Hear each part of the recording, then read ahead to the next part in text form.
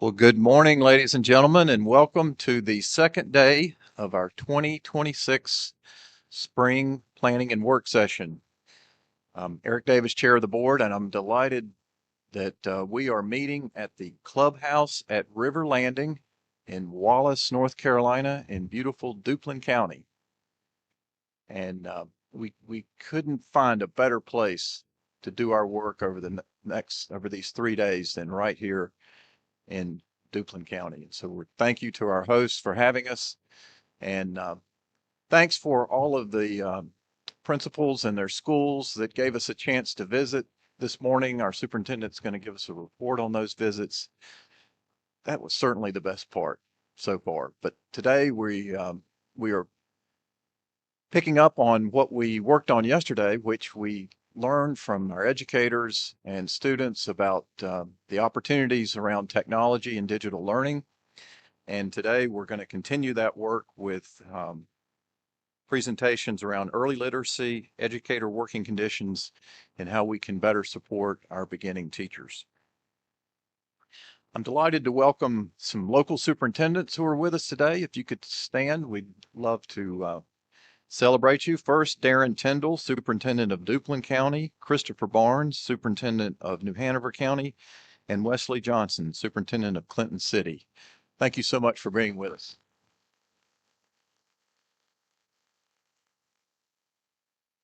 I also like to acknowledge that May 6th is National School Nurses Day.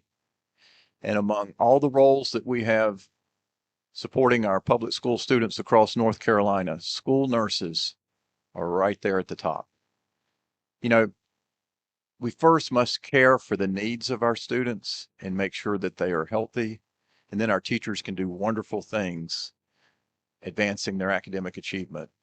But would you join me in thanking all of the school nurses across our state who are taking care of our students?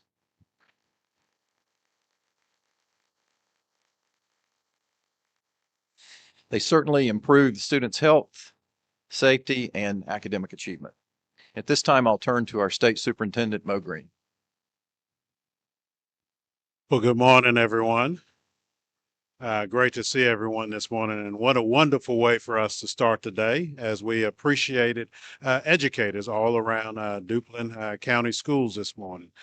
So when I say we, I'm referring to certainly State Board of Education members, along with members of a cabinet for the Department of Public Instruction, as well as board advisors who were able to go out to schools across the community and that already had arranged for there to be snacks or breakfast stuff for them to enjoy. And we got to just share words of appreciation with those educators. And so a great way for us to start the morning, and I think it'll give us a reminder of the great work that goes on not only here in Duplin County schools, but across the entire state of North Carolina as we engage in various types of appreciation of our educators across the state this week. I'll turn it back to you. Thank you, Superintendent. And to begin our first session, I'll turn to Ms. Jill Kamnitz, co-chair of the Student and School Excellence Committee. Ms. Kamnitz. Thank you, Chair Davis. In 2021, North Carolina began a critical journey to ensure literacy for all of our students, making a significant investment in the science of reading, training K through 5 teachers, and building statewide infrastructure to support instructional change. That investment is beginning to show results with steady gains in early reading outcomes, but we know that the work is not done. As you'll hear today, we are now shifting from initial implementation to sustained, effective classroom practice. The work becomes more complex as students move beyond foundational skills, where comprehension and knowledge building become essential, and where many districts need support to access and implement high-quality, standards-aligned materials. We also continue to face challenges with students not yet ready to engage in complex reading comprehension tasks, particularly in grades 2 and 3. Today's presentation will highlight what we've achieved and what it will take to move this work forward at scale. As part of this session, we'll engage in a co-design activity with districts, where we'll work in small groups to understand their approach and identify the most critical conditions needed to scale that work statewide, with a focus on prioritization. This work is critical to achieving all of the goals in our strategic plan, and it is how we will become best in the nation, ensuring every student has the reading skills needed for success in school and in life. Today is about how we move from progress to sustained statewide impact across North Carolina. With that, I'll turn it over to Dr. Cynthia Barber and Mary Durfel to walk us through the next chapter of this work. Good morning. Good morning, everyone. We're excited to be here to share our work with you and to continue to work through the plans that we have moving our Office of Early Learning forward. We're really looking at the idea of moving theory into classroom practice through many of our actions, those actions being data analysis, effectively analyzing our data and using that data to make evidence-based decision-making and providing coaching support to districts across North Carolina. So our outcomes for today, we have 4 outcomes that we would like to achieve today through our presentation. We want to build our sustained understanding of North Carolina's shift from initial training of letters to sustained implementation of that knowledge. We want you to see how our data is guiding our decision making and guiding our focus in the Office of Early Learning. And we want you to explore, along with our district partners, how the Office of Early Learning is aligning support from our states to our districts, to our schools, to our classrooms. And you're going to hear from 3 school districts about the impact of the work that has been happening across the state. Our work, obviously, is supporting and aligned to Pillar 1, preparing each student for the next phase of life in the strategic plan, and focus areas 1 and 2, igniting early learning and elevating teaching and learning. So you see the quote on the screen: the next chapter of early literacy is written in the classroom, where evidence-based practice becomes everyday instruction. And that is what our office believes needs to happen in order to continue to move the work of early learning forward. North Carolina led in training, and now we want to lead in that practice. So you're going to hear North Carolina embrace the science of reading. And invested in educators, that we have built an infrastructure, and we've set clear expectations for evidence-based literacy instruction to occur in every district, in every school building in North Carolina. That leadership has produced early gains, if you look at our early literacy data, which we'll see in a few slides. And it has laid a strong foundation. But now we want to move from adoption to sustained implementation, which is where much of the difficult work occurs. Grounded in our statewide data trends and national implementation research, the Office of Early Learning will strengthen our support for grades 2 and 3. Second and third grade teachers have one of the most complex tasks of all of our early grades teachers.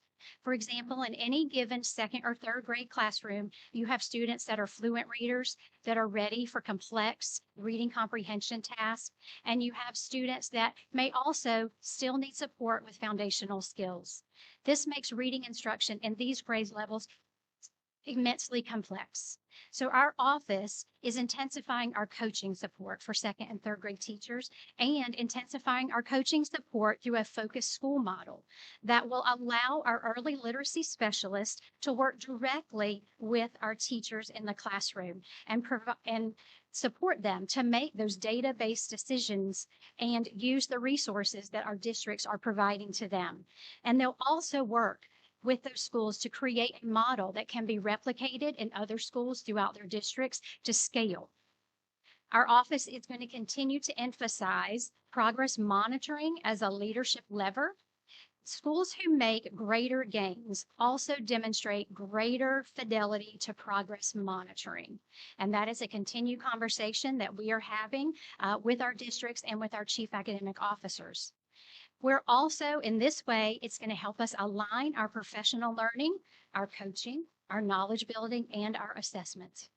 We will continue also to leverage our literacy intervention plan as the coaching system, ensuring that our early literacy consultants, as well as our early literacy specialists, support the districts to operationalize the plans that they have outlined and submitted to us around core instruction, as well as intervention support and summer reading camps.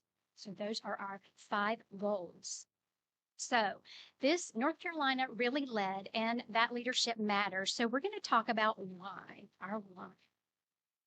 So with your support and the support of the General Assembly, North Carolina took early and decisive action, adopting a robust early literacy policy grounded in the science of reading and outlining statewide expectations for evidence-based literacy instruction through the Literacy Intervention Plan.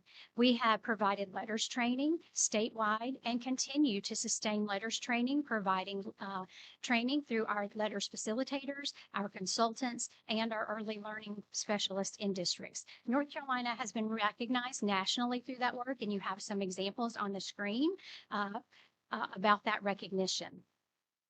We have invested in our educators. We've made critical investments in our teachers, and we've outlined consistent expectations for our district leaders. However, we know that that was only the beginning of this work. We're moving from adoption of a robust early literacy policy and training of letters to sustainability and sustained implementation and supporting based on the trends that we are actually seeing in our early literacy data and using that to inform our decision making as we move forward. You have a handout at your place as well that will highlight some talking points for stakeholders. And I'm just going to draw your attention to the back of that handout. And we're going to talk a little bit about some of our data on the back of that handout. This slide gives you some talking points around our training for letter support. So you can see that we have actually trained over 1,700 letter sessions since 2022, and that is just in our office alone. And those sessions don't include the sessions that have been provided locally by local facilitators or Lexia. So you can see that our reach in letters training is immense. Over 42,000 educators have trained the sessions that our office has actually offered.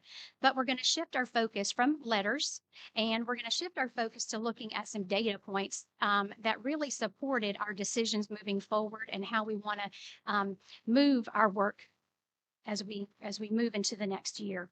So you can see, and you have this in your handout, you can see it is the middle graph of your handout there. And this is our DIBELS 8 composite scores from 24-25. So we wanted to take a look back.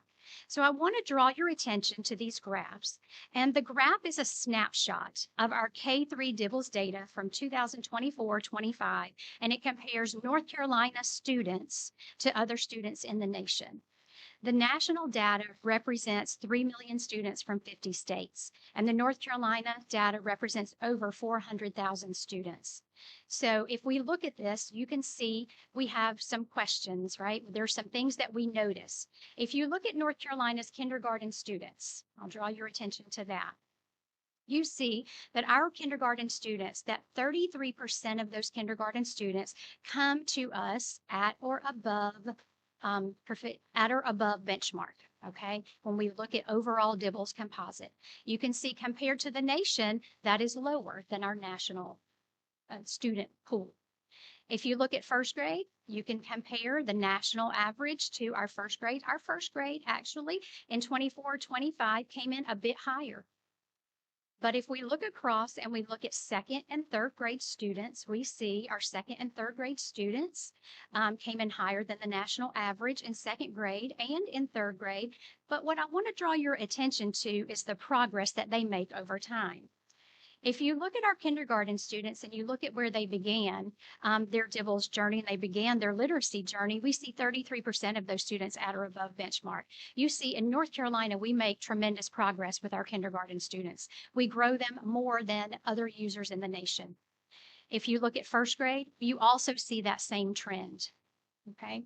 So you see that they come in at 53% or at or above benchmark, and we grow them more than national averages. If we draw our attention to second and third grade, we see second grade, we are making gains, not quite as large a gains as we're making in our early grades. And I really want to draw your attention to third grade students.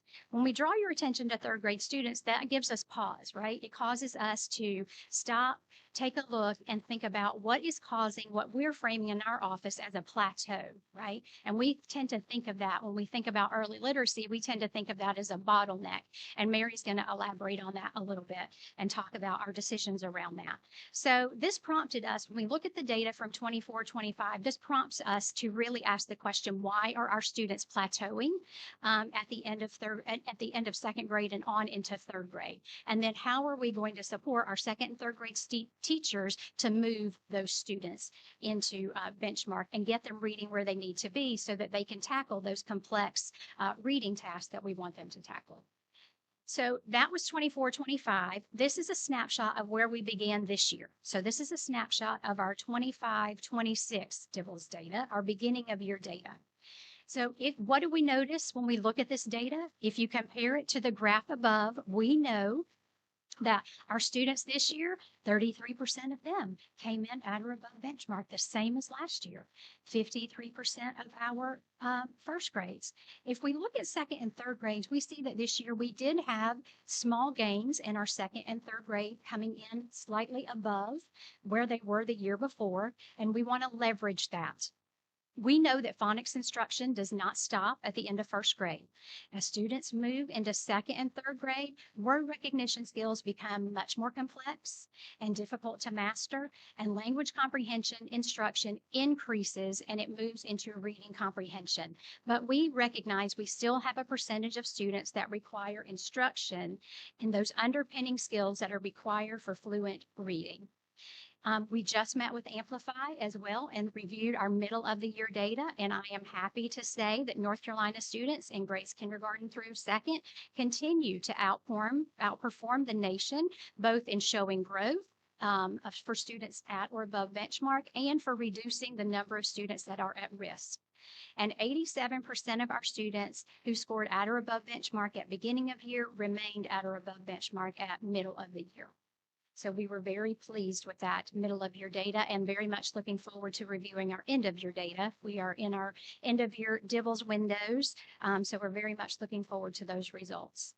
This just really gives you a quick snapshot of where we are overall in terms of our reading achievement. To bring all of this data together, the critical message I think to share with our stakeholders is since 21-22 and the adoption of the Excellent Public Schools Act to now to 25-26, students in North Carolina have made tremendous gains in foundational skills. So those foundational skills being phonemic awareness and decoding. We are actually approaching critical mass. So you see 79%, 80% is how we would define critical mass, which is an indicator that our core instruction is effective and it is strong in the districts across North Carolina. So however, when we look at our second and third grade students, when we combine those, 41% of those students are not achieving fluency with grade level text, which has caused our office again to begin examining why this is happening and what we can do about it. So Mary is going to come up and share with you the critical leverage points that we are using to address all of the findings in our data.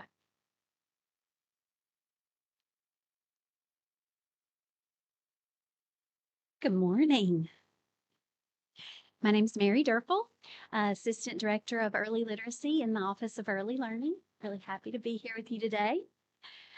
So from training to coaching implementation, Now we're shifting the emphasis, as Cynthia spoke about, of support from our office from training to coaching implementation. The transition from training to practice requires intensive job-embedded coaching.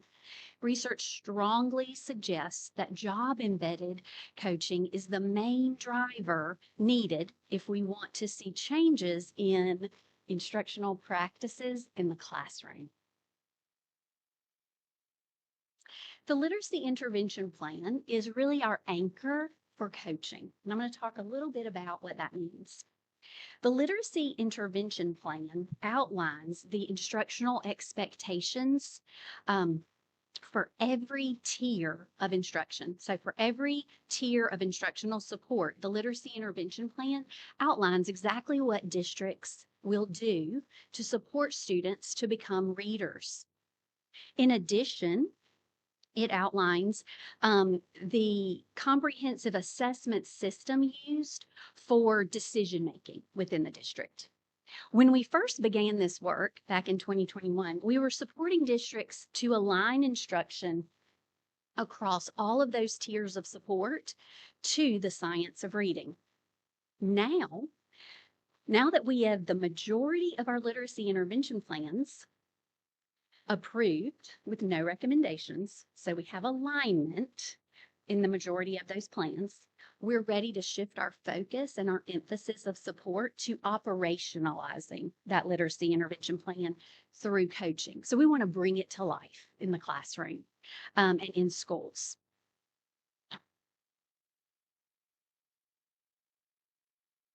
This graphic helps explain why we are prioritizing grades 2 and 3 in our coaching support. The visual you see here, which was created by Dr. Stephanie Staller, shows how fluency, text reading fluency, connects word recognition and language comprehension to support reading comprehension. When I talk about text reading fluency, what I'm talking about here is, can students read text, grade level text, with accuracy, enough accuracy, and at a rate that supports meaning making? You know it when you hear it. So if a student has text reading fluency, they are reading similarly to the way I'm speaking right now. It's smooth, it's expressive, it's not effortful. But when they do not have text reading fluency, they're reading like it's this, it's choppy, it's effortful. And so I only explain that because I want to draw your attention to this graphic where it says pivot point text reading fluency. Grades 2 and 3 are a critical point in early literacy because by grades 2 and 3, those two major domains of reading, word recognition and language comprehension, should be working together more automatically. When students can recognize words, they have more effortlessly, they have more mental energy available to focus on the meaning of the text and ultimately to demonstrate mastery of the English language arts standards with that text. That's our ultimate goal, that they can do that independently and demonstrate that mastery. However, to get there, they must have text reading fluency. And what you saw in the data that Cynthia showed you was that in second and third grade, where you saw that plateau, we're getting stuck there. We are making great gains in our foundational skills, and we're seeing a bottleneck, large numbers of students who aren't moving through that text reading fluency stage. And so that's why we are focusing our supports, our coaching supports, and the support from our office is really going to zero in and intensify around grades 2 and 3 and fluency, which supports reading comprehension. It's all interconnected. So what will we do differently based on our data? We identified a few operational shifts because of the trends we are seeing in the data. We're making several intentional shifts. These are not separate initiatives. They are connected actions designed to strengthen instruction and support the grades 2-3 fluency to comprehension transition. We're sharpening our focus on grades 2 and 3 fluency support. We are supporting our early literacy specialists, who you'll get to hear from when you go and hear from districts today. We are supporting them in through professional learning in how to specifically address that fluency bottleneck that we see in our data and embed that work into professional learning communities and coaching cycles. We're aligning coaching cycles to the data pattern in order to support, so that support is focused where the data shows the greatest need, particularly in grades 2 and 3. We are implementing a focused school model to provide deeper support, learn what works, and build a model that can be scaled over time. So we want to multiply the effect, and to do that, we need to create models that we can replicate. We're refining PLC tools by giving districts and early literacy specialists resources that strengthen explicit, effective reading instruction. So not just what you are teaching, but how you deliver that instruction. We're using progress monitoring. We're continuing to use that as a lever, as a leadership lever, because consistent progress monitoring helps districts know whether instruction is working and whether students are getting the support they need. Particularly, it answers the question, is it working for our most at-risk students, so that we can develop a clear instructional response to their needs. And we're leveraging the literacy intervention plan by aligning coaching cycles to that plan, because it outlines all of the tiers of support that a district will provide. So it gives us a roadmap. And so we are going to align our coaching cycles to that plan in order to support operationalizing that, bringing it to life in classrooms. Together, these shifts allow us to move from identifying the problem in the data to organizing our coaching, professional learning, and district support around clear instructional responses. This slide shows how our coaching structure has evolved to support sustainability. In our first phase of work, our coaching support was very broad and it was very general. We focused on statewide letters implementation, facilitation, and support systems in order to build that strong foundation in the science of reading. Now we're building on that foundation by becoming more targeted and intentional with our use of instructional coaching cycles. Those include group PLC coaching and strengthening our database decision-making and individual coaching cycles with teachers. In order to drive that work, we have trained our early literacy consultants in our office on the fundamentals of literacy coaching, and we are now training our early literacy specialists in using the fundamentals of literacy coaching. The fundamentals of literacy coaching is an evidence-based framework that was developed by the Florida Center for Reading Research in partnership with Excel and Ed. Like I said, it is evidence-based and it provides a framework that's a bit more specific than the coaching that we've done in the past, but it provides freedom within that framework so that districts can tailor their coaching needs. And so we are very excited about the opportunity that the fundamentals of literacy coaching work is going to provide. The goal is to learn what works in a focused setting, again, refine that model, and scale that model more broadly across districts. All right, the work of our office moving forward is to support districts in connecting that ongoing professional learning, job-embedded coaching, and leadership, all in service of strengthening instructional coherence and alignment to reading science within our districts and schools, so that we can see those outcomes, right? Ultimately seeing our students demonstrate mastery of the English language arts standards with complex text. Now we're going to transition to some district sharing, which is going to be very fun and exciting. Yes, you have listened to us talk quite enough. So now I think it is a good time. We're going to actually get you up and moving, and we're going to have you join some of our districts for some small group discussion. We have 3 districts that are with us today. We're very pleased and excited that they made the journey to Duplin County. We have with us today Callie Grubb from Wilkes County Schools. We have Amber Wilson from Orange County Schools, and Lo DeWalt and Maureen Hill from New Hanover County Schools. Each district is going to share their story with a small group of you. And as you listen, you're going to learn about that district's approach and hear about the impact of the Office of Early Learning. And your job, your task, should you choose to accept it, is to identify and prioritize the most critical conditions that you hear or the most critical investments they made that might be needed to scale this work across the state. So what did they do in their districts that we can take and scale across the state? And then we'll have some time to share out and have a little bit of a discussion. In your handout, you do have a little note-taking document if you want to make any notes as you're listening to our district share. And so these are your assigned districts. And so we'll have Miss Grubbs is in the middle. So she has her hand up. So Chair Davis, Dr. Oxendine, Mr. Hall, Miss Rachel and Freddie Williamson, if you will join them, join Callie at her table. She is going to have some discussion with you.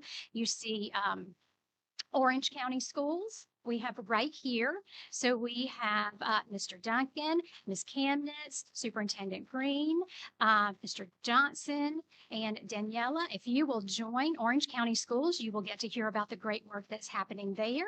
And then our New Hanover County Schools team is here, Mr. Keenan, Mr. Blackburn, Mrs. Moore, Advisor Jones, and Worley. If you will join New Hanover County Schools, and we'll have about 20 minutes to listen to what they have to say and to come up with some thoughts and ideas and have some time to share at the end of that.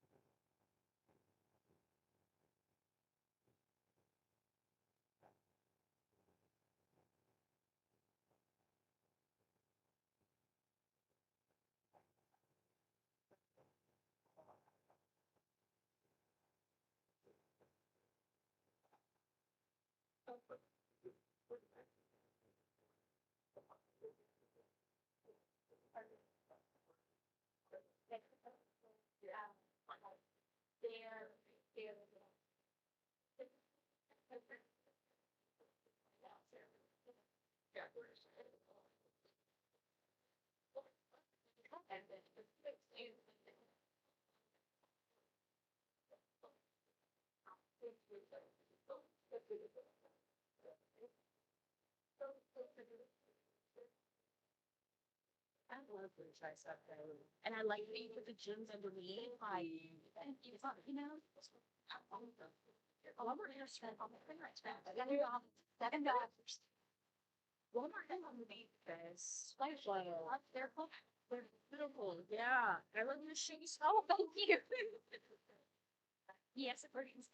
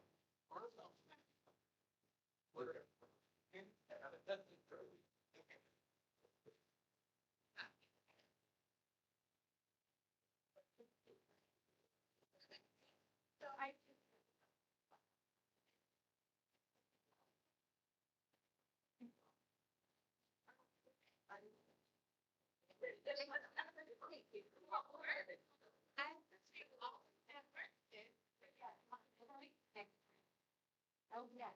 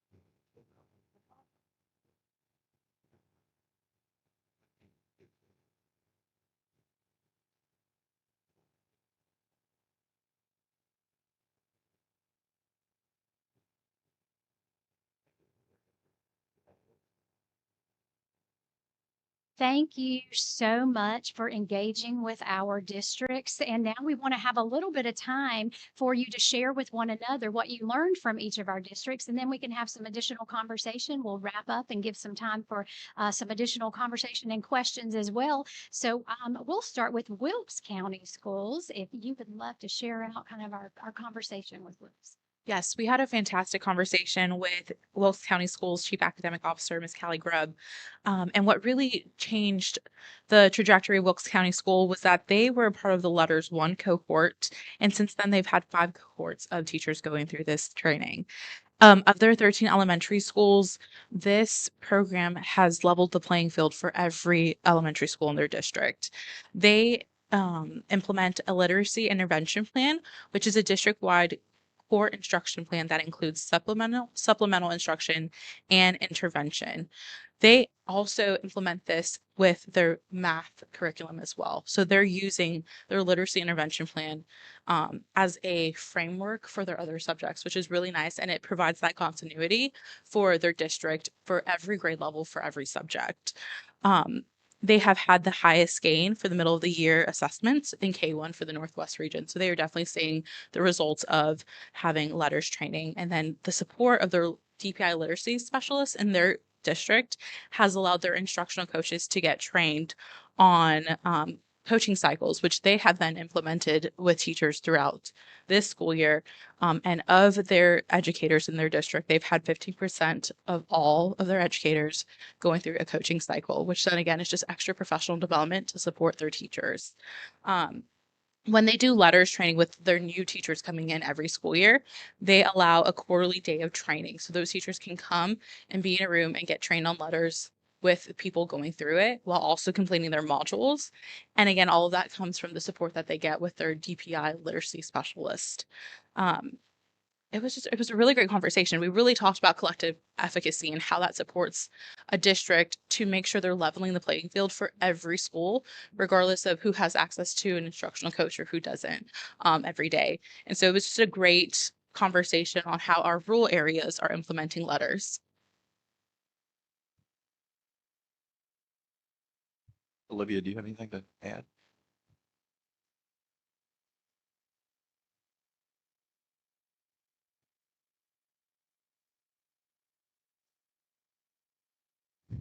I guess philosophically in Wilkes County, there is just a dedication to literacy and doing it the right way and putting the energy and the resources and the money where it needs to go.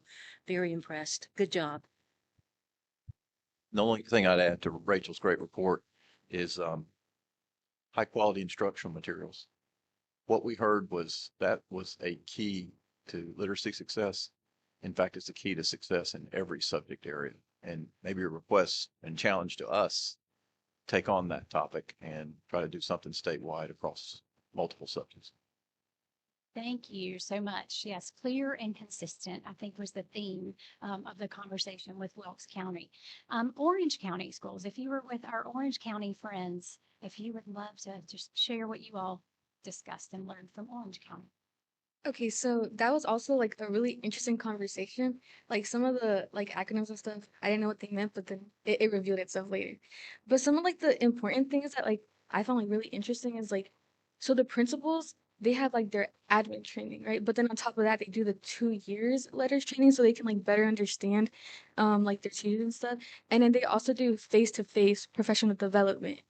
And oh, they also adjust letters to meet like the teacher. So basically, instead of doing the like 3 hour and then 2 sessions per unit, they kind of flip it and do 2 hours and 3 sessions per unit. Yeah. And wait, yeah, okay. And then also they do professional development with the school board. And they also like when it comes to resources, they take out like the ones that are no longer aligned with what they're doing. So I think that's like really smart because like you don't want people to be doing stuff that like isn't helping or isn't helping with what you guys are trying to get to, I guess. And oh, they have an explicit focus on foundational schools skills. And it's something I found really interesting that I don't know if like it's like a big difference, but when it comes to their Read to Achieve camp, their invitations to like join, they send them out like when other camps are sending them out. When they use like the middle of the year like data, which I think is like really smart because parents like they need to know the summer plans for their kids. And when you let them know like in February, which is when they send them out, they're like aware of like how their kids are doing and if they need help like early enough to where they can make sure like clear out summer to help their kids before school starts. Thank you. Others from Orange County, anything else? All right, thank you. And what about our friends from New Hanover County Schools?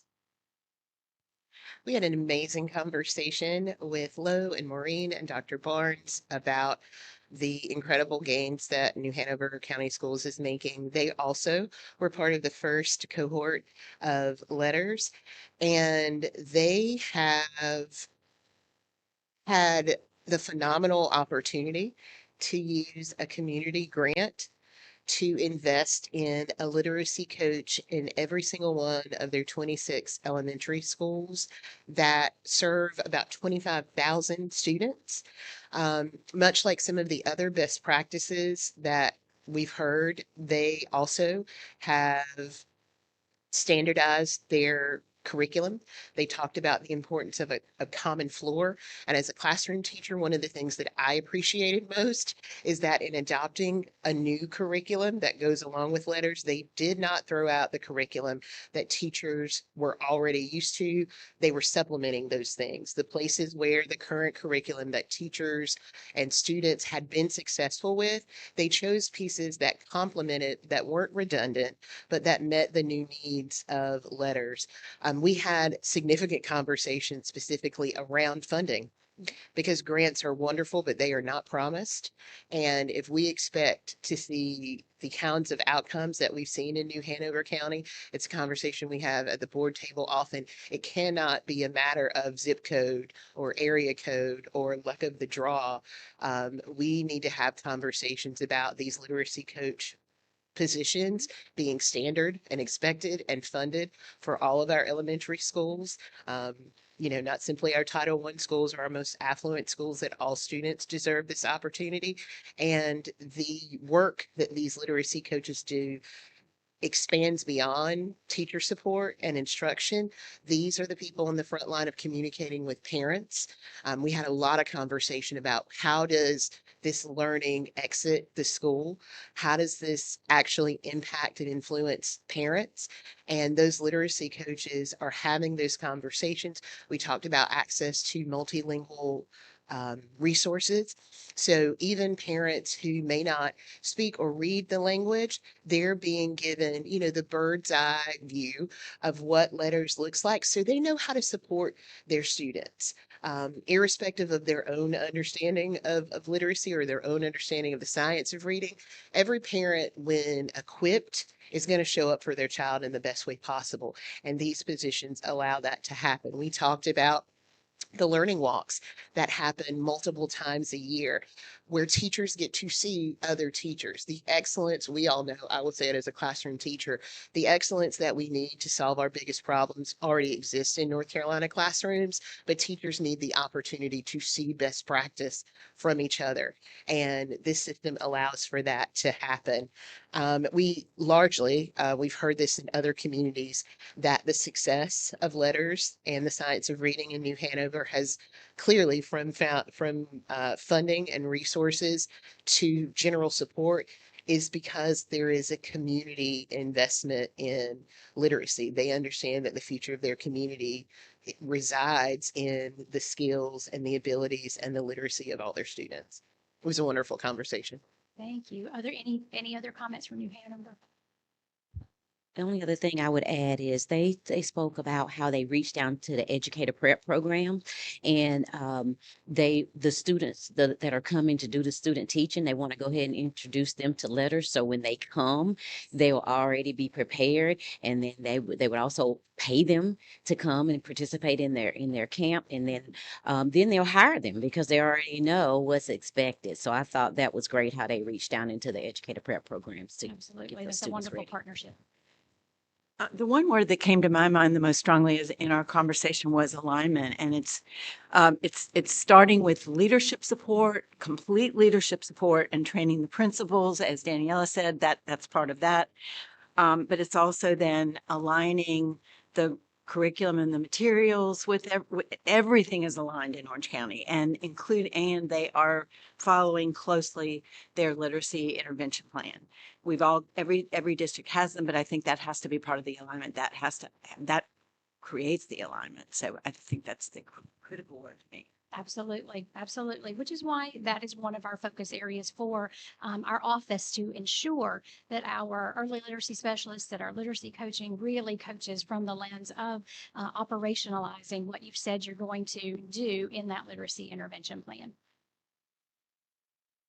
And one other comment, going back to the EPP piece and to tie into Ms. Camden's point. What we heard, as a matter of fact, you may have been the one to make us aware that some of the EPPs have even requested to have access to Amplified, which is the Our assessment assessment piece. system, yes. So they have So that's demo very accounts they very can good news, expose and their- we'd like to, someday soon to hear that all of our EPPs are making that same request. Yes. Because it's going to have to cover K through 20. It can't just be K-12. It's got to go all the way across the full spectrum. Yes. So yes, they got access to those demo accounts back in the fall. Many of them requested access. So we worked with Amplify to provide our EPPs with access to M-Class so they could expose their student teachers to that assessment system so they would know those things coming out of that student teaching experience. So really, when we think about this, we all think about we have the shared responsibility for sustaining literacy. And you said that one of the words of the day is alignment across every level. So really thinking about we all have a role to play as a state, as an Office of Early Learning. We provide a statewide vision. We set instructional priorities. We have created alignment across our policies, across our professional learning, alignment with our coaching and tools, making data informed decisions, and then supporting without creating new mandates, right? We're supporting the legislation that we have put forward. Our early literacy consultants provide support to district level staff. Our early literacy specialists provide support to our district staff and are deeply embedded in the districts and their work with both district leaders and school-based leaders. And they also are providing direct coaching support to teachers in some of our focus schools. As an office, our goal is really to align and provide continuous support to our early literacy specialists and our district staff to strengthen their knowledge and then continue to build their skills in literacy coaching, because we know that that is a leverage point which raises achievement for all students. When we think about implementation moving forward as we move into sustainability, the goal of the Office of Early Learning is to build a sustainable model for improving literacy outcomes across the state, regardless of zip code. I think you just said that a little bit earlier, so that every teacher feels equipped and every student experiences success. And if we can do that, then I think we will have fulfilled the mission of the Excellent Public Schools Act, the legislation that was passed in 2021. This is a timeline of our actions as an office as we move forward and as we're thinking about what we're going to do in the future. So really thinking about this spring, we launched with our early literacy specialists, fundamentals of literacy coaching. We had previously trained our consultants. So we also are working on plans to offer fundamentals of literacy coaching to coaches out in the districts. And so, so we all have common framework if districts are interested in that. So we're working on plans for that and launching that in the summer. This summer. We're also, of course, always looking with an eye to data, to really thinking about what does our data tell us we need to do next? Where do we need to work and put our efforts next? So we'll be digging into that data. And then on into the fall, into the spring, we're really continuing to deepen our knowledge, not only of the science of reading and new research that comes out, but also implementation science and how do we really fully implement all of the great work that we're seeing in the district. So that's just a little bit of the work that we're going to do moving forward in our office. We have lots of partners in this work. I would be remiss if I didn't say that if I said we did all this work on our own as the Office of Early Learning. We have many district partners. We have internal partners at DPI. You can see some of them are listed here on the screen for you. And we have really tried to reach out to our other offices in our agency to really support those students across all schools and all levels. And we also have many external partners that have supported this work. ExcelinEd has been a wonderful partner with their National Literacy Network. That just continues to keep us informed of national literacy trends and literacy policies happening across states. We also continue to work on partnering with our distinguished professors. We have several research partnerships that we're engaged in, and our distinguished professors are creating a literacy hub. So we're partnering with them. And we also, if you are not aware or haven't been involved or haven't listened to our webinar series that has been ongoing with the Mebane Early Literacy Network, we have two series. So we actually have one where we have many of our distinguished professors are sharing their research, and we gear that toward administrators. But then we have a second webinar that is geared toward how do you put that research into practice. And so we have targeted particularly our second and third grade teachers and invited them to those webinars as well. And those are available on the Mebane Early Literacy Center website as well to continue that work. So we have many partnerships that I think help us accomplish the goals that we all really have. So, we led in training. We certainly want to lead in practice. We certainly want to lead in results. So as OEL, we continue to cultivate partnership, and our goal is to really create sustainable structures that continue into the future, regardless of who's sitting at the table, regardless of who's leading the office, but we want this work to continue into the future. So with that, I'll open it up for any questions or thoughts that any of you might have.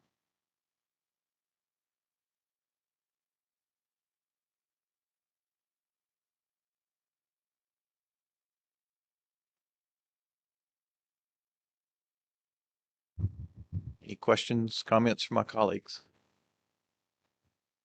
Okay. Well, Thank anything you. else? Okay.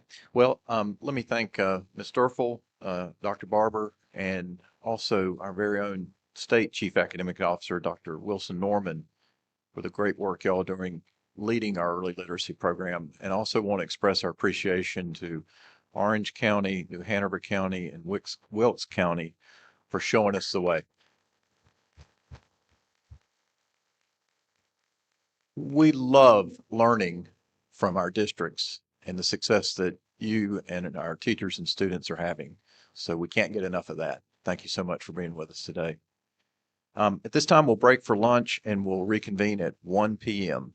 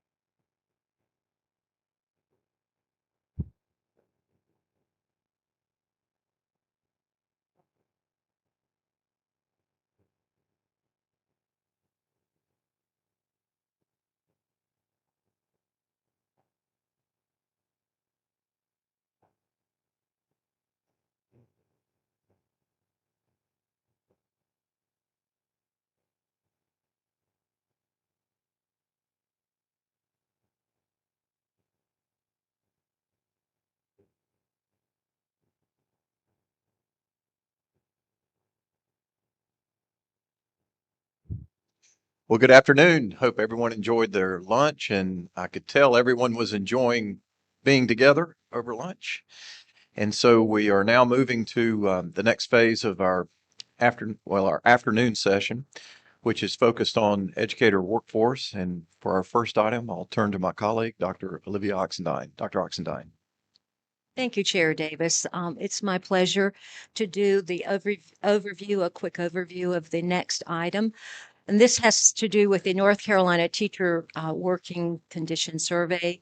It's among the essential tools to determine a teacher's experience within the setting where he or she teaches, collaborates, where they grow and improve and shape the lives of students. The current study population consists of largely of teachers. A small percentage of the participants work in the area of student support services. Consistent with previous years, the response rate to the survey continues to increase, with the raw number within this current study being slightly over 100,000. The survey itself covers 11 categories.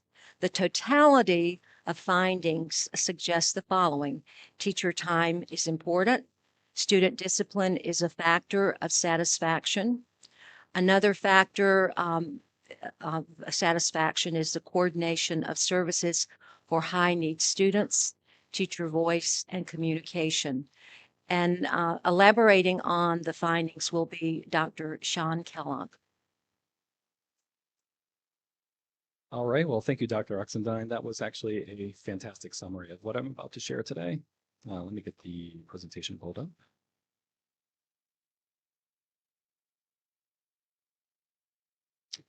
All right, well, there we go. Oops, let me move this mic just a little. All right.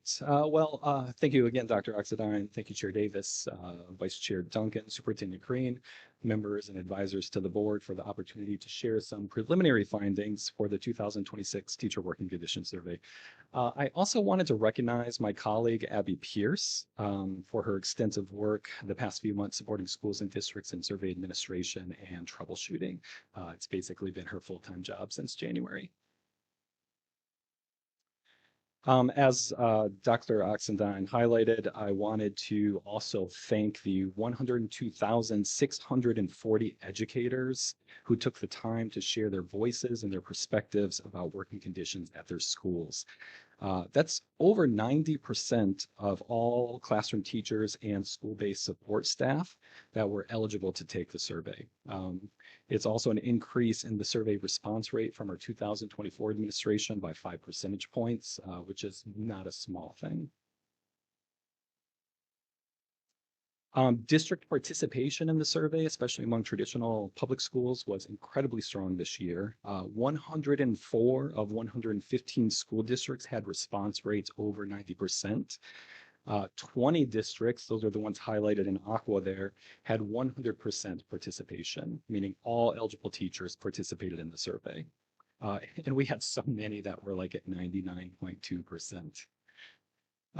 Before we dig into the findings, though, I did want to highlight and emphasize that this is a preliminary report. The survey closed at the end of March. We didn't receive the data, and this was very fast receiving it that quickly, but we didn't receive it until April 15th. Due to the tight turnaround, we focused primarily on descriptive summaries that we thought would be most immediately useful to state leaders and school and district leaders as well. In the final report, we will be including additional analyses like historical trends, a deeper dive into the teacher comments, which are incredibly rich, and a more rigorous look at retention and attrition factors. Just as a refresher, the Teacher Working Conditions Survey includes roughly 100 survey items across 11 domains. So in 2024, there's a major revision.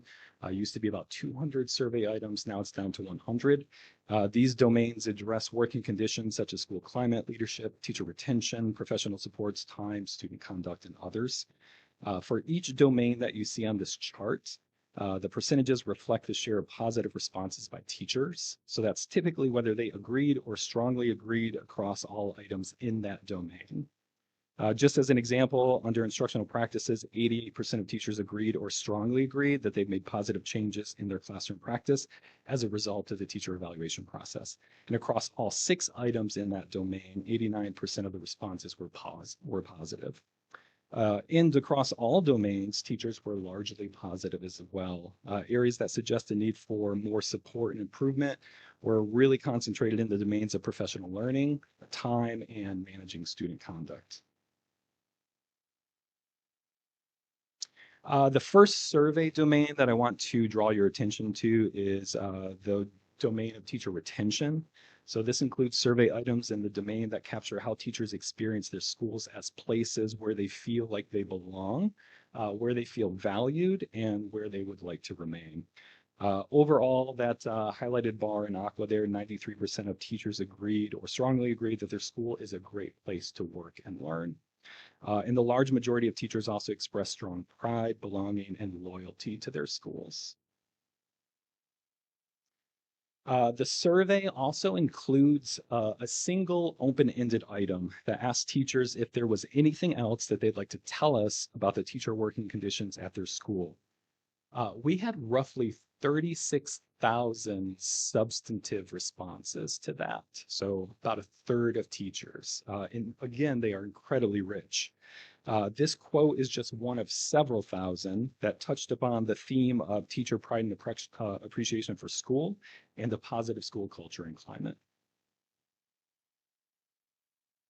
So not surprisingly, the majority of teachers, roughly 84%, plan to stay at their current school. Roughly 91% plan to continue teaching. About 4% said they plan to stay in education but pursue a non-teaching role. And roughly 5% indicated that they plan to leave education entirely, either through retirement or by leaving the profession entirely. So next, what I'd like to do is take a closer look at those. So what we did was we looked at how teachers' professional plans differ based on how they perceive their working conditions. Forgive me, there's a lot to unpack in this table. There's a lot of information here, but in the table on the slide, more positive responses are shaded in blue and more negative responses are shaded in orange. So teachers planning to stay at their current school or who plan to retire report more positive conditions across every single domain. Teachers who plan to continue teaching but change schools or leave the profession entirely had more negative perceptions of their school and their working conditions. More negative responses were especially concentrated in the domains of time, professional learning, student conduct, and school leadership domains. With respect to school leadership, first, I did want to make clear that teachers reported largely positive views of school leadership overall. Just as an example, 89% of teachers agreed that school leadership set clear expectations for instruction. 87% agreed that school leaders effectively manage the daily operations of their school. On the open-ended responses, however, as illustrated, the open-ended responses illustrated how school leaders can strengthen or strain teacher working conditions. Teachers with favorable views of school leaders on the open-ended comments, they typically describe them as supportive, as open, as trusting, leaders who listen, leaders who communicate clearly, and leaders who follow through on resolving issues in their school.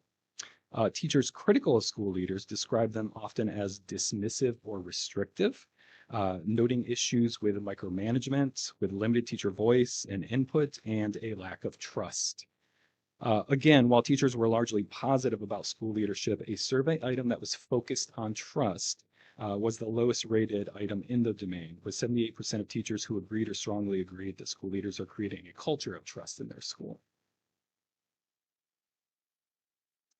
Time, not surprisingly, is one of the clearest constraints that teachers face. Teachers reported working about 9 additional hours each week on school-related work outside of the regular school day. This was often during the evenings, or I can speak to this as a former elementary teacher on the weekends as well, doing lesson planning. Teachers overall and elementary teachers in particular highlighted a need for protected time for planning, for grading, for collaboration, communication with families, and other core duties that are essential to their job. Time actually was a theme among the most requested instructional supports, specifically time to observe other teachers in their school, attend professional conferences, plan with their colleagues, actual planning of instruction with their colleagues, and collaborate with teachers at other schools. Student conduct was also one of the clearest day-to-day challenges among teachers, especially in middle and high schools. The concerns not only around the behavior itself of the students, but whether expectations, consequences, and adult follow-through in the school were consistent. These survey results also mirror the incident and dropout data that was presented by Drs. Marr and Dietrich back in March, if you recall. In a high school, for example, 64% of teachers on this survey reported drug tobacco use as an issue, aligning with controlled substances as the most frequently reported crime category, which I think accounted for roughly 62% of all reported acts from their reports. Also, 77%, and this one's close to my other work, is 77% in high school reported issues with respect to tardiness and skipping class as a major issue, aligning with attendance as one of the top reasons for dropout in high schools. Teachers also highlighted a need for support to address increasingly complex student needs. Support in particular for special populations and multilingual learners were top professional development priorities among teachers. In both closed-ended and open-ended survey comments, highlighted issues with basic needs, mental health, and readiness to learn for the students that they teach. I wish I had had more time. Again, I only had 2 weeks to prepare this presentation and the report to really dig deep into the open-ended comments for the survey. The open-ended responses largely reinforce many of the main findings in the closed-ended survey items, particularly around leadership time, student conduct, support for high-need students. However, they also surfaced additional themes that focused on compensation and funding, district and state level constraints, and facilities and resources. For example, teachers often connected pay, benefits, budgets, and broader funding levels to teacher morale, teacher recruitment, teacher retention, and just the long-term sustainability of the teaching profession. They also frequently described supportive principals, strong colleagues, positive school cultures, while at the same time expressing frustration with district or state decisions, mandates, policies, staffing limitations, and just general resource constraints. So in summary, my broad read of the survey results that teachers are very committed to their schools, to their students, but that commitment also depends on sustainable working conditions. The clearest opportunities for improving teacher working conditions based on just these results, and opportunities for improvement that schools and districts have direct control over. These would be protecting teachers' time so they can really focus on what matters for their students, providing opportunities for peer learning and collaboration, supporting school leadership practice, and providing targeted supports for student behavior and high-need learners. Finally, if you'd like to explore the results further, you can access the full report and the full survey results at the 2 links on this slide. If you don't read the entire report, I won't be offended. It's pretty long, but I would encourage you to at least read the executive summary. It's only 3 pages. And our partners at ADI in Chicago, they have done an incredible job with the Teacher Working Conditions website, where you can access not only these statewide findings that I shared, but results for individual schools and districts. The statewide averages that are presented here and in the report, I think, are insightful, but the most actionable findings are honestly going to come from the teacher feedback at the school and district levels. And thank you. I do probably have some time for questions. Thank you so much. Are there any questions or comments? Any follow-up? Yes, Chair Davis. Not to put you on the spot, but we'd be interested in what our teacher advisors think or have to maybe amplify Absolutely. these Absolutely. broad results.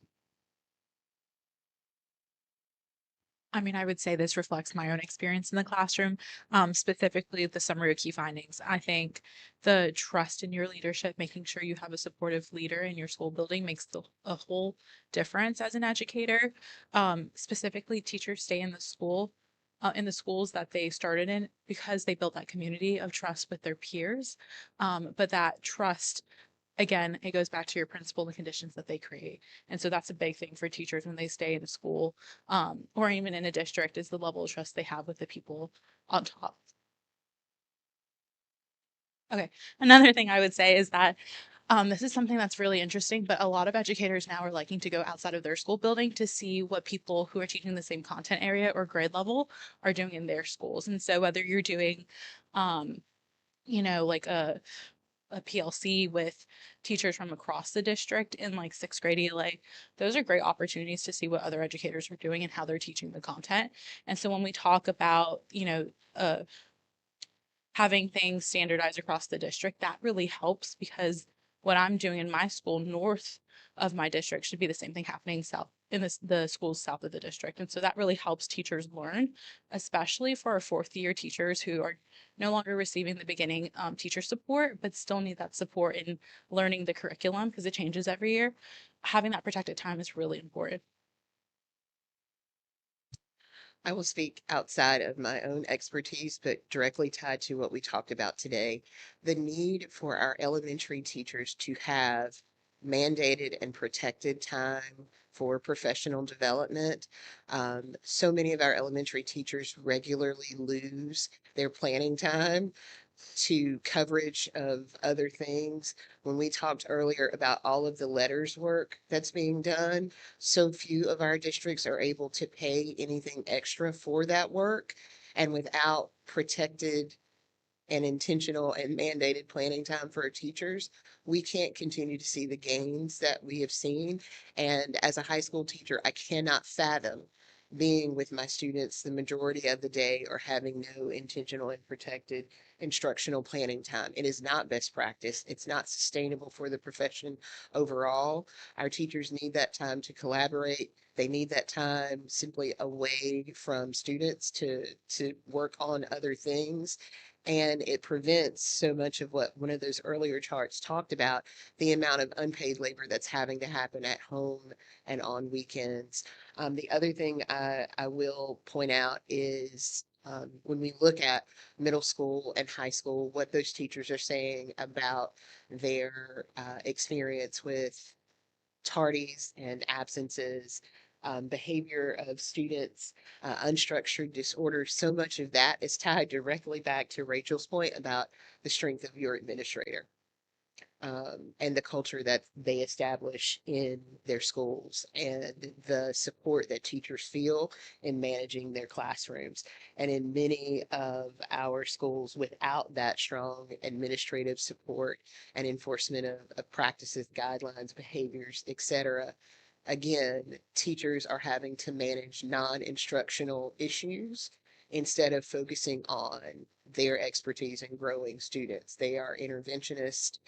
It speaks also to an earlier point that we've raised so many times about the lack of support staff. Without social workers, without counselors, teachers are having to take on behaviors that professional interventionists should be handling. Administrators are having to take on these roles that we wear many hats, but we are not professionals in that realm. And without adequate staffing in our schools, those numbers are only going to continue to increase.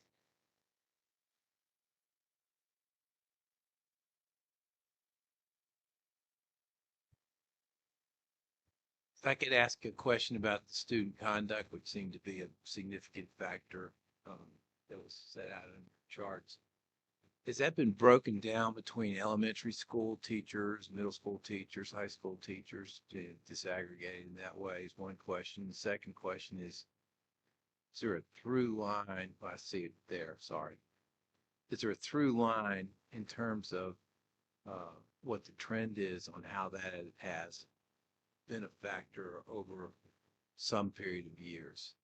No, but that's something we do want to look into for trends over time with respect to student conduct and more broadly across the survey as well too. And my apologies again, like we we didn't have time to dig as deeply as we would have liked. No, I understand completely, but not asked for that purpose. It would just, I think that would be of some interest to understand.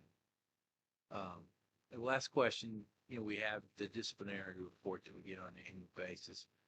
Has there been any effort to correlate the data you're seeing here with the data that we see in discipline? Not yet, but there are future plans and potentially too looking at teacher attrition and retention, how teacher working conditions relate to that. Right now, this is just teachers' self-reported plans for next year, but we'd love to see how it relates to next year.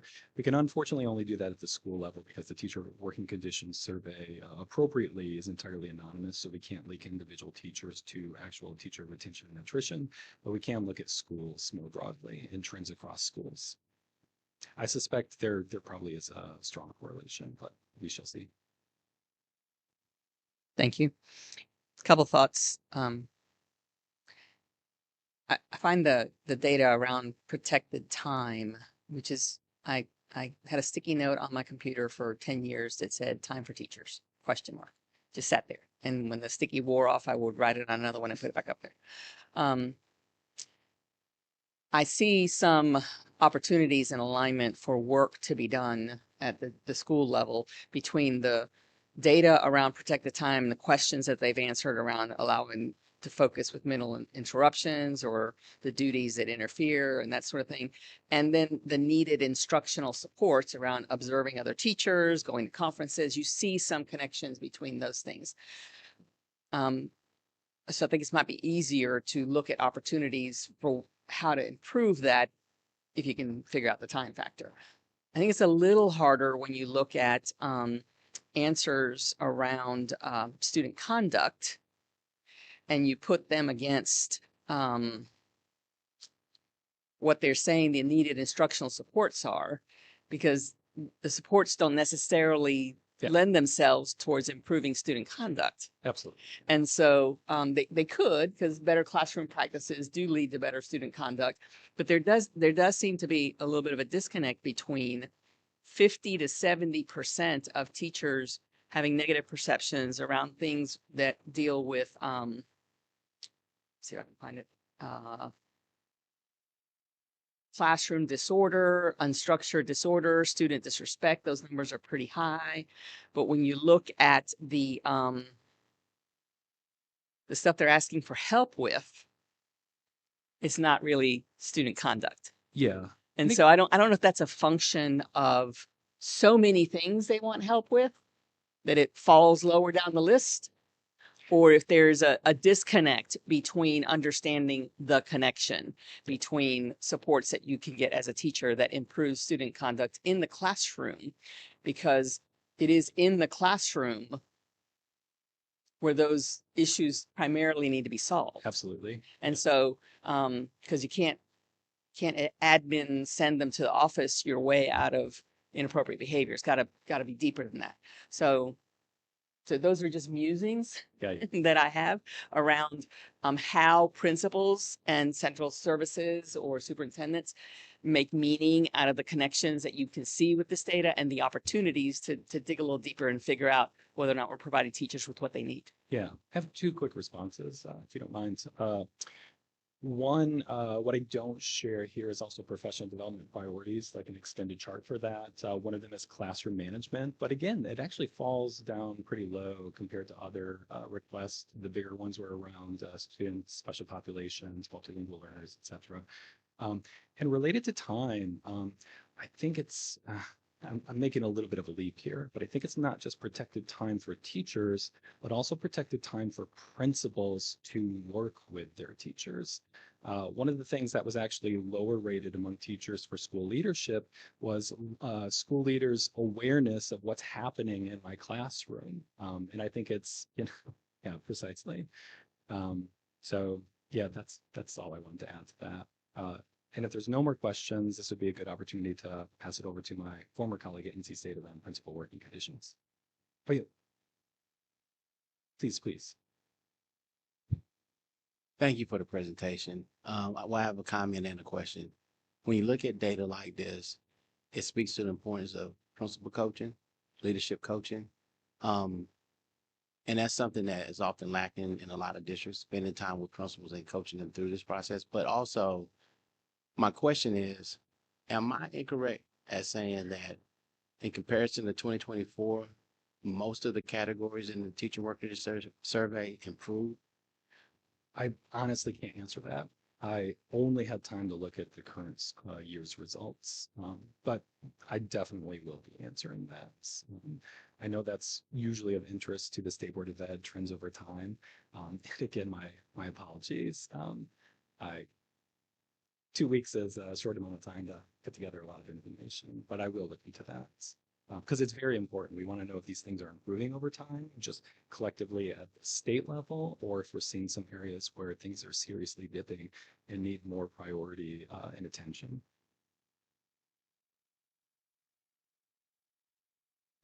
A couple of other points and observations. This is such a fabulous report in Thank you. terms of the data that are provided.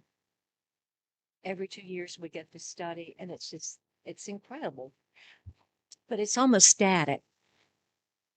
So what happens with it? Yeah. I think I would be interested in maybe a follow-up study, or have some school districts who are actually taking this data and they're taking it, they're looking at it, they're digging into it, and it becomes part of their school improvement goals and objectives.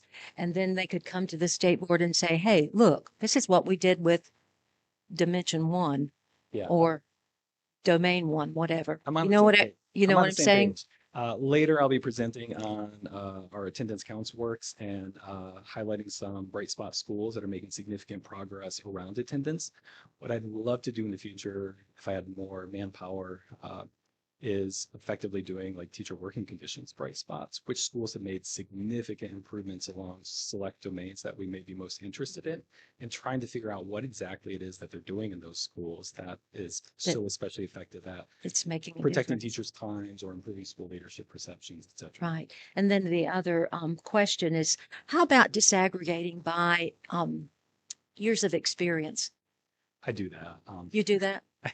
Okay, I good. have I've shared it with Mike and some other colleagues just internally. I have just effectively a colored wall of data, a data wall like we used to have in schools that disaggregates it by every perceivable subgroup that we have access to via the survey.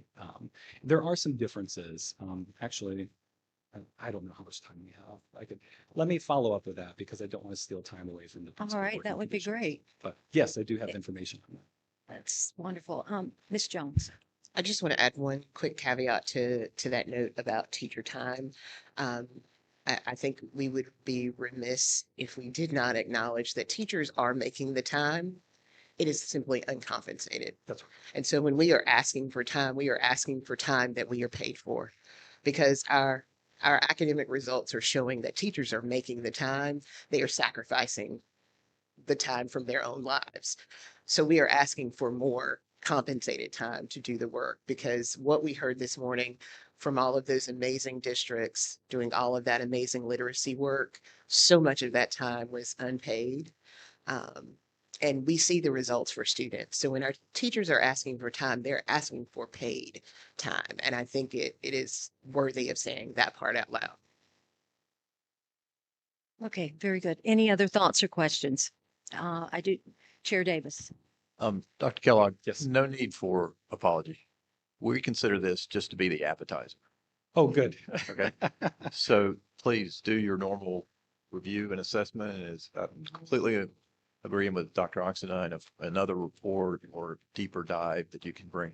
And the other thing that maybe would be most helpful is we would appreciate, Superintendent, your team's advice and guidance and direction to us. What policy should we consider doing, modifying, so forth in results based on these results?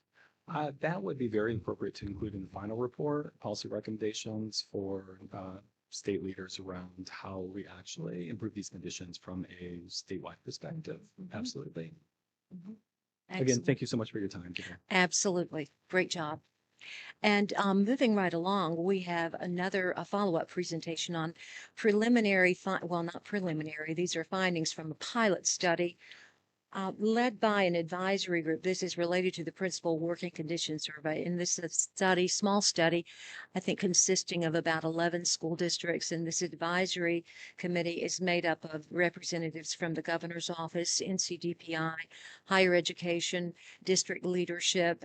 As I said, 11 districts took part in the study.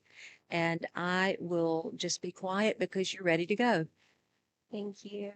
Good afternoon, Chair Davis, Vice Chair Duncan, Superintendent Green, board members, advisors. Thank you for allowing us to speak to you all today about the principal working conditions. I'm going to tell you a little bit about how we got here today.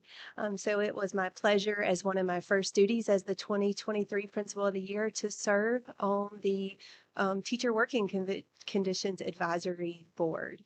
That was led by Dr. Jenny Korn. And through that, we had a discussion, Patrick Green, Tabari Wallace, and I did with Dr. Korn about how principal data had been reported in the past. And we came to find that it really had not been reported to districts, even though principals and assistant principals had been taking the teacher working conditions for years prior, it had not been reported in the same way. So as part of our advocacy for school leaders, and to continue to promote positive school cultures through school leadership down to our teachers, because we know that principals are the #1 recruitment tool for our valued teachers in our school. We wanted to see what we could do from that. And so that led to a discussion of there should be a principal working conditions survey so that we are making sure that we pull the lever and keep in touch with what's happening at the school leadership level so that can promote. Good afternoon, everyone. So in development of a survey, if you said this is going to be a thing, we knew we needed a strong team to help design it so it was designed well. And so we assembled a large group with lots of different perspectives to help us build this thing that we created. So representing state government, we had Dr. Elena Ashburn from the governor's office, and from DPI had Kelly Batts and Abby Pierce to help us with the logistics there. From higher ed, we knew we needed people who were very strong and well-versed in research development and what a good survey looks like. So Jenny Korn, hats off to her. She's not able to be with us today, but did an amazing job with her transition to the collaboratory and making this a real thing. Tim Drake, who you'll hear from a little bit later, was very instrumental in giving us strong wording for questions and what do we do with the data. We also wanted to make sure that this was not a survey designed to weaponize against school superintendents and districts. And so for that, we need a superintendent voice. So Don Phipps and Wesley Johnson, who you'll hear from a little later as well, played instrumental roles in helping make sure that this was not something that was going to be a gotcha, not for a chance for principals to sound off against their bosses. And from the school leadership, members of the Principal of the Year Network, myself, Donna Bledsoe, Becky Spears, and Tabari Wallace. And so we met just about once a month early for a long time. And then as we got closer to different pieces, very much more frequently than that, but brought lots of perspective and development of this survey that you're going to hear from. And again, Jenny's not here with us today. She's with her daughter, but we can't be remiss that none of this really exists without her leadership and making a dream a reality to be now into 11 pilot districts. So they guided the development for the principal working conditions. One thing that was really important for us was to hear from different groups on what would be the best, the same way the teacher working conditions has been created. So we went through focus groups of principals, superintendents, outside leaders, a lot of those folks that Patrick just talked to you about, higher ed. We had regional support out. So we built it from the ground up. It's a survey, how we say for us, created by us, to make sure that we are doing what we need to do for our teachers, students, and community. I think feedback's always a gift. And so as much as we use the teacher working conditions to continue to improve our schools, we wanted this to be a tool that continued to improve our schools as well. We asked a lot of questions. There were districts already using surveys with their principals. Marvin Conley from Cumberland, when he was serving on the state board, he gave us a lot of insight too of what he was using, and he also served on our advisory board before his retirement. So there were a lot of things out there already being used in the state and things from other states. And so we looked at all of those. One of our main goals was protect respondent anonymity and confidentiality the same way we do with the teacher working conditions. In small districts where there are fewer principals, results are only able to be given if there is a number greater than 5. So that is how we're looking at protecting that, and also recommendations about how that data can be reported and used across audiences, to Patrick's point. And Don Phipps was great when this was just a plan in the beginning, that we talked to him and we were on board that this is never something that we want to use to be about our superintendents, no more than the teacher working conditions is about principals and school leaders in that way. It's really about how we all grow together. So we recommended that the data be reported really to the districts, but not in any public manner. So that's what we're looking at right now with these 11 pilots.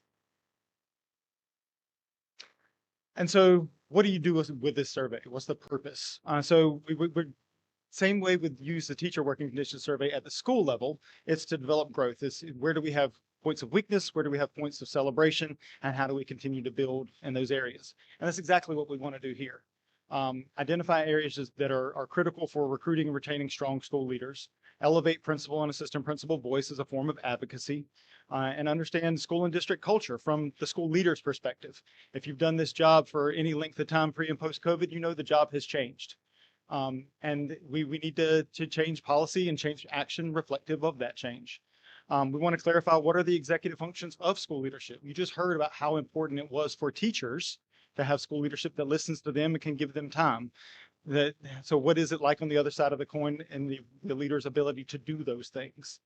And we wanted to collect some statewide data, because ultimately what you would love to see with this data is to drive policy and change and create opportunity where we have an opportunity to grow.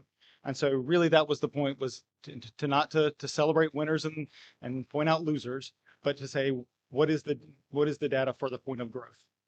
So Tim is going to tell you what we found.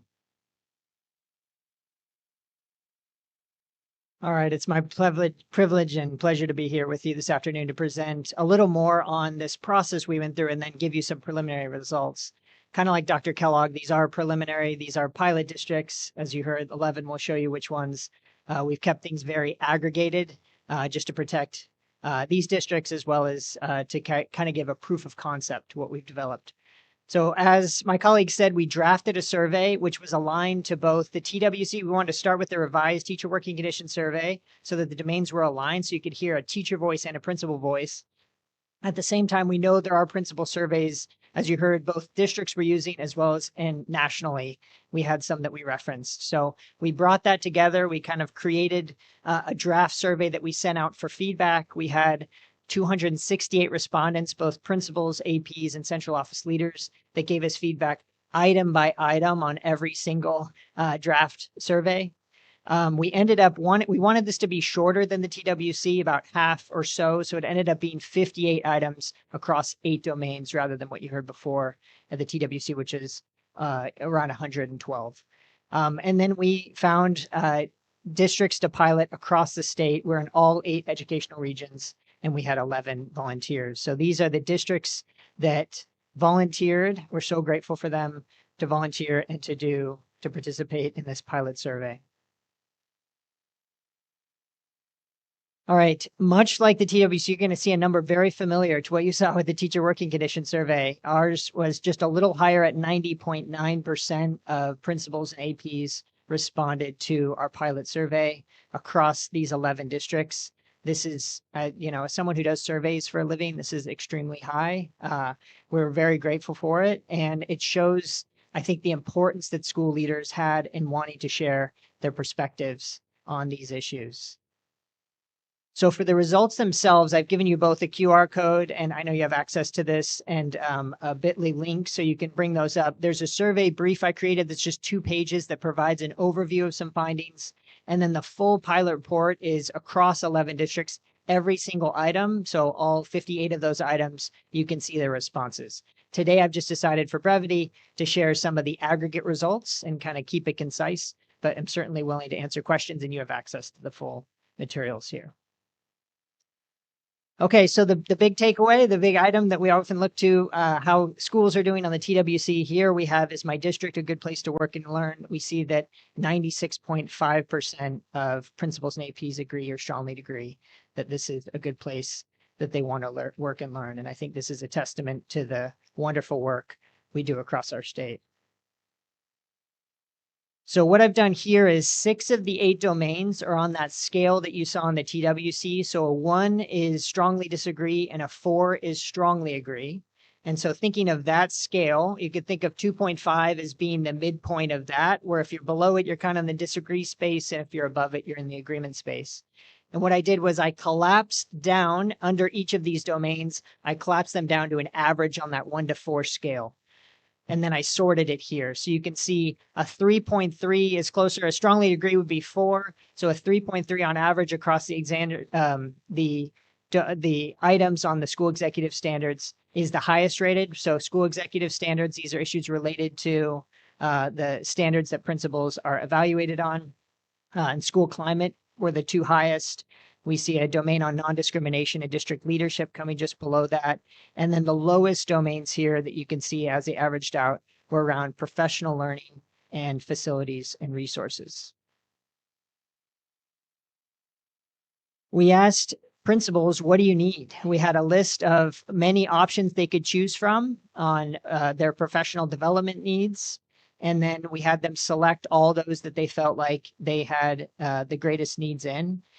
And you can see here that 35% of principals, above the 30% mark, we kind of had 3 groups that surfaced to be the highest.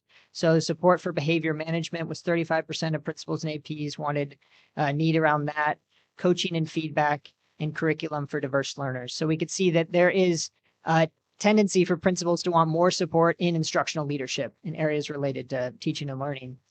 At the lower end of the scale, and this is kind of echoed a little bit with the TWC, but you could see the lowest rated was PD around a safe, supportive climate, or some of the other domains that ranked lower, like high quality PD and instructional focus PLC. So those tend to be areas that they're receiving more of or feel like less of a need in their own work.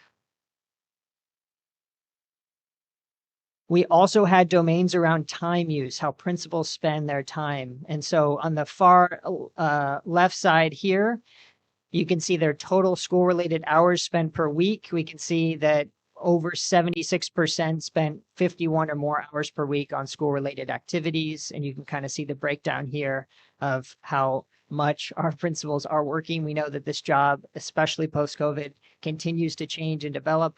As someone who researches school leadership a lot, it's every time we find a finding that matters, tends to get back to the principal, that the principal matters for that thing. And so we add it to their plate. And we can see that reflected in these data.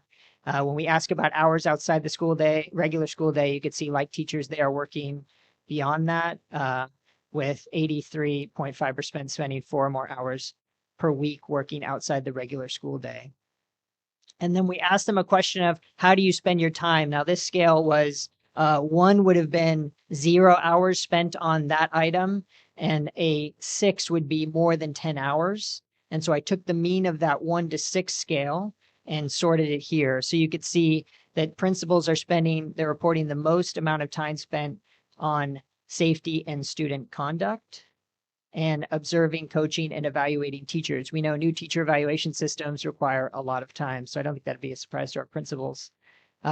We can see ranked down from there, instructional planning and professional development, working directly with students, administrative tasks, and communicating with families and communities a little lower, and then management tasks, and then far below all those is communicating with central office. So we can see that's ranked at about a 2.54, so closer to that 1 to 3 hours. All right, and I'll turn it back over to Donna and Patrick to talk about next steps. So anytime you're on a pilot, what do you do with it, right? So now we've got to figure out who owns this survey, what do we do with the data, and how do we get it out to the rest of North Carolina? I think I was told years ago the teacher working conditions survey was in an infancy, but much in the same way, but before it became something state mandated. So right now, we with the North Carolina Principal of the Year Network kind of own the survey and are looking to bring it to statewide. But we want to bring that data for use for the entire state. So we're looking for ways to collaborate to make this meaningful for you all, for as input for you all, and for districts to be able to guide their own growth. So it's a good place to be with really good partners, and we're looking to grow it. So I think sometimes your stars align.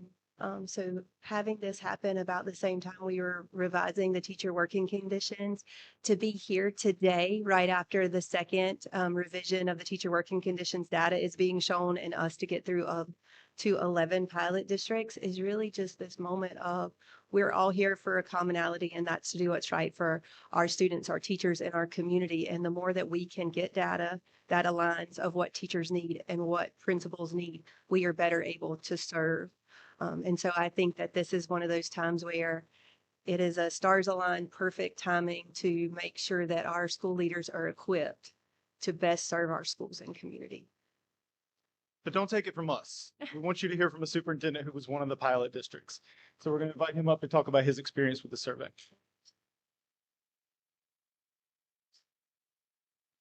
Good afternoon. It's good to see all of you.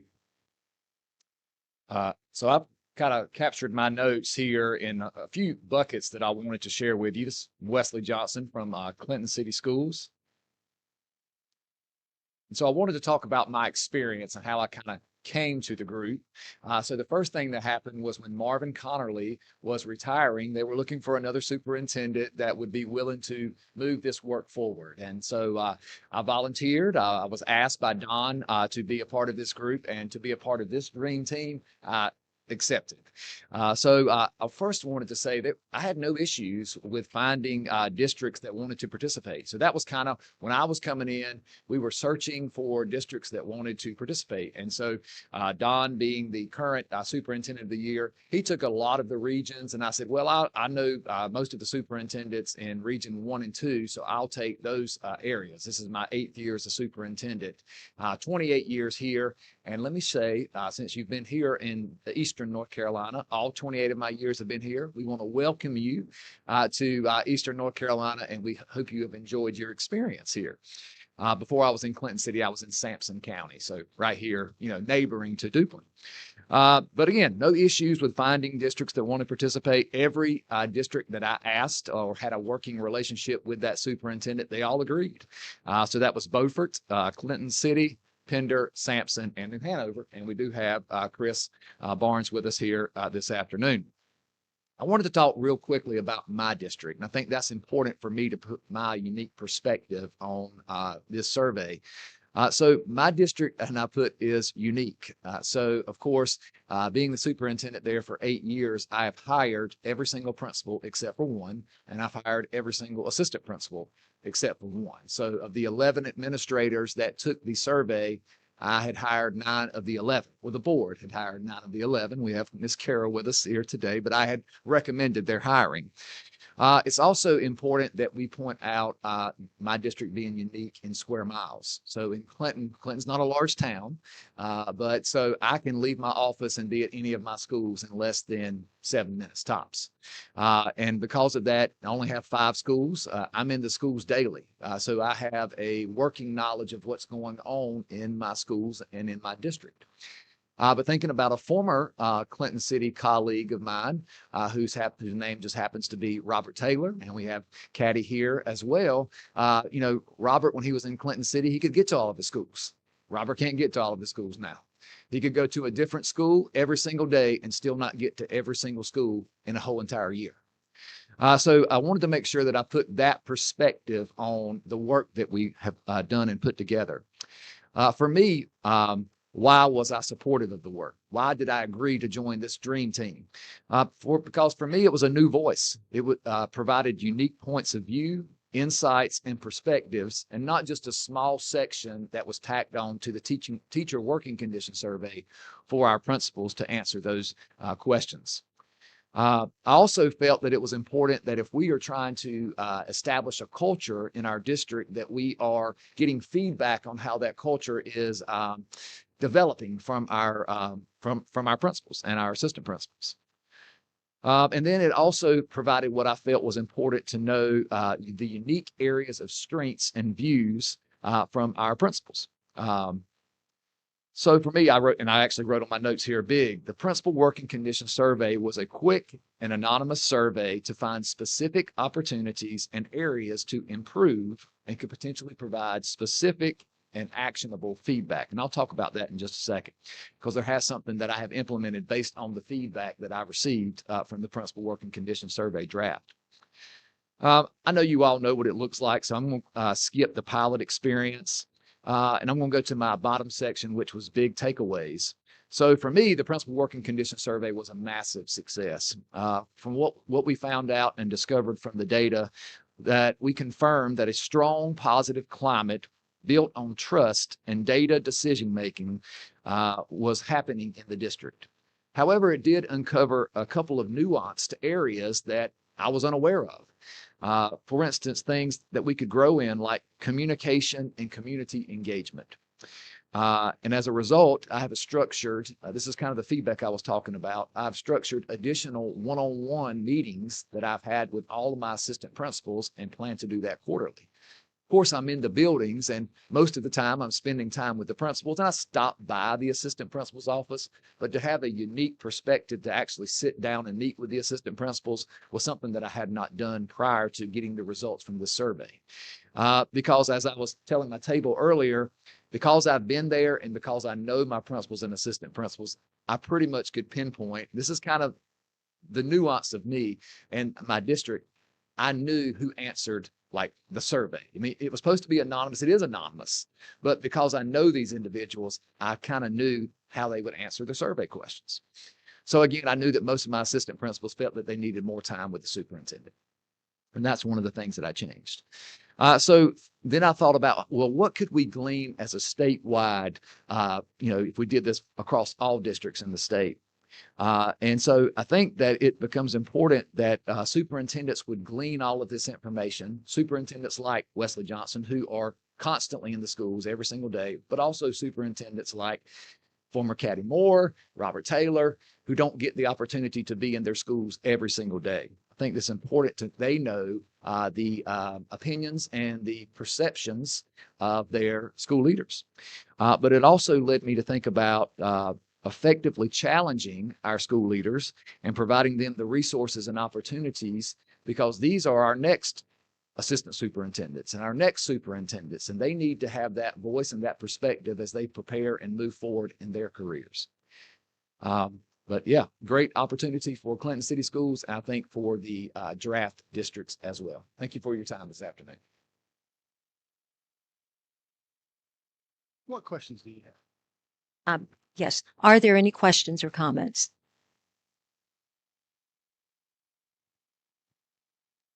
I have a comment. This is not surprising, seeing the two leaders that I'm looking at, Becky and Patrick. Thank you both for your amazing leadership. Donna. So Donna, Becky, whatever. So anyway, Becky were here, she would be too. But thank you for doing this. We hope that lots of voices will hear what you've done. This is amazing work that's outside of that 10 or 12 hours that you're doing on top of what you're doing in your schools. So we all appreciate that. So I want to personally thank you for all of this hard work. Other questions? Ms. Kamnitz. So when you say that this needs a home, you all did this on your own? I mean, I'm not quite sure where does the teacher working condition survey live? That would be the logical place to put this. So when we started this, we were working with Dr. Korn, who was at DPI. When she moved to the collaboratory, she took that work with her. So we've been housing it kind of with our NCPOI network and with the collaboratory, and then with our partners, Tim's at NC State. And so really that's why I say Jenny's not here, but she's been instrumental in this being something that did carry with her through that and funded through the collaboratory. So the question is, where does it go next? And do you want to know where the TWC is housed? Was that the other part of the question? And so would you, would, TWC is administered and handled through the department, funded as a part of legislation. The funding would involve distribution and then analysis. Tim can speak to that part. I mean, we're talking money now. We can. Tim needs a raise. No. Yeah, so right, the cost would really just be distribution analysis of the survey. So our plan, this was the pilot. Our plan would be in the fall to offer it statewide voluntarily to anyone who would like to do it. And so currently, I think, yeah, we were looking for some funding to do some of that work. But we'd like to continue as kind of a proof of concept for what this might mean to then present back to the state. I would like to see us do what we could to help. the administration date of our survey being in October? Right. That's when this National Principals Month, that's right. So that's why we chose October. So we're hoping this to roll out statewide in October of 26. Other questions? Ms. Moore? Just as a thought, as I think about alignment, some questions that were asked earlier about the teacher working conditions survey. There is clearly in the principal evaluation instrument specific strands that speak to how principals use the results of the teacher working conditions survey. It implies things around school improvement and that sort of thing. That's not quite as strong a connection. I think that could be, I don't know if that's a policy question to make it stronger, if that needs to be, but there's already things in place around how teacher working conditions survey is used. As a parallel, we may want to look at a superintendent's evaluation instrument to see whether or not there are strands within which the use of a principal working conditions survey would lie in order to ensure that superintendents have plans for how it is used, and then the extent to which that data informs either PD in the district or priorities under strategic planning or those kinds of things. I want to just plant one seed, just building off that great comment. So one of the things we're very aware of, and Wesley kind of touched on it a little bit, is as these districts get smaller, it becomes very hard to make this an anonymous survey. And so for my comfort, we didn't report any data back to the district unless they had at least 10 respondents. I think Donna mentioned 5, but yeah, no, 10 is sort of like the federal guidelines when we suppress information. And so we, though, have had internal discussions and would love your, like everyone's thoughts and comments on this of what would that mean, that change mean for smaller districts that can't get to that number? And then what is it, because we would hate the survey to be used in ways outside of district improvement. And so we've even talked about, would this fall rollout just be a statewide analysis or maybe by region, but getting smaller than that gets tricky. Not for a Wake County, but certainly for some of our other districts. So that's where we're sitting a little bit and having these discussions. I have a quick question about the, there was maybe a couple second discussion on an item that has to do with the nature of the job, well, had to do with amount of time beyond the school day. Okay, so wouldn't that, I think of a high school principal, I think it comes with a territory that there will be work beyond 3:30. Is that correct? So are you, yeah, maybe until midnight, I would imagine. So have you done, I'm not sure about that item. I mean, would that be a valid item for a high school principal? If the job demands that they work? I think it's valid for everyone. I mean, all I've ever been is a high school principal. I'll tell you right now, I'd be a miserable elementary principal. I'd be bad at it. I mean, I think I think what you're saying is some of that comes with the territory, correct? Right. I think having done this job for 15 years now, I think we also struggle with work-life balance and managing those things for ourselves. And what does that lead for burnout? And how does that affect the people that we work with and for? And so that's important information, I think, when you're setting an example for others and how you interact and what your culture looks like. So yeah, I mean, I'm at work at 6:30, 6:45 in the morning. Sometimes I leave after 10 at night. even the elementary principals these sure. days. So do you consider the study completed? I mean, are you looking at item analysis and the validity of items? Have you completed the study? Yeah, so and I want to comment on the previous as well. We do have an item that asks not weekend hours, that's included as well. So it's like we have two items, which is outside the regular school day. We know it gets murky depending on school level. You could look at that. We also have how much you're working on the weekends as well. In terms of, yes, your second question around item level analysis, that's what's happening this summer. So we're working on the psychometric analysis to understand how this goes. Now, we did base this, if you look carefully at that survey, it's pretty close to the TWC. It's not the word change that we had with the TWC, which is instead of my school, it was my district. So there is more nuance in our survey, but it's very much aligned. So we feel comfortable that the psychometric properties should hold, but we are going to be doing that analysis. And yes, we are continuing to revise. So because it's a pilot, we'd hate to say this is the finished product. We'd like to make those revisions given the feedback, because after each domain, we asked those principals who responded, anything else we're missing? Is there any other things you'd like to share? So that's also going to be happening this summer to inform what would become the fall draft. And do you have an item, I think 58 items, correct? That's correct. Do you have an item that pertains to anything framed around community and families? Yes, so it was in there in terms of time. It finds its way in there, but I'll add it as something to think about on its own. Make sure it's captured, because I think that is important. Yeah, so it's in there indirectly, but yeah, there may be more direct ways. And maybe I've missed it. Are the items in the study? Are the items in the 58 items? Yes, they're in that pilot They're report. in the pilot You report. can see every single item. Yep. Okay, great. And Thank its you. responses. Other questions or comments? Very good. Thank you. Okay, thank you, Dr. Oxendine. Before you all step aside, excuse me, you can tell where I'm from, y'all. 3 items. First, thank you so much for doing this work. I have no doubt that in a few short years, we'll look back and say, how did we do this work without this survey? It will be a game changer for all of us. And to the question about where this lives, I would like to refer that question to our superintendent and his staff to evaluate that issue and maybe come back to us with recommendations.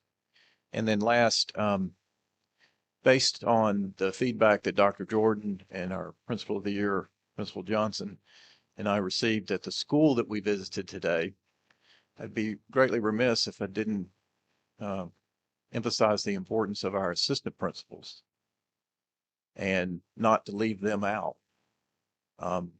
You know better than we do how important our assistant principals are. And so we need to be capturing their feedback and their input about their conditions and helping them progress in their career in order to be the next round of principals. So just add that for your consideration. All right, thanks so much. You bet. All right, Dr. Oxendine, I think you've got the next one, right? Back to you. You're right. I got the P. Olivia, are you on? Yes. Okay, so continuing on, we have the Beginning Teacher Support Program, a presentation. Actually, it's more specific to how a school district, and that is New Hanover Public Schools, is actually using information from the Beginning Teacher Support Program. Dr. Jordan is at the mic ready to go. I would say that the SBE policy states that every PSU shall have an approved beginning teacher support program to include a 3-year intensive induction and evaluation system. The plan must include assigned mentors and extensive professional development and coaching. And state board members, as a reminder, we have, to my knowledge, 4 specific policies around the beginning teacher support program. Teacher education 016, evaluation 004, evaluation again 06, and then licensure 001. And Dr. Jordan is ready to tell us more. Thank you very much, Dr. Oxendine. Good afternoon, board members, Superintendent Green, and advisors. It is a pleasure to be with you today to share our ongoing efforts to strengthen supports for North Carolina's beginning teachers.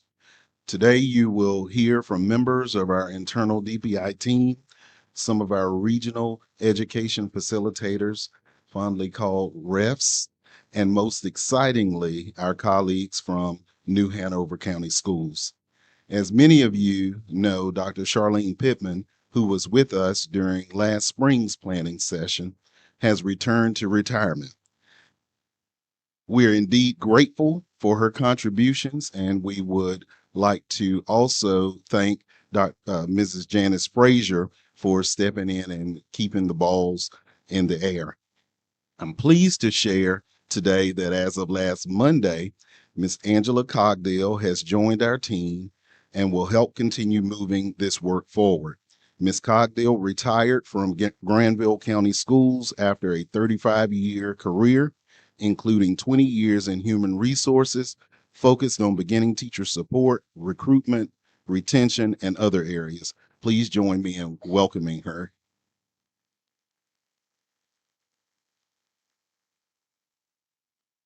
Now let's turn to the heart of our presentation. Pillar 2, Focus Area 1, Action 2, centers on strengthening beginning teacher policies and supports. This includes exploring a standard statewide definition of beginning teachers, as well as regionalized approaches to support in partnership with our stakeholders. Last year, we introduced you to 7 strategies to frame and guide our work. Today, we'll share what progress has been made and note where we're heading next. To set the stage, this slide should look very familiar. It highlights a key reality.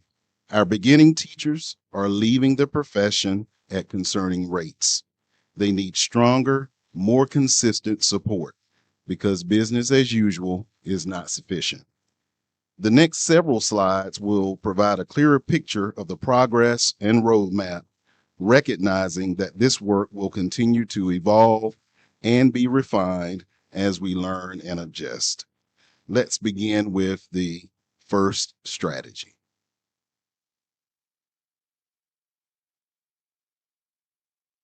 Good afternoon. I'm Janice Frazier, Co-Director for Educator Performance, and I'd like to talk with you today about our updated Regional Education Facilitator job description.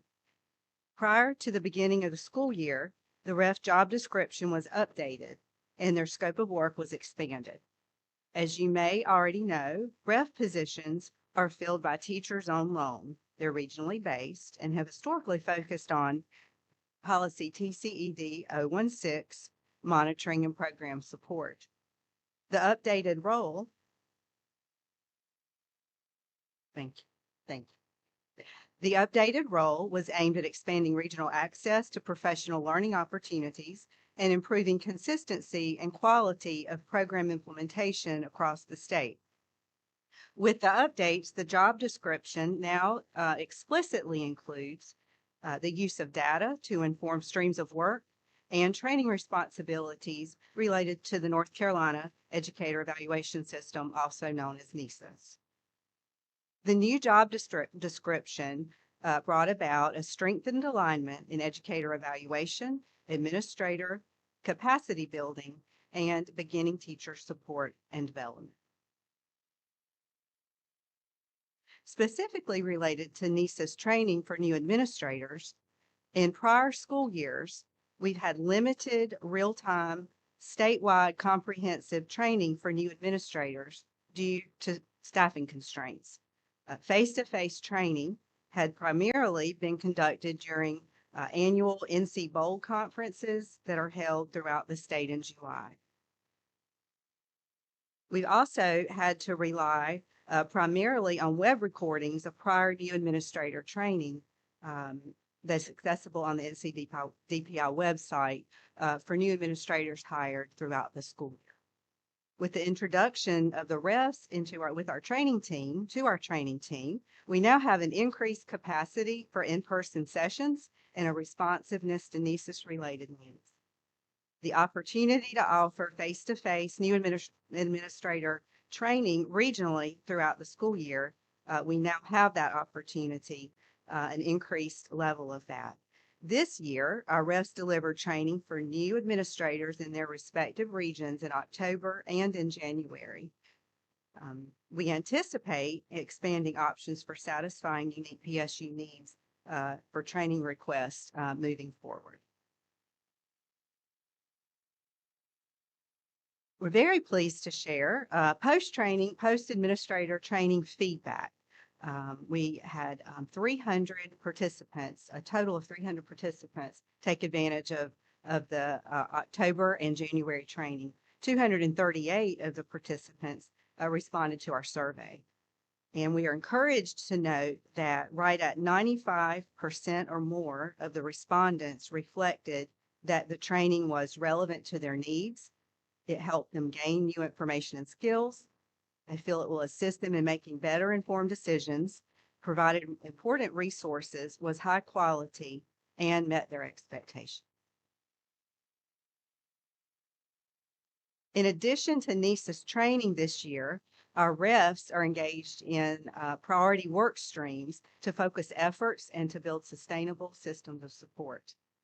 The work streams include alternative license and alternative pathway support, data analysis, mentoring support, strategic partnerships, and stakeholder connections.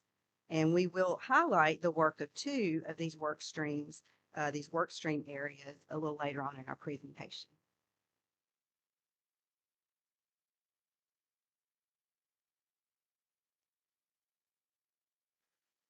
Good afternoon, everyone. My name is Pat Doherty, and I'm an analyst on this team. For the moment, I'm going to discuss a little bit about the reconciliation process, the BT reconciliation process. It was established as a collaborative effort between DPI and districts across the state. This work responds to the need to improve identification of beginning teachers in North Carolina. Before we get into the findings, I want to briefly ground us in the purpose of the work. This effort is centered on building a collaborative process between DPI and districts to improve how we identify beginning teachers. At its core, we are trying to do three things. First, we want to establish a shared understanding of who qualifies as a beginning teacher. Second, we want to increase the consistency between state and local data systems. And third, ensure that all eligible educators in the state are receiving the support they're entitled to. When we get this right, it directly impacts equitable access to the support, our ability to retain early career teachers, and ultimately improve outcomes and effectiveness of our educators. To understand the challenge, we compared the two primary data sources. On one side is DPI's statewide identification. So in getting to this number, what we're looking at is licensure and payroll systems internal to the department, administrative data. On the other side are the district reported lists. What we found was a fair amount of misalignment. Over 11,000 educators were identified by both systems. That's our overlap. But nearly 5,800 were identified only by the state and another 3,800 only by the district. So we're looking at the blue and the pink circles in this diagram here. So neither source by itself gave us a complete or fully accurate picture. The key takeaway here is the reconciliation process itself, not either data set in and of itself, proved to be the most accurate method. It's not about choosing one system over the other. It's about bringing them together, working in partnership with the districts around the state. So our first finding helps explain a large portion of the discrepancy. Nearly half of the misaligned were international faculty. Sorry about that. Nearly half of the misaligned were international faculty. Under current policy, educators with more than 3 years of experience are not considered beginning teachers and therefore do not qualify for the beginning teacher support program. However, DPI's automated identification relies heavily on North Carolina payroll records and licensure systems. So what happens is international faculty educators who may have significant experience outside the state appear in our system as having fewer years than 3. This is a result of the districts having more internal knowledge at the local level about their educators than our payroll or licensure systems can actually facilitate. Finding 2, and probably a more interesting finding, it highlights the initial identification gap at the local level. About 18% of the discrepancies involved in this kind of comparison that we did involved educators who met all eligibility criteria, but were not identified during the initial hiring process. This is important because there are educators who were eligible for support, but were not initially identified by the local education agencies. Through the reconciliation process, however, we were able to identify and flag approximately 500 additional educators in the state that were able to get the additional beginning teacher support through this process. The third finding is similar to the international faculty finding. About 11% of the discrepancy involved out-of-state experienced teachers who had more than 3 years of experience, but that experience had not yet been applied to their license. So through our administrative records, we were unable to identify, because the license years on their licensure system were not yet elapsed. So from a system perspective, they appeared to be beginning teachers, even though they, in fact, were not. Right. No, I'm off one. Sorry about that. I'll give a moment to all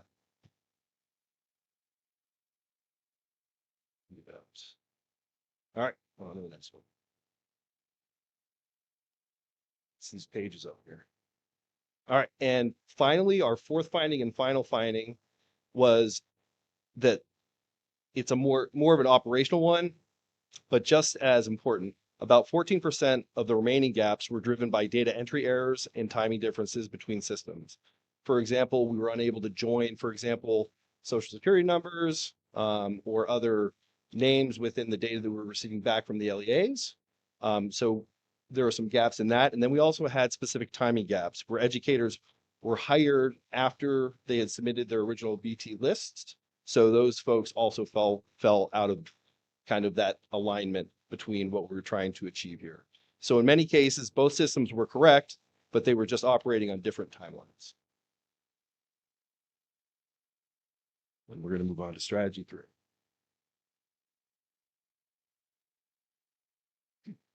Good afternoon. So, thank you. So strategy 3 was policy review and update.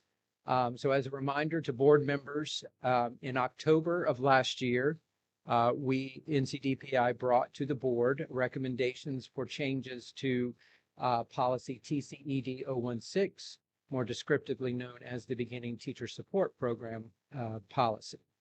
The board did approve those recommendations, and those changes covered the definition of a beginning teacher, who meets that definition, and provided clarity that any teacher with fewer than 3 years of teaching experience, regardless of licensure type, should be enrolled in a beginning teacher support program.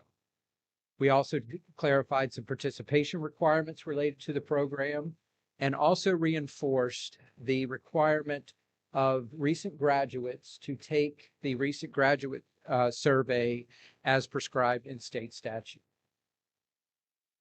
So why is this important? So this data analysis is designed to show you the impact of the Beginning Teacher Support Program on teachers in terms of their attrition or their retention in North Carolina public schools. I would direct your attention to the license types that begin with permit to teach and run through IPL. Those are the license types most commonly associated with the Beginning Teacher Support Program. The purple bar shows you the attrition for those license holders if they were not in a Beginning Teacher Support Program. The blue line shows you the attrition of those teachers in that license type who were enrolled in a Beginning Teacher Support Program. For those 4 license types, those that were not enrolled have substantially higher attrition rates than those who were enrolled. Beginning teacher support matters for these teachers. I will especially direct your attention to the emergency license. That is the most proximal license to a residency license in the alternative pathway. That represents a shift from you simply hold the license to now you must enroll in an ed prep program. You must start working towards the requirements to convert to a CPL. And you can see where those folks are not supported in a beginning teacher support program, the attrition is about 7 percentage points higher than those who are supported. So looking ahead, what does this mean for policy, the policy landscape? So internally at DPI, we have tracked and monitored how the pipeline is shifting in terms of how educators enter the profession. Increasingly, we are seeing teachers elect to take the alternative route to licensure over the traditional route. As we see this shift, we begin to question whether a one-size-fits-all approach to beginning teacher support is appropriate. How does our beginning teacher support recognize the context and the experience of those who are entering the profession? And if it's not supporting those specific needs, we need to think about differentiated strategies to support those folks who are coming in. Inclusive of that is how we mentor these folks. We need to think about the requirements for being a mentor. How do the mentor's experiences potentially align with the beginning teacher's pre-professional experiences? How do we train our mentors? How do we make sure that they understand what role they're to play in relation to that beginning teacher? And of course, to do these things would require funding. We cannot continually ask our mentoring teachers to do this out of goodwill, but this is a very strategic approach to how we support these beginning teachers. So continued long-term supporting would become important in this prospect. Strategy 4 looks at how advanced teaching roles can align with our beginning teacher support program. So last month, our statewide consultant, Ms. Leah Sutton, brought before the board a recommendation for a new request for proposals for districts that are intending to participate in the Advanced Teaching Roles program.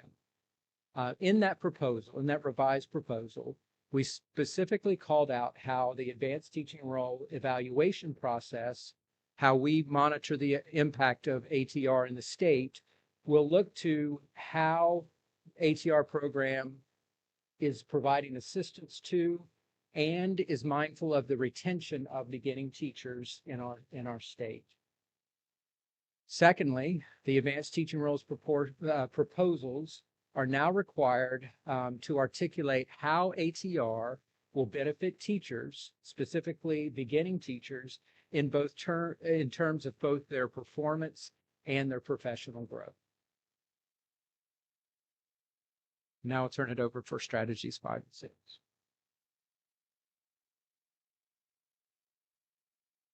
Good afternoon. I'm Monica Shepard, the Regional Education Facilitator for the Northwest Region, and together with Angie Udy-Ledford, the Western Ref, our priority work streams are stakeholder connections and strategic partnerships. As part of that work, focusing first on Strategy 5, stakeholder connections, the goal was to inform state-level beginning teacher support efforts by leveraging the expertise of the actual practitioners. We also wanted to ensure that the state efforts were responsive to the needs and experiences at the local level. Ms. Udy-Ledford and I were excited to develop 2 statewide advisory councils, one for beginning teachers and one for beginning teacher coordinators. The councils were designed to create a structured, ongoing feedback systems through which the educator and practitioner voices could be elevated at virtual meetings and, as a result, inform the continuous improvement of North Carolina's beginning teacher support efforts by sharing ideas and concerns with agency leadership and by creating and providing resources to strengthen the beginning teacher support programs across the state. As Monica shared, a little short. As Monica shared, we implemented 2 advisory councils as part of our priority work stream, one for beginning teachers. Thank you. I didn't want to break that. One for beginning teachers and one for beginning teacher coordinators. We met virtually with each advisory council twice this year, once in December and then again in March. Prior to each meeting, we identified key discussion priorities as we assessed the needs of the group. We developed a focus set of agenda items for each advisory council, including beginning teacher support program policy updates, Ed TPA, mentor training, and sorry, did I advance that? No, we're good. And BT orientation, as well as NESIS concerns. The council members then reached out to other teachers and coordinators in their respective regions on these discussion topics in order to present a variety of perspectives. As we look to refine the model moving forward, we're planning on some adjustments for the upcoming year. We plan to expand membership for next year. This year, we had representation from all 8 regions for our beginning teacher coordinators and 7 of the 8 regions for beginning teachers, with both school districts and charter schools represented in both councils. We will solidify meeting structures, including expanding our meeting schedule to 4 meetings, 1 per quarter for each council for the upcoming year. Milestones will be determined for measuring the continued impact for the councils. And in addition, we plan to tap into the expertise and research from the new teacher support program.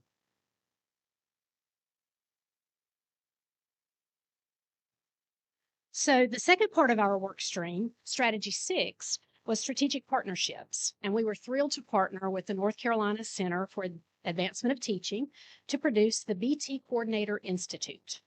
This was the second annual event coordinated and sponsored by NCAT, and we loved working with Dr. Karen Sumner and her team as we sought out speakers from across the state, including PSUs, external partners, and our own presentation called BT Coordinator 101.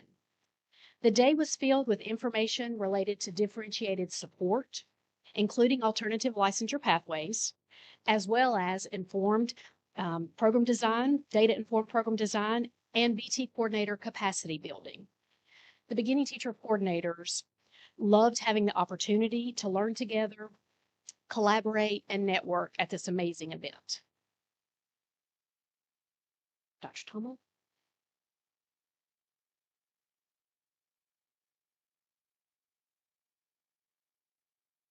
So in terms of funding for this initiative, I will go back to March board's meeting where the State Board of Education approved their legislative funding request. And included in that request was support for the beginning teacher support program. These were in 2 categories. The first was regional professional development and training for beginning teachers. These would be recurring funds in the amount of $500,000 per year. Secondarily, we requested funds for the program evaluation of the beginning teacher support program for the state. How effective are we beyond those initial numbers, descriptive numbers that I showed you earlier? How effective is this program at keep retaining our beginning teachers? That would commence in fiscal year 2027. These are non-recurring funds, a one-time program evaluation that you approved $750,000.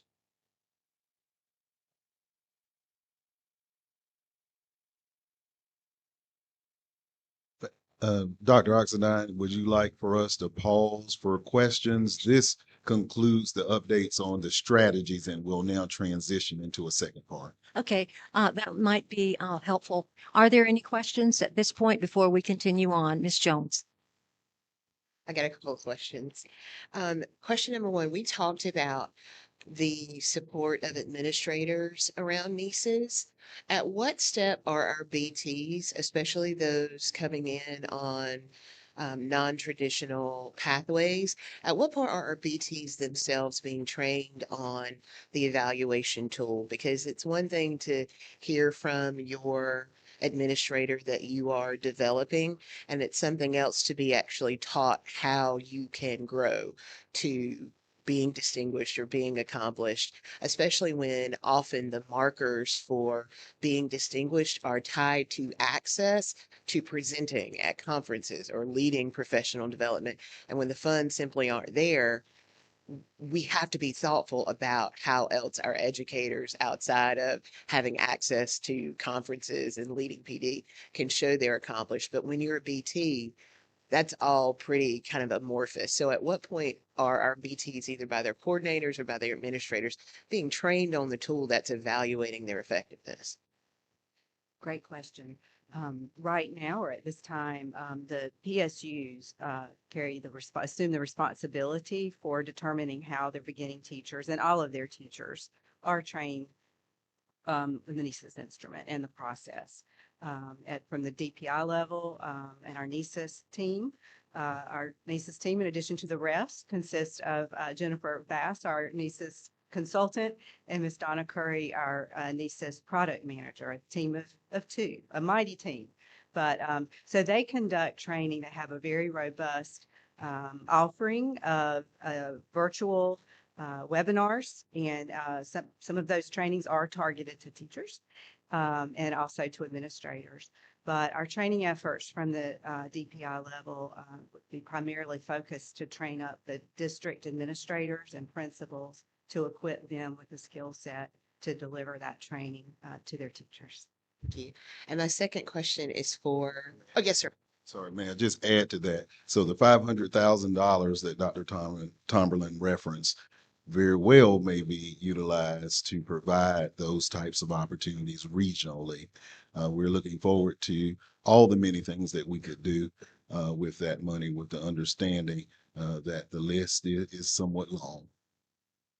And my second question is for our two refs who presented specifically about the coordinator conference.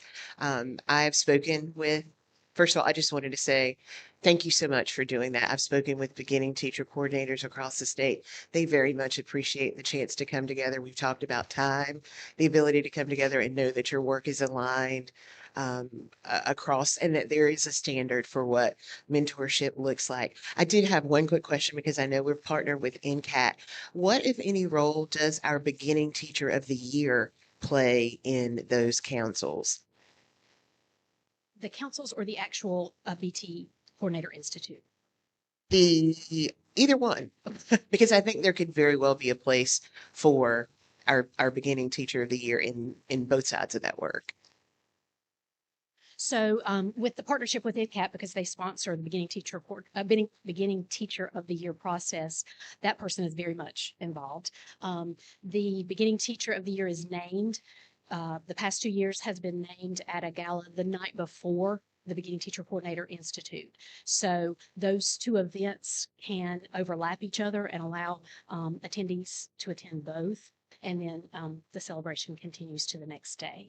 As far as the Beginning Teachers of the Year being involved in the Beginning Teacher Advisory Council, that opportunity was put out statewide, and it was just the beginning teachers who volunteered for the opportunity to be on the advisory council, and then they were vetted through their beginning teacher coordinator to make sure that was something they could manage in their time as well, just to make sure that the beginning teacher coordinator felt like their time could be divided a little bit and spent on the advisory council. Just as a soft suggestion moving forward, our Teacher of the Year network has some specific and sort of required commitments in the year. And that cohort, as you all know, is incredibly strong each year. And there are so many voices that are not going to be named our beginning Teacher of the Year.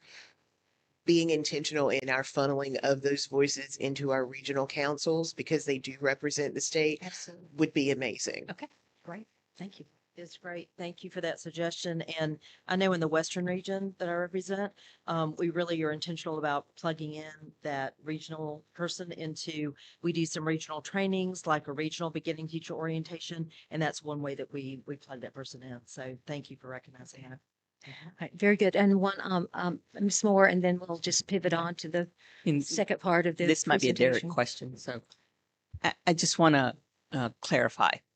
The legislative requests funding is, those amounts are directly tied to implementing the strategies, such that if there is not, this legislative request is not granted or part of what comes forward, what happens to those strategies? Wonderful question. Glad you asked. And so we will absolutely continue lifting as best we can with the resources that we have. But what we know definitively, and we heard echoed this morning during our school visits, this absolutely will require funding. Yeah, I just wanted to bring it to light. Thank you. Absolutely. Okay, very good. So we can continue on. Thank you. And so you have heard our updates around the 7 strategies. And one theme that you likely heard throughout was the need for us to move away from the one size fits all approach and to move down the road of differentiation. And so we are, for the next phase, going to talk about tailoring support for beginning teachers, particularly for those across the various alternative pathways that exist.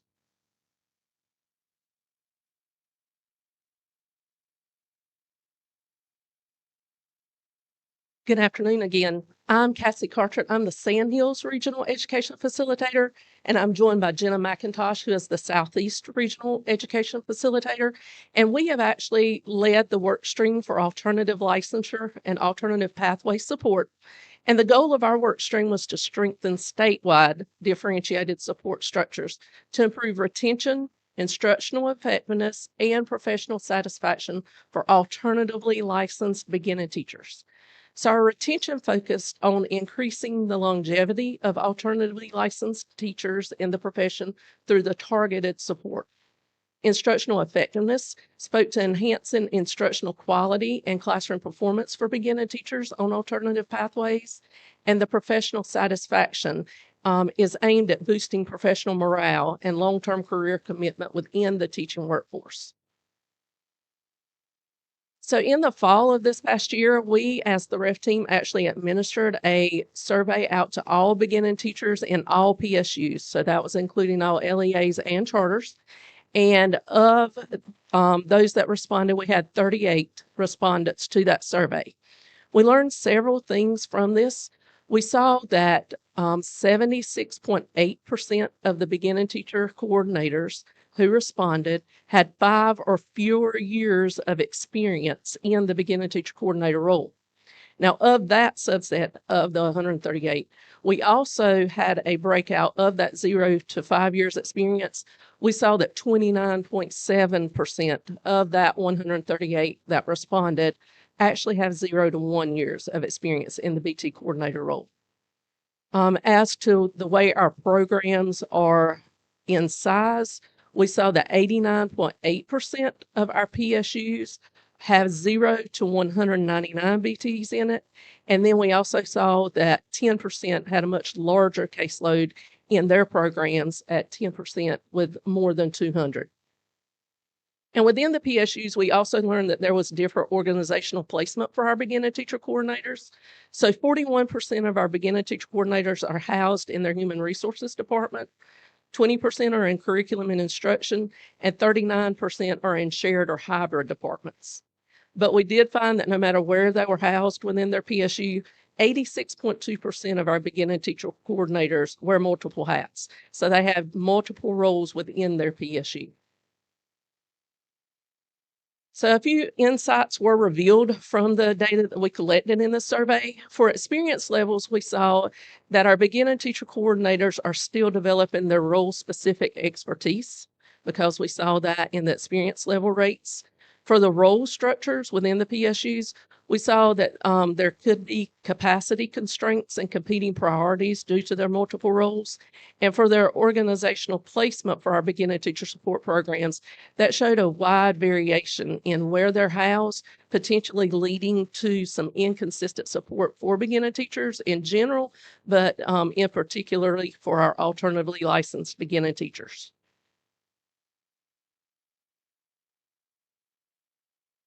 Based on these survey results and feedback that we received within regional meetings, a section focused on alternatively licensed teacher support was added to the beginning teacher and beginning teacher coordinator newsletters. Here are some samples of those newsletters.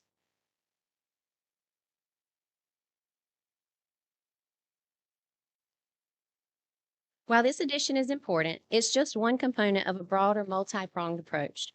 Our newsletters are intentionally designed to provide a range of supports for beginning teachers, from classroom strategies and curriculum resources to licensure and evaluation guidance. The new alternative licensure section strengthens that framework by offering targeted resources for both teachers and coordinators, but it works in tandem with the other supports rather than standing alone.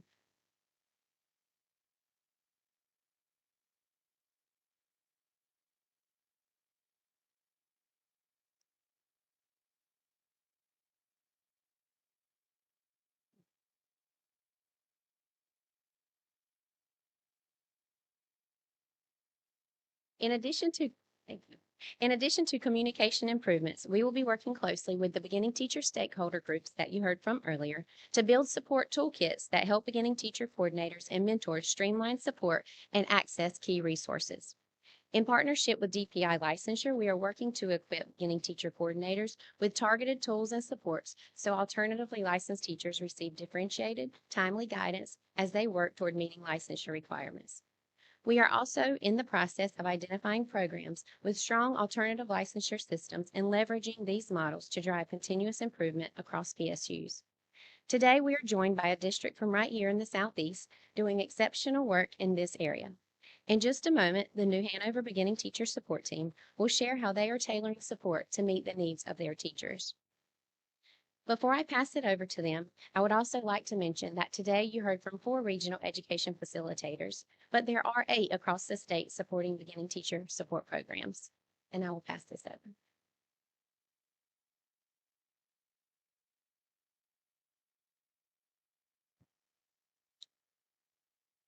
We're not ready for questions. Okay. Our guest presenters. Absolutely. Come forward. Looking forward to it.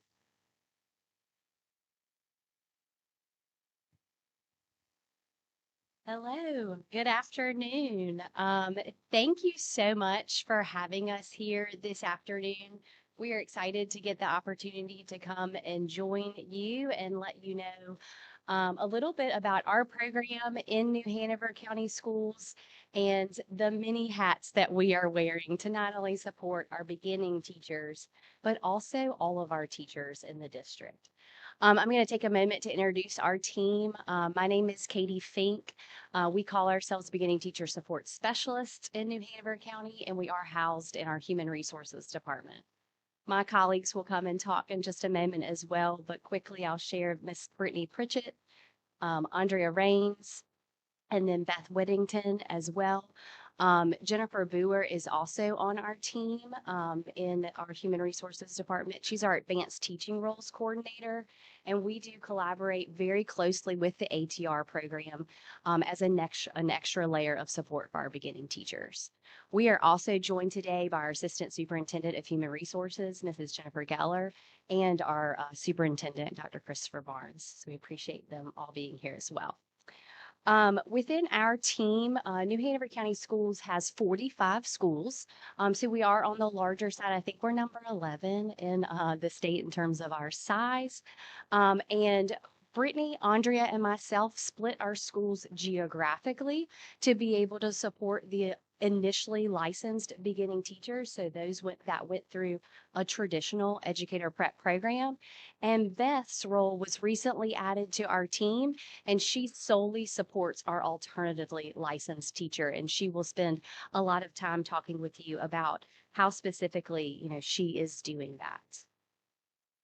But our team has kind of rebranded ourselves to not just be beginning teacher support specialists, but we are the educator development team. We are supporting our teachers, developing them, and connecting them. So, of course, the bulk of our work, which we will share with you today, is how we're supporting beginning teachers in years 1 through 3. But we are also helping to support them with licensure to ensure that they clearly understand the licensure requirements and policy and that they clearly know what their pathway is to licensure, especially again for our alternatively licensed teachers. We are providing a lot of different professional development opportunities for our beginning teachers, our mentors, our lead mentors, and other groups as we are developing teachers throughout our district.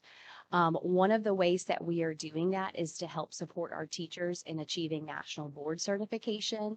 And we have a beginner to boards program that is specifically targeting teachers in years 3, 4, and 5 to help support them to achieve that national board certification, because not only does that process enhance you professionally, but that 12% raise can certainly help to retain our teachers in our classrooms. I serve as the NISA's district administrator, so I heard that talked about as well. We do train our beginning teachers in NISA's. They're required by the TCED 016 policy to have that training within their first 10 days. And so we do that over the summer virtually before they come to us. And then we support them with that NISA's process and understanding what the feedback is that they're receiving in NISA's means. I also work with our assistant principals that are new assistant principals and train them in the NISA's instrument and understanding not only the technical functionality of the program, but also in best practices and providing feedback. It's actually what I was doing this morning at a school and having post conferences with teachers on that instrument. I provide a kind of a gradual release of responsibility and model for our new assistant principals how to conduct an observation and to provide them feedback for teachers. We also, in terms of connecting our teachers, our team is responsible for all of the fabulous recognitions. We're in the midst of the Educator of the Year process. We'll be identifying our Teacher and Principal of the Year next week. But we also have a Rookie of the Year that we partner with the Wilmington Rotary Club to recognize a BT2 or 3. And we also identify an NCAT Beginning Teacher of the Year. And we do try to utilize them not only in that recognition moment, but to provide them with leadership opportunities from there. That's part of that connection and getting them connected with different opportunities in the profession, again, in hopes that we can hook them and keep them in the teaching profession. We recently have started doing a Mentor of the Month recognition where we have principals and beginning teachers that recognize or nominate their beginning or their mentor. And we have done several or each month surprise classroom visits to celebrate those mentors and all of the hard work that they're doing, because truly it's our mentors that are, in the buildings every day with these teachers. A little bit about our data over the last couple of years, and we do keep track of our own retention data. This is based off of a school year, so we keep track of our data from July 1 through June 30th in terms of school years, and I know that's a little bit different than some of the data that you might have received from DPI. But for the past 3 years, we are very proud of the fact that our BT retention has set pretty consistently, 84.7 to 86.2% that we're retaining our beginning teachers. That gold or yellowish line is specific to our alternatively licensed teachers. So as you are probably aware, and again, we'll hear a little bit more about, they do have more unique needs in coming into the profession. And so their retention rate is slightly lower. That year of 23-24, we had a 72% retention for our alternatively licensed folks. That was the year that Beth Whittington was hired onto our team, and she started her support, which again, you'll hear more closely about. But then even the following year, we jumped in that category to 84%. And we very much feel like that is because of the intentional supports that have been put into place to support that group of teachers. And within that alternative license category, we are lumping together any teacher that's on a permit to teach, an emergency, residency, and a CTE or a CTE restricted license. Within the last 2 years, we've been asked to not only look at our beginning teacher retention, but to look at the retention of our early career teachers. You may have heard that nationwide, 50% of teachers leave the profession after their first 5 years or within their first 5 years. That's been the statistic for 10 plus years. If you would have told me that a couple years ago, I would have said, no way that that's the statistic in New Hanover County Schools. We are retaining our teachers. Lo and behold, when we started looking at the data, again, very consistently retaining our beginning teachers. And this specific bar chart is from the 23-24 school year. Where you can see our BT1s, we retained 86%, 85% of our 2s, 87% of our 3s. And then when we looked at our year 4s, so those folks that went through our BT support program, and then in year 4, all the support is kind of taken away. We dropped down to a 67% retention rate. And again, when we followed to our year 5s, they were at 53%. Right in there with state or national average of 50% of teachers are leaving. We looked at this same data last school year and it was very consistent, where again, we saw the 67% and then the around 52% of our year fives. So that has been our work this school year, is looking at how we can not only support our beginning teachers, but as they begin or are prepared to exit the program as a BT3, how do we help facilitate their professional growth to ensure, again, that they are staying in the profession. In the fall of this year, in fall of 2025, we conducted stay interviews. And you probably are familiar with exit surveys or exit interviews. When people leave, we send them a survey and ask them why they left New Hanover County Schools. But on the flip side of that, we have started doing a stay interview where we're sitting down and asking them, why are you staying? What are the reasons that you have chosen to stay in your school in New Hanover County? What are the barriers to your job on a day-to-day basis? And what can we do to help support you? So we conducted these interviews with fourth year teachers, and we had 16 total, and you can kind of see the breakdown there. But some of the trends that we saw for reasons for staying, it was the different support systems, whether that be their actual administration in the building, their mentor, or the other collaborative teams within their buildings. A couple of folks mentioned some geographic features. You know, it is kind of nice being right there by Wrightsville Beach down in New Hanover County, but so some folks are drawn to that area. They mentioned the financial incentives that our local school board and the county commissioners in New Hanover County provide in terms of our local supplement. And we also have a hard to fill supplement. So for our EC teachers, secondary science, math, some of our CTE courses, they do get an additional stipend or supplement for those hard to fill areas. And again, not very surprisingly, but people are staying because of the relationships that they have built and the positive culture that exists in our organization. Some of their barriers, again, the time and planning constraints, the financial sustainability is a big one. While we do have the draw of the ocean near us, that also comes with an extremely high cost of living in Wilmington. And we have found many beginning teachers in particular that have found it near impossible to live in our county. And so we've been trying to work on how we can make housing more affordable for our beginning teachers. And then student behavior, staff shortages, lack of training. Some of the things that we, again, have been looking at is how we can help transition our beginning teachers so that we haven't just supported them all these 3 years to just leave them in year 4. So we have continued support this year with our year 4 teachers, and next year plan to continue actively supporting with year 5. And then we've also have started the development of some of these different pathways, so to speak, of how we can help to enhance them. And so within our team, and again, I know the previous presentation talked about that BT coordinators wear many hats. We are responsible for various programs from facilitating our teacher cadet program, and we have a board scholarship to identify future teachers, and we stay in touch with them while they're in their college classes and then help them get a job back in New Hanover County Schools. So we play a role in that recruitment piece, obviously supporting them again as a beginning teacher, but then also, and we'll be doing this in the near future as we meet with all of our BT3s to finalize, you know, their last BT3 year, talking about kind of what their individual next step is. You know, some of our beginning teachers might be ready to take on national board certification. Some of them might be ready to consider administration, or maybe their next step is to be an instructional coach, or maybe they just want to be a mentor or a partnership teacher. We're setting up different pathways in place to try to see how we can get them connected and to stay. And if those pathways come with a stipend, even more, even better for them. So we'll kind of transition to just talk specifically about the support for beginning teachers, and I'm going to hand it over to Beth in just a moment.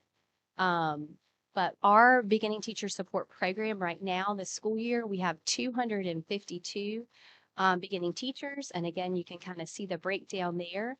Our pre-BTs, we do go ahead and support them, even though they didn't meet the time frame where this school year will not count as a full year of service for them. But a teacher that's starting in March, or even my teacher that started last week, they still need support to get them through the end of this school year. So we do go ahead and provide them with that support. 96 of our teachers are alternatively licensed, so that is 38% of our BTs. We do have 222 mentors, so it's almost a one-on-one relationship, but not quite. And then in our school, our secondary schools that have that have 8 or more beginning teachers, we also have a support on site program where we have a lead mentor that helps to facilitate that. And just some key overviews of our program. One of the core things that we do is to make sure that we are in compliance with state board policy. Of course, TCED 016, but the other eval 04 and 06, and then of course the licensure 001. We provide that BT1 orientation. We're providing monthly professional development for our beginning teachers and our mentors. Our team of 4 is in the schools on a regular basis. We do quarterly walkthroughs in our BT's classrooms where we are there providing them with informal, non-evaluative feedback. We have a quarterly meeting with our lead mentors to continue to develop their mentoring role as they facilitate their programs. We provide guided observations, which again, you'll hear more about. And then we also are providing them again with that licensure support to ensure that they understand very clearly their pathway to licensure, which is a perfect segue into how we're supporting our alternatively licensed folks. So I'll hand it over to Beth to talk about that. Hi, thank you so much for the opportunity to speak with you today. I'm Beth Whittington, and I support all of the alternatively licensed beginning teachers in New Hanover County. I will share that I was also an alternatively licensed teacher.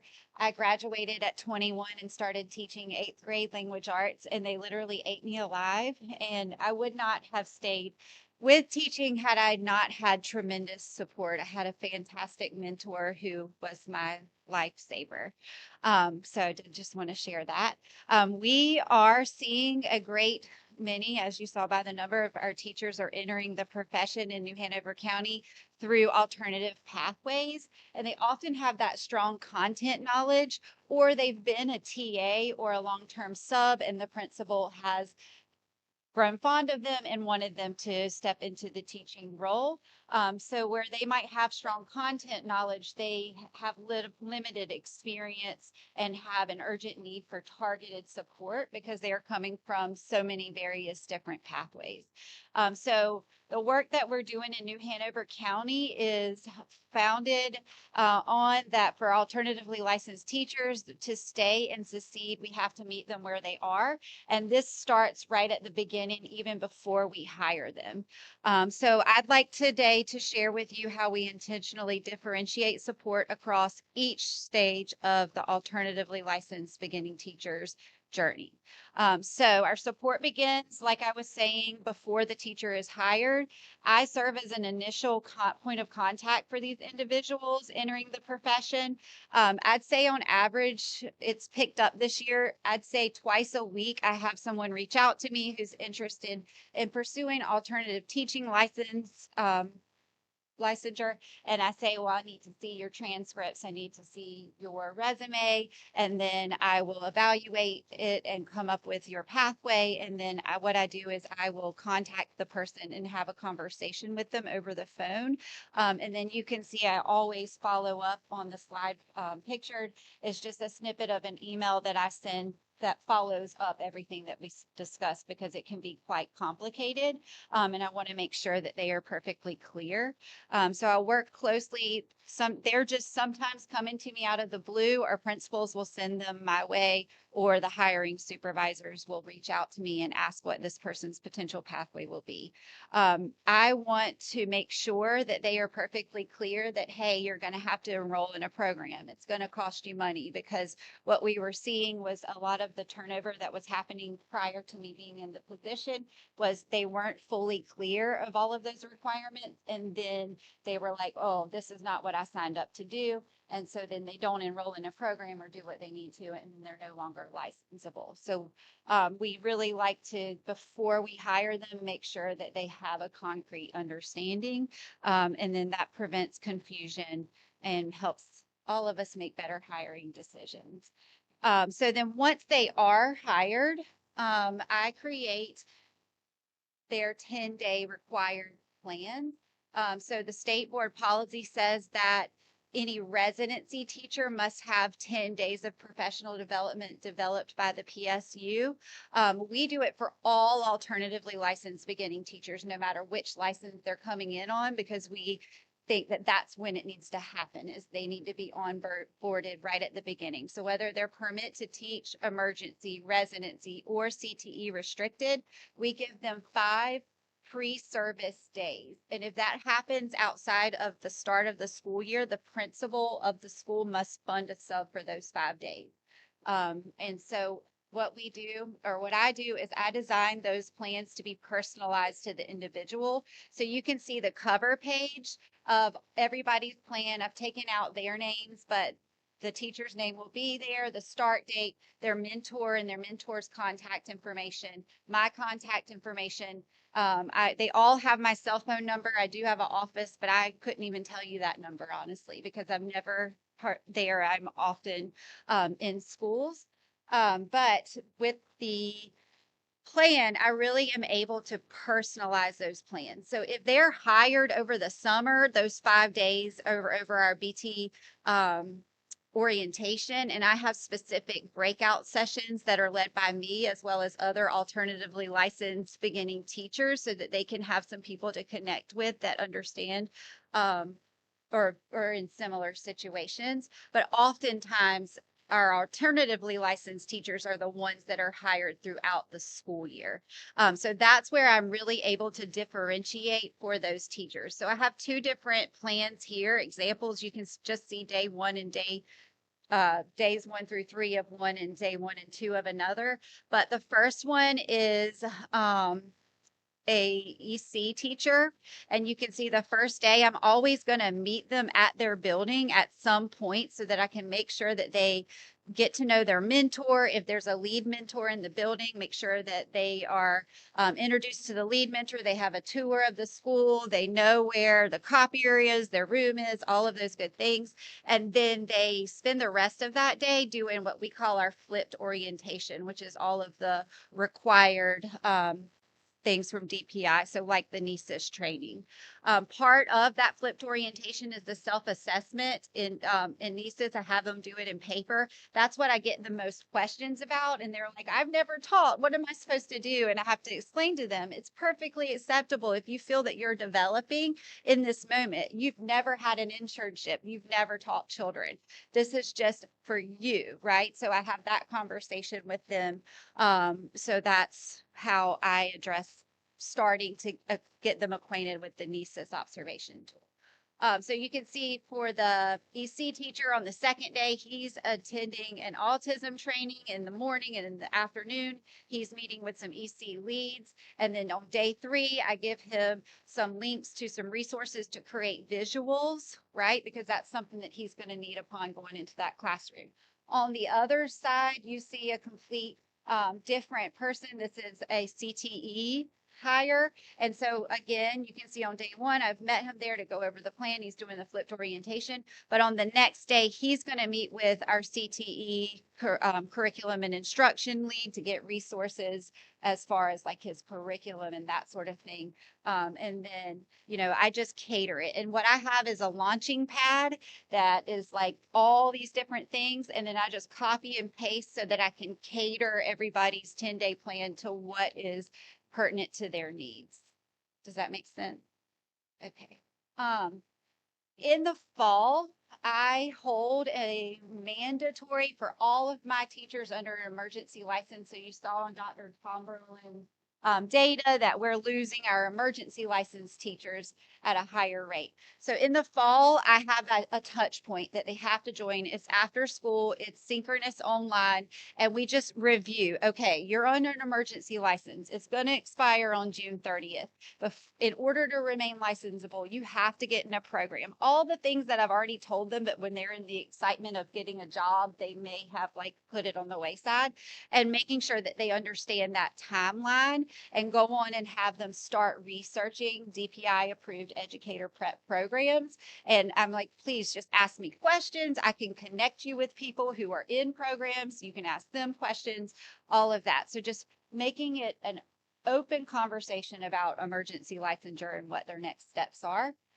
And then in January, I always have a choosing an EPP support session. So I'll reach out to various NCDPI approved educator prep programs and say, hey, I'm having this session. I give them the date. Would you have somebody who could join?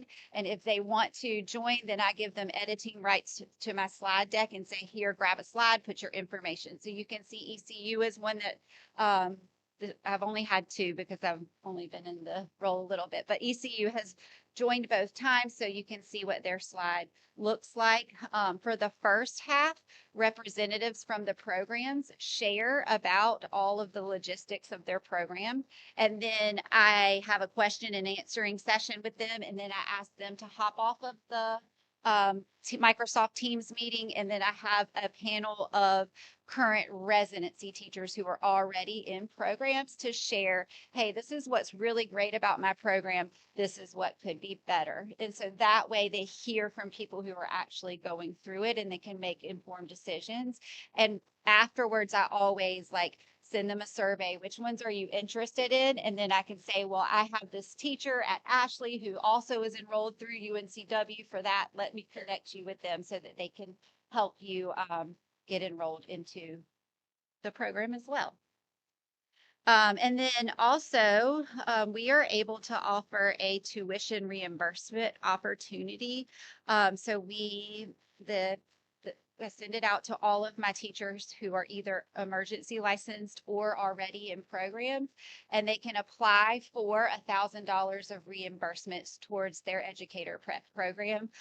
We award 10 recipients with $1,000. So we're getting ready at the end of this month to notify all of the 10 recipients who will receive this year's reimbursements. Turn this over to Brittany. Hi, so I would like to spend some time talking about the professional development opportunities that are provided at New Hanover County Schools. Thank you. And one that is particularly a favorite among our BTs is our guided observation opportunity. This is a chance for our beginning teachers to have a half-day observation at another school looking at one of our mentor classrooms. And that is a sub-paid opportunity through our Title II funds. We, as the beginning teacher support specialists, facilitate this opportunity. And with that, we do a pre-conference where we meet with our beginning teachers. We talk about what is happening in the classroom, what it is that they're looking to grow, what areas they want to grow in, and we set those goals prior to going into this classroom. During our time there, we have a time to talk, have conversations, grab information, get resources from that teacher. And then we go back and have a post-conference within approximately a week where we look back at those goals that we want to continue to grow our BTs in. And this is all requested through a Google form. All beginning teachers, years 1, 2, and 3, are provided this opportunity once a year. And it is definitely something that our beginning teachers appreciate, and we do hundreds of them. So our other opportunities we'd like to share for our beginning teachers, the first is the flipped orientation. This is provided to those teachers as soon as they start. It's our initial contact and the information that we provide to them. This is a virtual orientation. It's self-paced. And with that opportunity, our teachers are able to get an idea of our different departments. It's definitely a collaborative approach where we have the different departments introduce themselves, provide that essential information to get them started. But then it also provides information for our state board requirements, as well as the NESIS overview training. Guided observations, which I had mentioned prior. We also do monthly BT1 professional development. And that's an opportunity once a month for those beginning teachers to come in, and we provide them professional development specifically in CHAMPS and the STOIC framework. We also provide our BT2s and 3s with choice-based professional development in which they are required to come to a certain amount of sessions each year, but they get to choose those sessions that pertain to them and their needs. As Dr. Fink had mentioned, we have the Beginner to Boards program. We also do Ed TPA support sessions. And this year we just started the pre-BT support. Again, I think Dr. Fink had mentioned that, but that is for all of our BTs who did not meet the cutoff for this year, but will be BT1s next year. So we want to ensure that they get a good start, run on the ground running, right? That's the saying. And so with that, they also received the flipped orientation. They are provided 2 professional development opportunities before they really get in there and get started. And what is most important is that they are provided a mentor to get started with and go. Mentor professional development opportunities. Our professional development is mentor specific. It is choice based. They get to choose the 2 sessions that they need and pertain to them. We also really focus on mentoring our alternatively licensed teachers. And when we can, we try to align an alternatively licensed mentor to our alternatively licensed beginning teachers. And then again, also trying to support our mentors so that they are prepared to support our beginning teachers who need that Ed TPA requirement. And then lead mentors, that again is at our support on site programs. Those lead mentors are in the schools and help all of the other mentors that then support their beginning teachers. And we do provide lead mentor PLCs for them. That is done quarterly. So just going back to that guided observation, which I said is definitely the fan favorite. It's where we get the most results and support for our beginning teachers. And the feedback we get from that clearly shows how much it's appreciated. We see things like, it's nice to see what I want to implement implemented by another teacher and how they do it. Another BT has said, it has helped me to see an additional way to review and check for understanding and how to implement various knowledge checks at the end of modules and lessons. It's always wonderful to see how other classroom management, anchor charts, and classroom styles, and that guided observations give us ideas and have helped with student engagement during Wit and Wisdom. And I've seen them be more attentive as well as comprehending the lessons and a little bit better.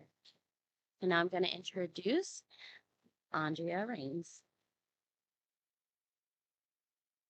Good afternoon. So to wrap us up, one of the major changes that we have made within the last 2 years is adding that additional licensure support, not just for alternatively licensed teachers, but our initially licensed teachers as well. We found many of our out-of-state beginning teachers were coming to us, having to retest, take Ed TPA because that was not required as part of their EPP, and then they were leaving the state. And so a couple things that we have added for our initial licensed teachers. We meet them as soon as they are hired to share their licensure requirements. So we've already started meeting with our BT1s for next school year so that they can look over their 3 years with us and an appropriate timeline to take the required tests, or if any will transfer from out of state. We also ensure that they apply for their initial license as part of orientation. So that is something that they have their active license, they have their requirement letter. We meet with them individually to go over their licensure requirement letter so that there is a clear understanding of what is expected over their time within the beginning teacher program. You heard a lot from Beth about what she does specifically for alternatively licensed teachers, but we want to make sure that no teacher is leaving the profession because they didn't understand their licensure requirements. So by meeting with them and tailoring these conversations, we are able to ensure that that is a non-issue for most of our beginning teachers. And then our funding sources. Dr. Fink mentioned that we are housed within our Human Resources Department, and due to being a larger district, we do have a substantial amount of Title II funds. And so that is what most of our program is funded through. Out of our 4 specialists, 3 of our positions are paid from Title II, and then 1 position is paid out of our Human Resources Department budget. Stipends is a huge part that we use. We do pay our mentors $100 a month for the 10 months of the school year. So they have a $1,000 stipend for mentoring from a pre-BT all the way through a BT3. If they mentor more than one beginning teacher, they get an additional $50 each month for that additional beginning teacher. We recognize that they are pouring a lot of time into and investing in our beginning teachers.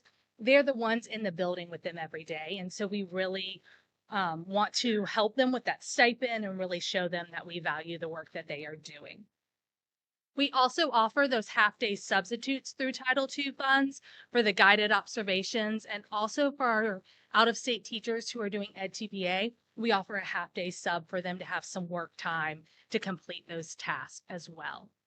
We also use a good amount of our funding for BT1 orientation. When our BTs walk in day one, we want them to know that they are valued by our district, that we want them to be included. We have BT t-shirts that they get day one so that they can wear those for the remaining time.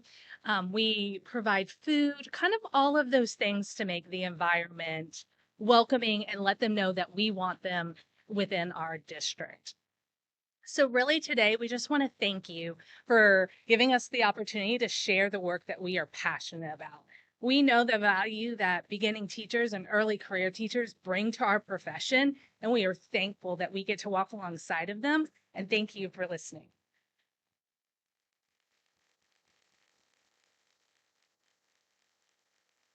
And absolutely, thank you. I am telling you, Dr. Jordan, your team, this has been an afternoon of kind of living and understanding the lives of teachers and principals, what we can do to better listen to them, hear them, support them, and hopefully keep them.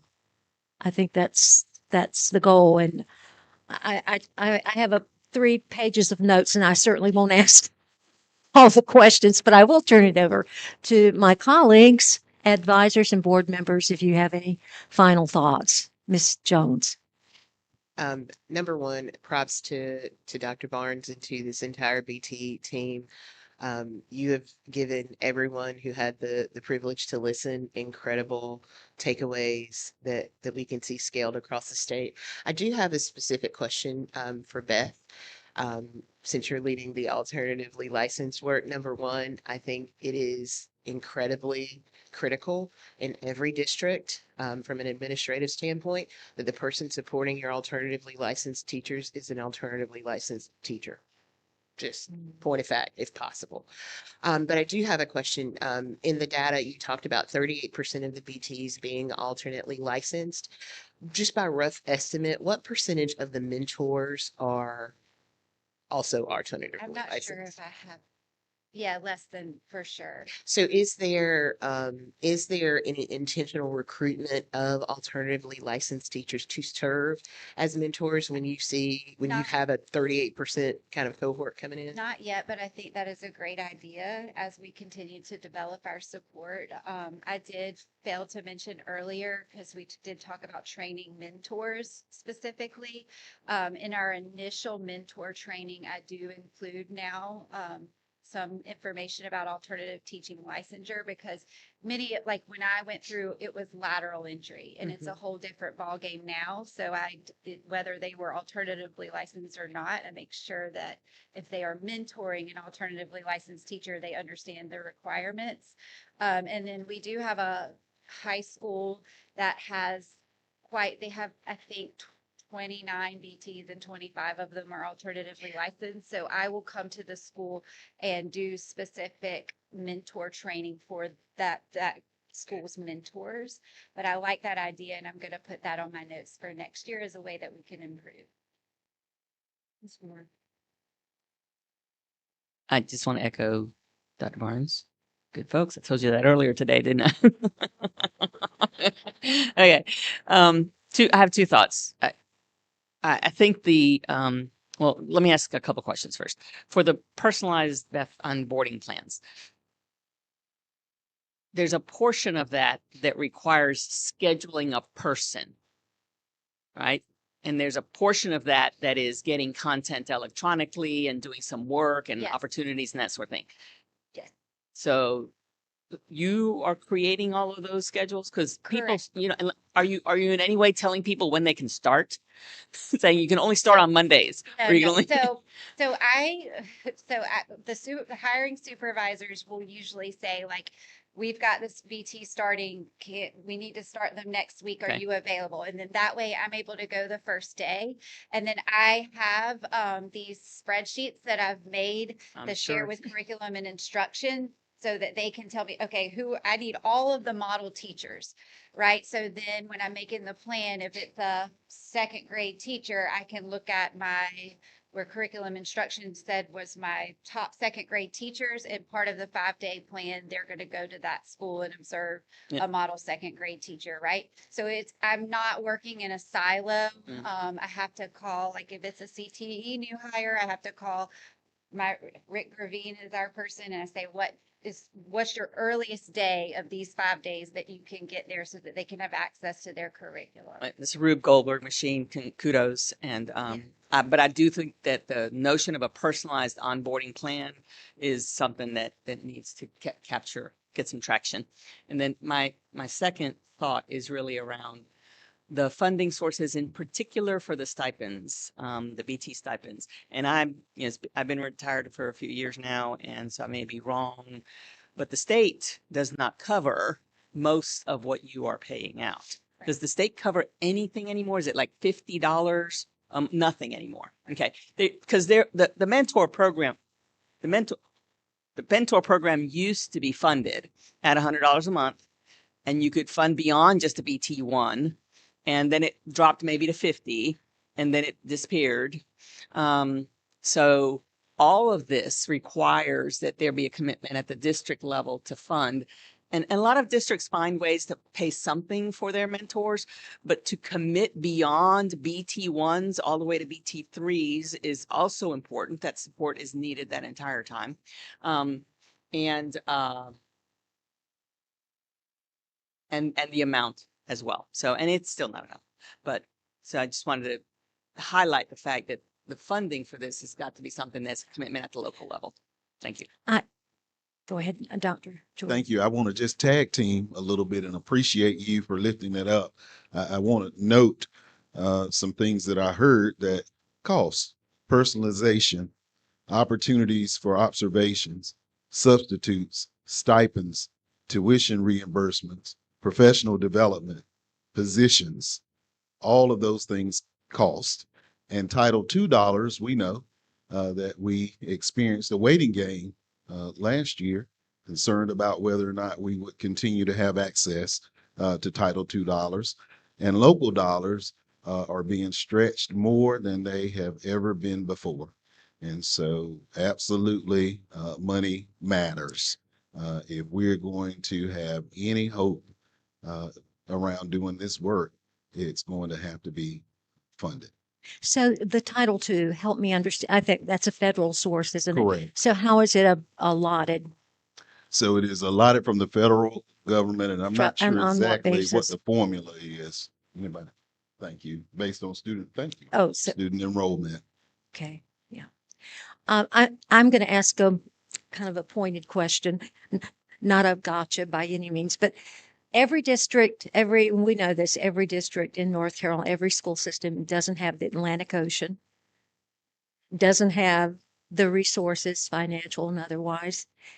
So what would be the one thing that matters most in supporting,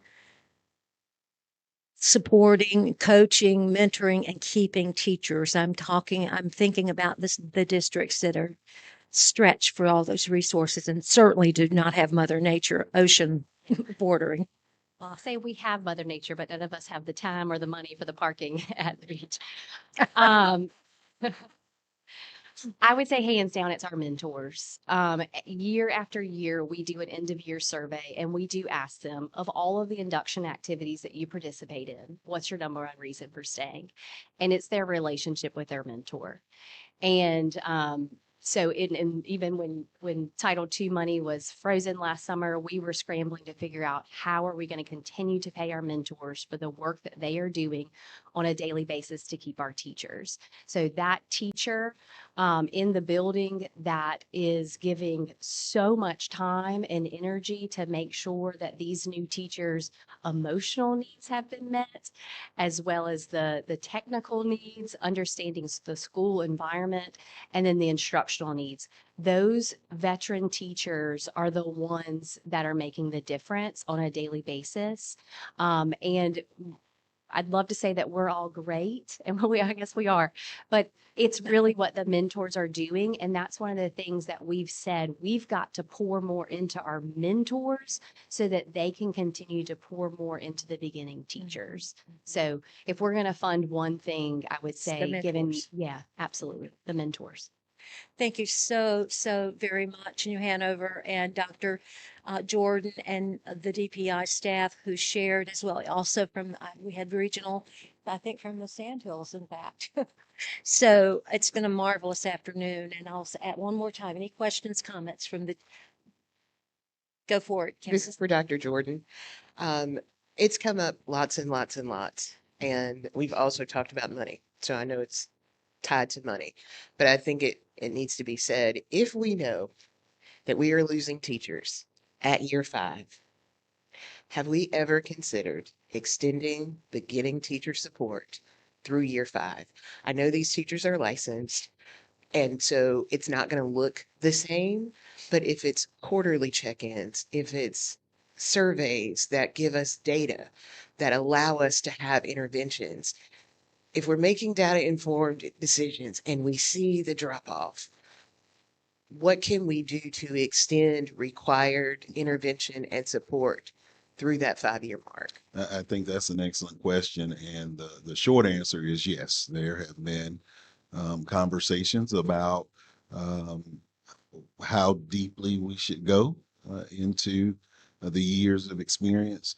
And it does absolutely go back to money. But we will be tasked with coming back to this board with additional proposals around revisions to the policy. And I'm excited about the potential to lock arms with the new teacher support folks in hopes of being able to leverage their research and get a real handle on whether there are strategies that are appropriate for specific years and ascertain how we may be able to more fully wrap our arms around those teachers and zero in on the highest leverage strategies. Absolutely. Vice Chair Duncan.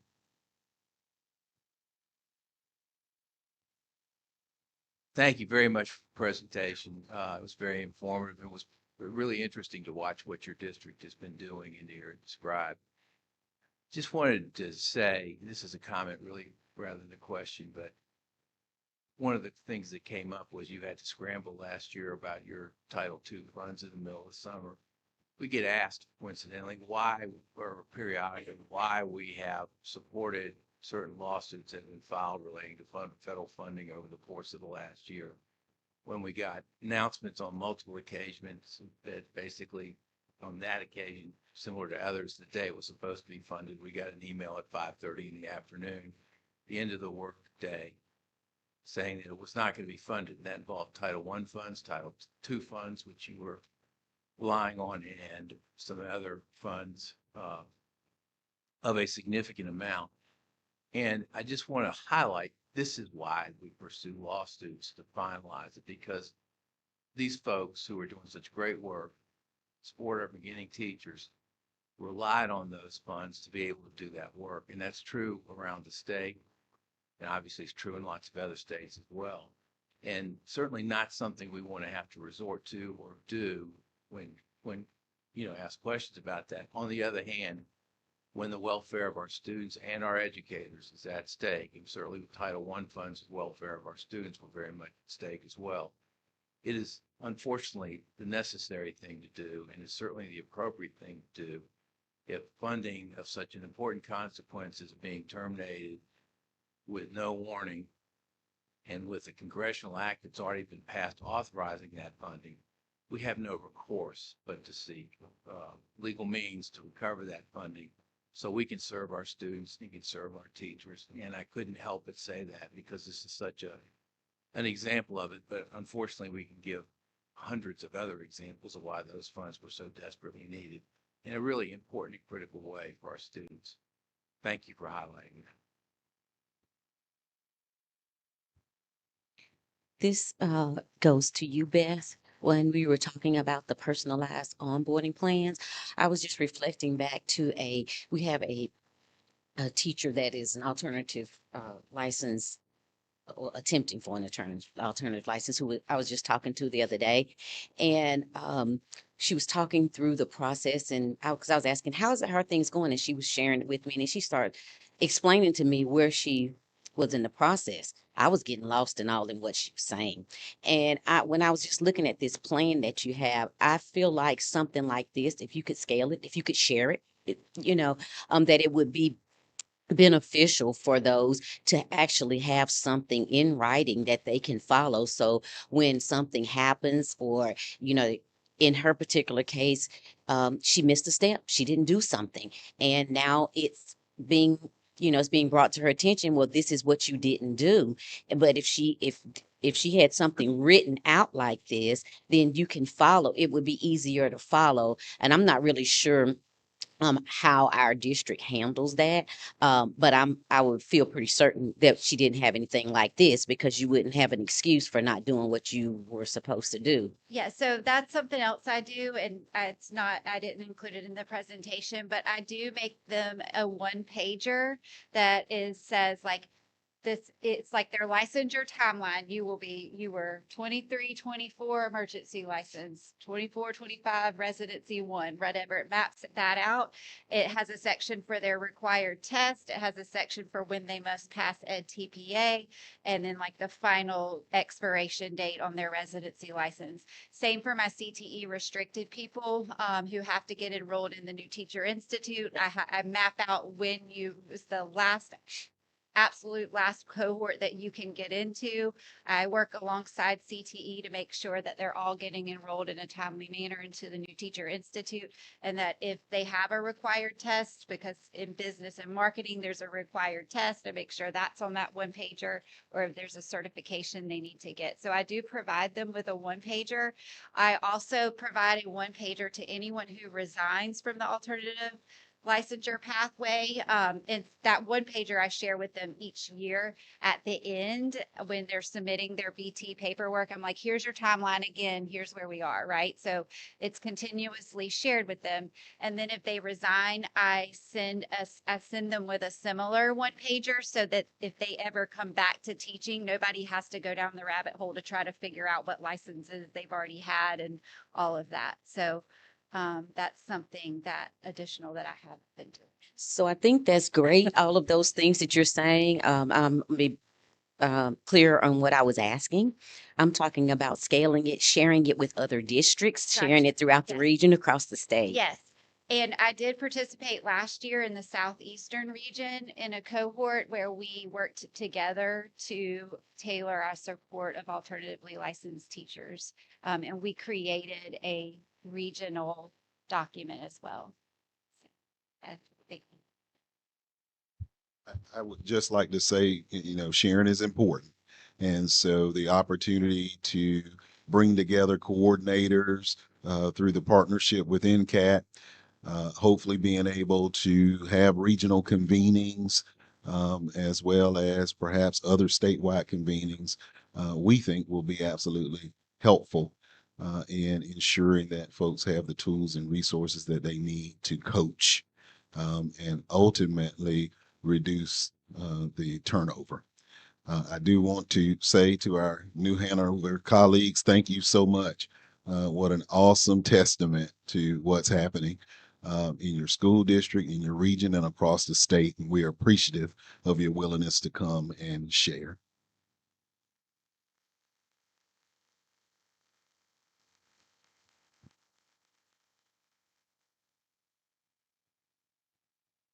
and participated with the Principal Advisory Committee and the work that you're doing with the pilot study on the Principal Working Condition Survey. That concludes the afternoon, my portion anyway. Thank you, Dr. Oxendine. Oh, let's take a break. We'll come back at 3:55. 3:55.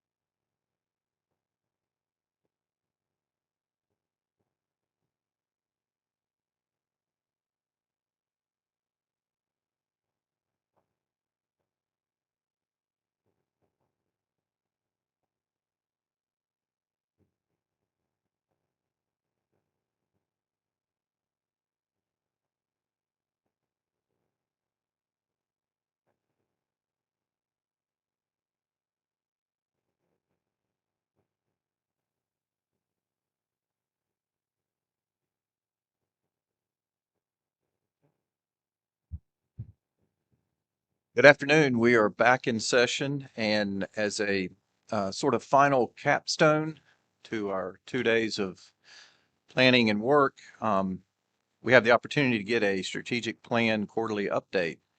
And, this is really fitting because everything we do fits within, supports, and contributes to implementing our strategic plan, which we are so thankful for. Superintendent, it's a terrific plan that you and your team developed for our state. And so at this time, I'm delighted to turn to our Senior Director for Government Affairs and Strategy, Mr. Jeff Coltrane.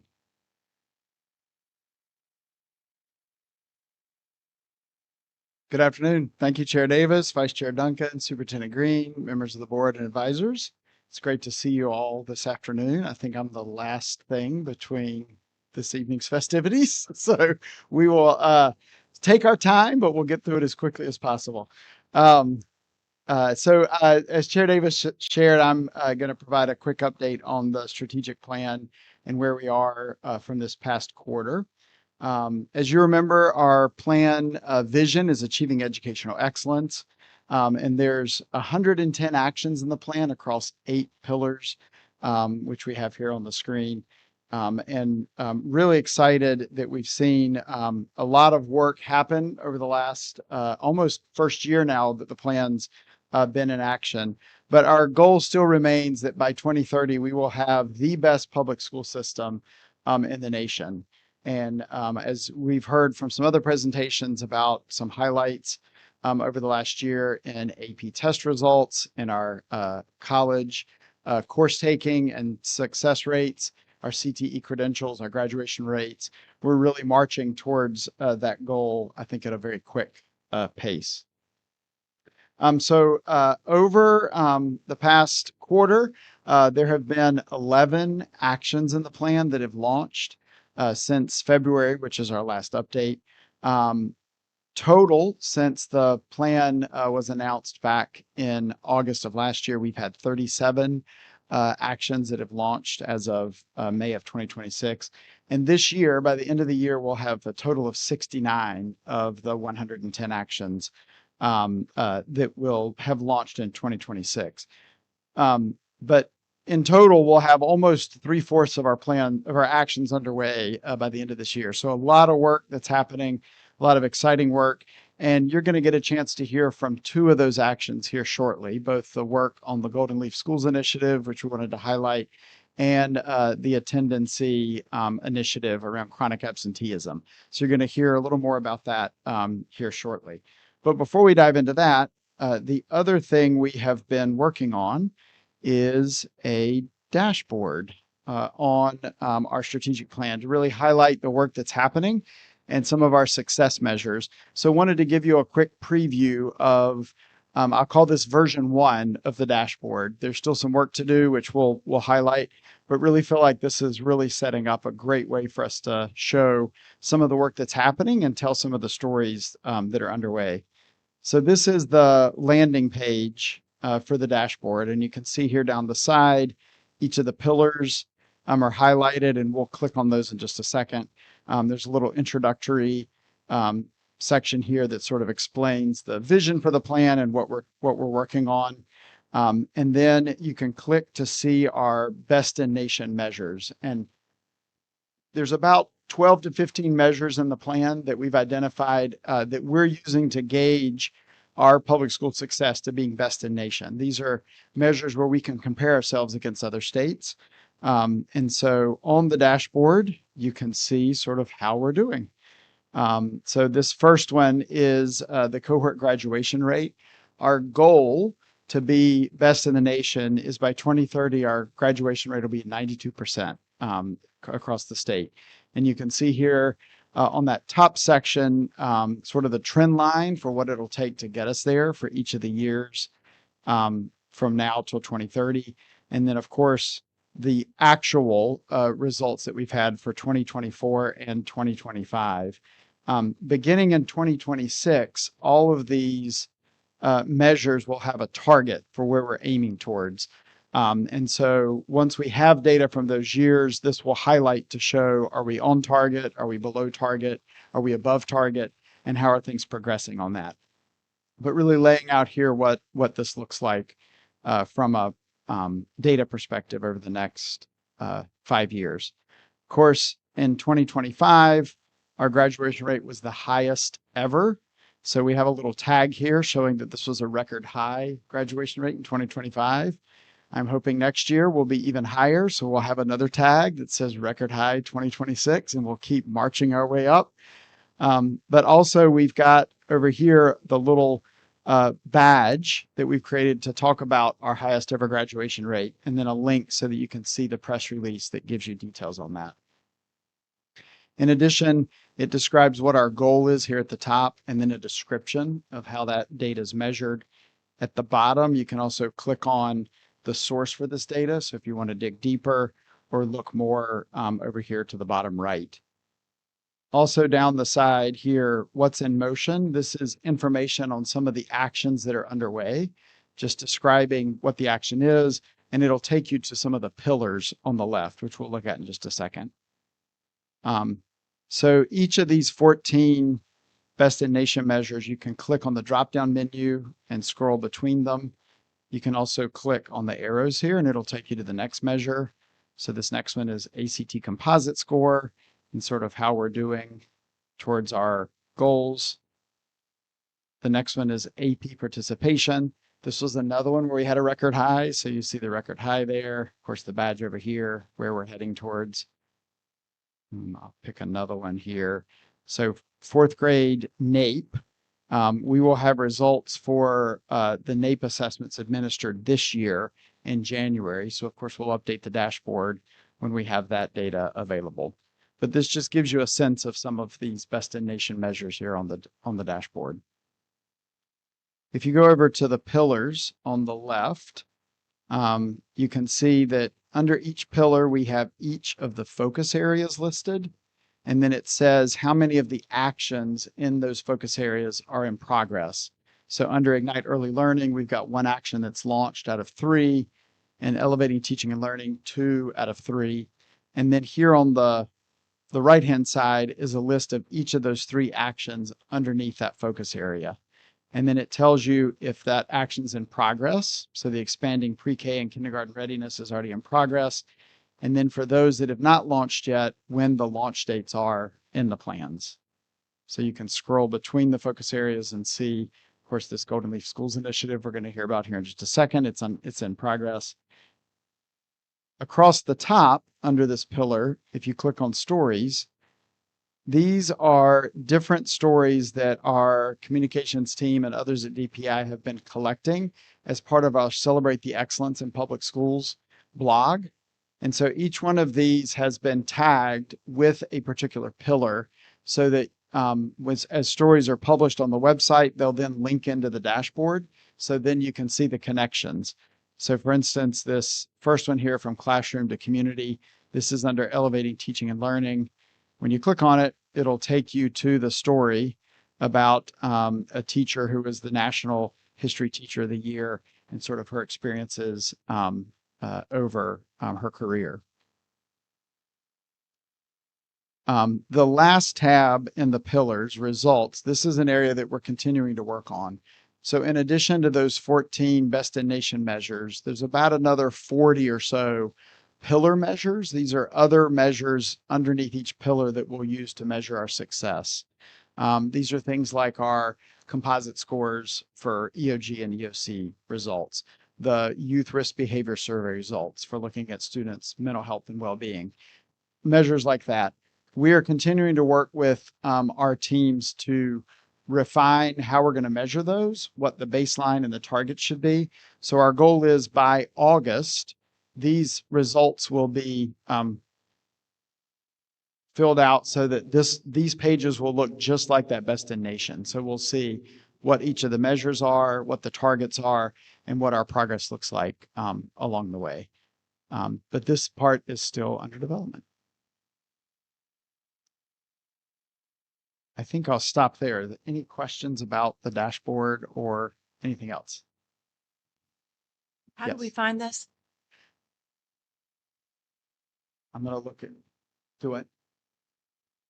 It's not published yet, so it's Preview. yeah. This is a preview, so So do we know when that's going to go live?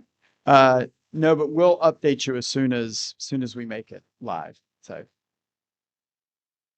this is a teaser. So, and I do have to say, Andy Baxter on Dr. Jordan and Dr. Tamerlan's team has been leading the development of this and has done a great job. He also does the dashboards for the EPP performance, for the I think he does the EOG and EOC work, and so he's done a great job with this. So just hats off to him.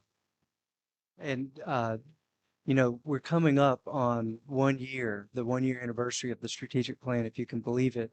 You all approved it unanimously August 2025, and our goal is to have this, whatever version it is, completed and published for the next quarterly update, which will be the 1 year anniversary.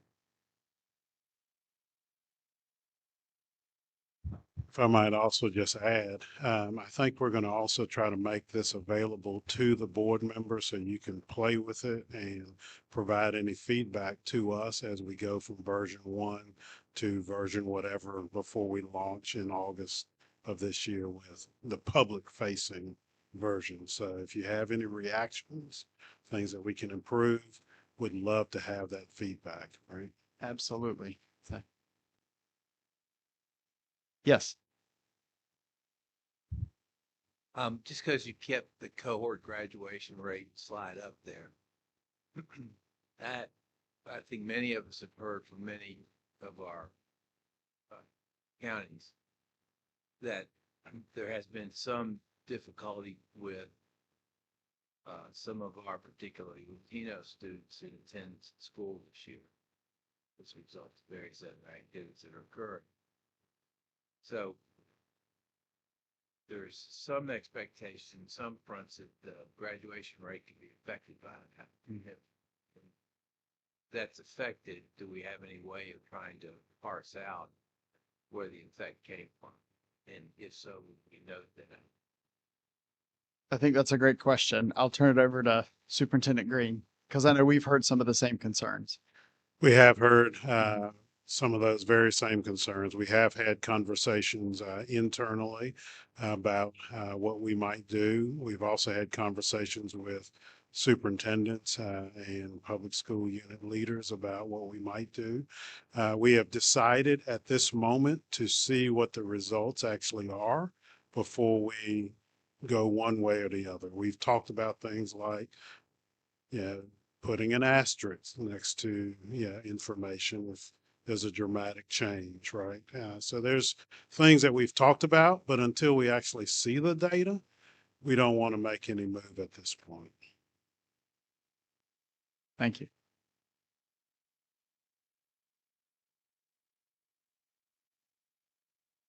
Any other questions?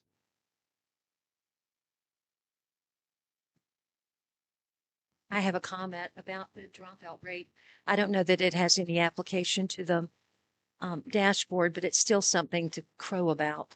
The American Indian dropout rate this past year is the lowest since the dropout data have ever been collected in North Carolina.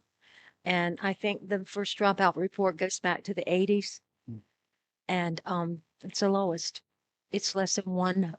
Well, I won't go, I'm not going to quote anything. I'm just going to say it's the lowest it's ever been. That's great. Hopefully we'll see that in the cohort graduation rate moving forward, especially when it's disaggregated by race, ethnicity. Great. Well, for our two updates today on actions in the strategic plan, I'm going to invite Rachel Wright Junio and Cole Smith up, who are going to share some updates on the Golden Leaf Schools initiative. And then following them, Sean Kellogg will come up to talk about our attendance, chronic absenteeism work. So I will turn it over to them.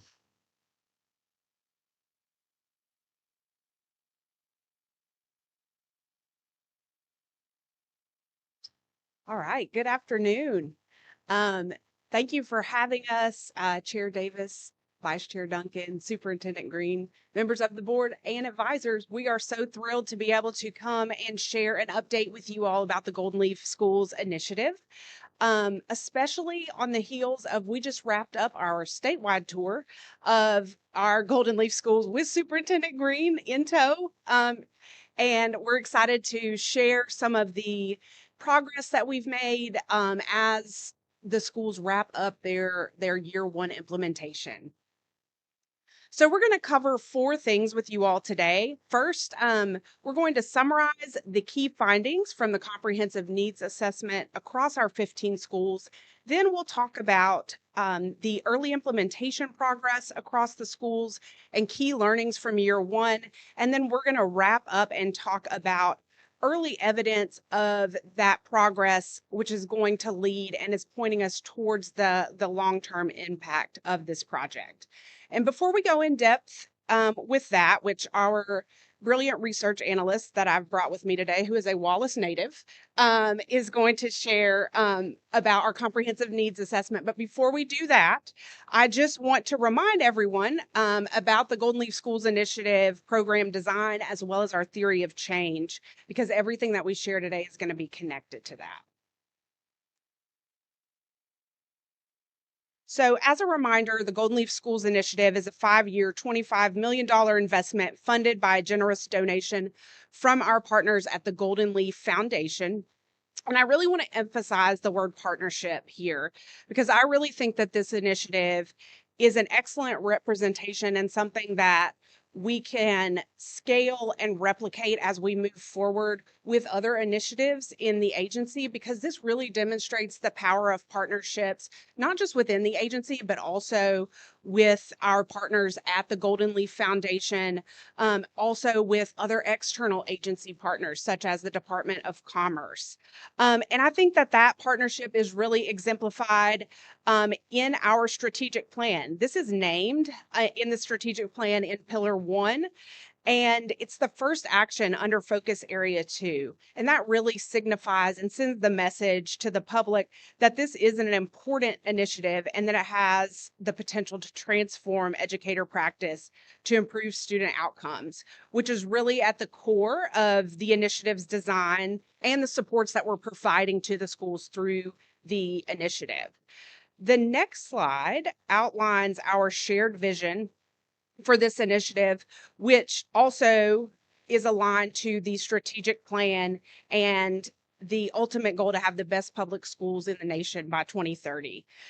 This initiative really exists because we, along with our partners at the Golden Leaf Foundation, believe that rural middle schools can and should be models of educational innovation, and that every student deserves a rigorous career-connected education that prepares them to pursue the post-secondary plan of their choice. And the supports that we provide for our schools through the initiative includes job-embedded coaching, math curriculum resources, participation incentives, teacher and administrator development, Marzano's High Reliability School Framework, which is the core framework that we are using to lay the foundation for school improvement and transformation, career development and durable skills training, and resources for educators and students. As a reminder, we currently have 15 schools across 2 cohorts that serve over 8,000 students and 500 teachers. The first cohort is the Transformative Schools cohort, which consists of 10 schools who are designated as low performing in the 23-24 school year. And they're really focused on establishing those foundational systems needed for whole school transformation through Marzano's High Reliability Schools framework. They're also focused on improving math outcomes by strengthening standards-aligned and data-driven instruction, which is supported by coaching from our team, as well as implementation of the Open Up Resources math curriculum. The second cohort is the Personalized Competency-Based cohort, which consists of 5 schools that are focused on implementing mastery-based learning, which is also supported by the Marzano's High Reliability Schools framework. Though the cohorts have different starting points, they're able to learn from each other through this cohort model. And also, they have the unifying framework of the Marzano's high reliability schools. They're both working within that framework to unify across both cohorts. So now that I've kind of reminded you of the cohort structure, the inputs for the program, and the way that the program was designed, I am happy to turn it over to my colleague Cole Smith, who is going to share about our theory of change and the comprehensive needs assessment. Thank you so much, Rachel, and thank y'all very much for letting me speak on behalf of our amazing educators today. As Rachel said, I would be remiss if I didn't mention that I am a Wallace native. I'm a very, very proud public school graduate from Duplin County Schools. So we're doing a really big full circle moment here because the last time I was in this room, I was actually wearing a tux and I was waiting tables. So we've got to come very full circle here. And on top of it, I got to bring my mom to work today. So it's been really fun. It's been really good. And so, just like I've been telling my principals for the past 2 weeks, I'm always going to be bringing up this logic model when you see me, mostly because we're throwing a lot of things at these folks all the time. However, they all end up mapping directly onto this logic model, and all of the work that we will do to evaluate it is also based on it. And so, just as Rachel just mentioned, the key components that we are throwing at them are the high reliability schools core framework, leveled and targeted coaching, etc. But today, I really want us to focus specifically on the outcomes, and then on top of it, our short-term outcomes. So in these very first 2 years, our schools are really focused specifically on building district and school leadership capacity, aligning math instruction to the North Carolina Standard Course of Study, math teachers using data to drive instructional practice on a daily basis, and math teachers differentiating and personalizing math learning for students. And then on top of it, we're also hoping to track how students are making the connection between math and their eventual careers. And then lastly, building out school culture and climate. And again, just like Rachel mentioned, we have two very different cohorts, but they all are unified under the same message that every student in rural North Carolina experiences high quality, relevant, and future-ready learning.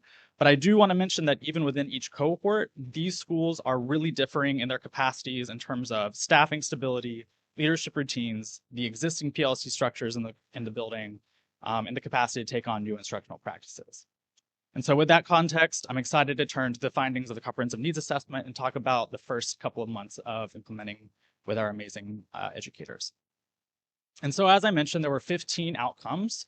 However, I don't want to try to belabor the point on each 15, so I kind of bucketed them here into 4 distinct categories, and that's leadership capacity, instructional alignment, and quality in mathematics, school climate and culture, and then career alignment in post-secondary pathways. And so I want to start off by talking about leadership as one of the biggest foundational pieces of this. And it's really been nice to follow a lot of the work from the Teacher Working Conditions Survey and Principal Working Conditions Survey, because a lot of these findings are going to be validating a lot of what has been presented today as well. And so what we know in our schools is that our teachers perceive their principals being very, very proud to be a part of that school and being very committed to their students. That's a fun update.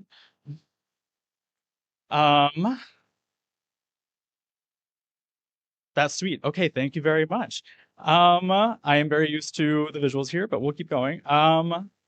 So yes, in terms of the strengths that we're finding in leadership, we're seeing that our principals are really engaging with our teachers in this high reliability framework in the immediate, right now. The challenges, however, have been raised, but they are structural. There's limited protected time. There's competing. They're competing school, district, and state priorities at any given time. And then on top of it, teachers have a really hard time trying to balance every day classroom management. Is the deck? Can y'all see the deck? No. Oh, okay. Sorry. No. Thank you. Uncle Jamie mode. Now you're making my nerves feel a lot better. That's great. Oh, so I got you, baby. 3, 2 seconds. Wait for it. Love you. Perfect. Thank you. And right, as I was diving in, there are very many structural challenges happening in these school buildings. So there is limited protected time. There's competing school and district and state initiatives at any given point, staffing instability, and then sometimes fragile routines for follow through. But this distinction is important because it's not a lack of commitment or talent in these school buildings. It is a very complex system of capacity challenges. And we are already seeing schools begin to do to build on those systems in concrete ways. I'm scrolling down. Awesome. And so in year one, schools are already moving from awareness to improvement routines directly. To support the implementation of HRS, the High Reliability Schools model, and school improvement, every school team is receiving direct coaches from 6 coaches. 3 are directly from our team, the leadership, assessment, and mathematics coaches, and they're also supported directly by 3 Marzano coaches as well through all 5 years of this work. In addition, they're very unhappy with me at the moment because I have made them create a SMART goal for each of our 6 short-term outcomes. And then I'm holding them accountable to a monthly data reflection cycle in which we're reporting on progress and updates for those. And so that's under the PDSA, Plan, Do, Study, Act, where they plan an intervention, they try it out in their building, they collect data and analyze its success, and adapt if they need to. And then... Oh, no, I'm still here. Sorry. Thank you. But I do want to mention very specific promising practices that are happening in some of our schools. And so Swain County Middle has actually built a weekly walkthrough system where teachers receive regular feedback and teachers are beginning to participate in peer observations and using shared observation tools. At Carver Middle, they're developing teacher leadership by having teachers re-deliver PLCs and doing so independently without principal input. And at Wesley Middle, they've created common PLC templates and shared folders so grade level chairs can have collaborative conversations a little bit more visibly across all classrooms of the building. These examples are learning systems that allow teachers to participate in decision-making and instructional improvement. And we are seeing the same movement from broad adoption to structured implementation in mathematics as well. Now scroll. So in mathematics, we are seeing strong early progress in standards alignment, especially specifically for our TS schools that are working in common formative assessments, those CFAs, more regularly. Most math teachers across every one of our TS schools are using open up resources in everyday classroom instruction. And grade 6 specifically appears to be a very strong entry point with very high proficiency compared to 7th and 8th. But that is actually not shocking compared to a lot of the assessment data we've seen in the past. At the same time, the needs assessment makes very clear that material alignment is not the same thing as instructional depth. The next phase of work is helping teachers move from using the curriculum with fidelity, or for teachers moving to use the curriculum with fidelity. And so the message really is the foundation is strong, and now we are deepening instructional practice. And while it's still early, we are beginning to see some encouraging signals from this assessment data. And so my graduate school committee would be very angry if I didn't mention that I am not trying to make a single causal claim about anything in the first year of implementation because schools are still learning this new curriculum. They're still learning how to take these assessments and they're still learning how to do these routines. And that said, the CFA data is giving us a little bit of hope. We are seeing grade 6 get a unit 2 bump. So after that first unit assessment, they've started a slow rise since then as they've gotten more accustomed to the open up curriculum and assessments because they're quite different than what they're used to. In 7th grade and some clusters of our schools are doing really fantastic across all 8 units or 10 units. And these are early indicators, but they matter because they suggest when curriculum, pacing, coaching, and data conversations align, students can adapt and respond very quickly. And that data also helps us identify where implementation is gaining traction so we can learn from the schools and the classrooms and share so we can scale up to all of our other classrooms. And so coaching really is the engine of this work. The Golden Leaf Schools Initiative is aligning coaching across leadership, mathematics, and assessment so schools are not receiving disconnected supports. Schools are beginning to use dashboards, walkthrough tools, PLCs, coaching logs to connect data directly to instructional practice more consistently. And then we're also still seeing some really awesome examples in our schools. East Rutherford is now conducting 4 math walkthroughs each week and using data to refine pacing and intervention. Northern Middle is backward mapping open up units and regrouping students for rater time based on assessment data. And Swain County Middle and Waynesville Middle are beginning to use proficiency scales with fidelity to support differentiation and student progress monitoring. The common thread is that schools are moving from curriculum adoption to more intentional routines for feedback, data use, and differentiated instruction. And that is exactly the kind of work we were hoping to see in year one. And so now I'm going to move to what we are finding is to be one of the other more crucial pieces of this work, and that is school climate. And so what we found is kind of similar to school leadership. We see a very strong identity for every teacher, being very proud to be in the buildings that they work in, very proud to be serving the students they're serving. However, within their buildings and across our schools, trust and psychological safety differ greatly. And that was very, very important for us as we move forward. In schools where staff had perceptions from the NCTWC and then the HRS leading indicator survey, where there was high perceptions of teacher agency and involvement in decision making, early implementation has been smoother, just to validate that. And those schools are often better positioned to absorb new supports because teachers understand the why of why they're going through the changes that they are. They have clear communication channels, both within and across teams, and they see themselves as a part of the change process and not being acted upon. This is why school culture is not separate from implementation. Culture affects whether new instructional practices take root, and it affects whether teachers feel safe trying something new. For the Golden Leaf Schools initiative, improving climate actually just means strengthening the conditions that make instructional improvement possible. And we're already seeing concrete steps in that direction.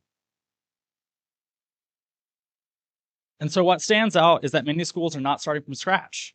They already have very strong school cultures in place, but our work is really helping them to align and make those practices more consistent, more data informed, and more connected to school-wide goals.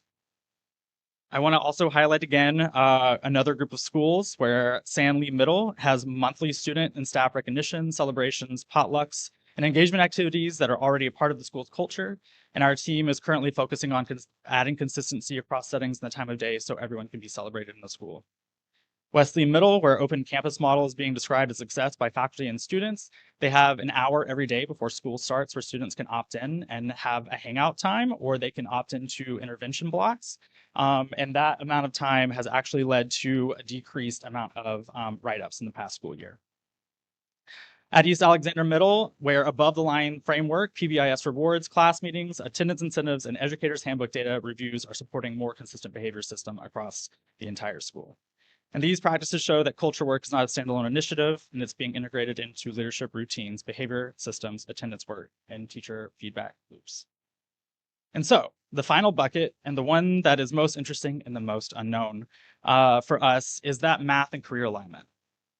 And so this is really a strong area where the Golden Leaf Schools Initiative can get a lot of information because many schools already have strong connections and their school system have strong connections to the local labor markets in their counties and the existing pathways that they have. Some of the middle schools actually have CTE offerings, career fairs, advisory structures, career development coordinators, and community partnerships.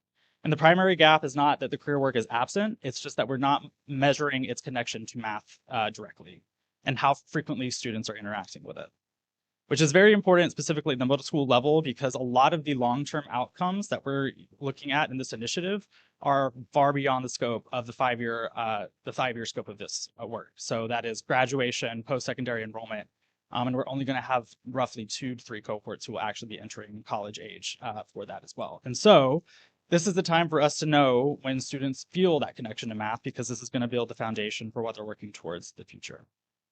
And so last but not least, I do want to mention one more set of schools that are doing really amazing work in this field. Waynesville Middle has partnered with their career development coordinator and the State Employees Credit Union for a Mad Money simulation where every single student was given a career and a salary and they had to make financial decisions with each other, which was really exciting. Birdsea Middle School had a career connected night at Food Lion where they actually brought parents and students together to talk about grocery shopping in the context of EOG questions and talking about taxes as well, which is really cool. And Swain County Middle is developing math-related career infographics, standards, career alignment matrices, grade level lessons, and they're actually doing student surveys to measure career awareness right now in year 1, which is very early. And then last but not least, East Rutherford has created math career bell ringers, school-wide quiz structures with early student participation data being actively collected. And so really from this one, what we kind of found to be most exciting is that a lot of these are not very high level lifts. They're very low lifts. So they're doing bell ringers, infographics, advisory prompts, classroom displays, career simulations, and making connections to the coursework they're already in. And so I've been rambling for a minute, so I'm going to take a step back and we think about those 4 buckets all together. Based on everything we've learned so far, I'm going to talk to you about what our next steps look like. And so the Golden Leaf Schools Initiative is a learning system.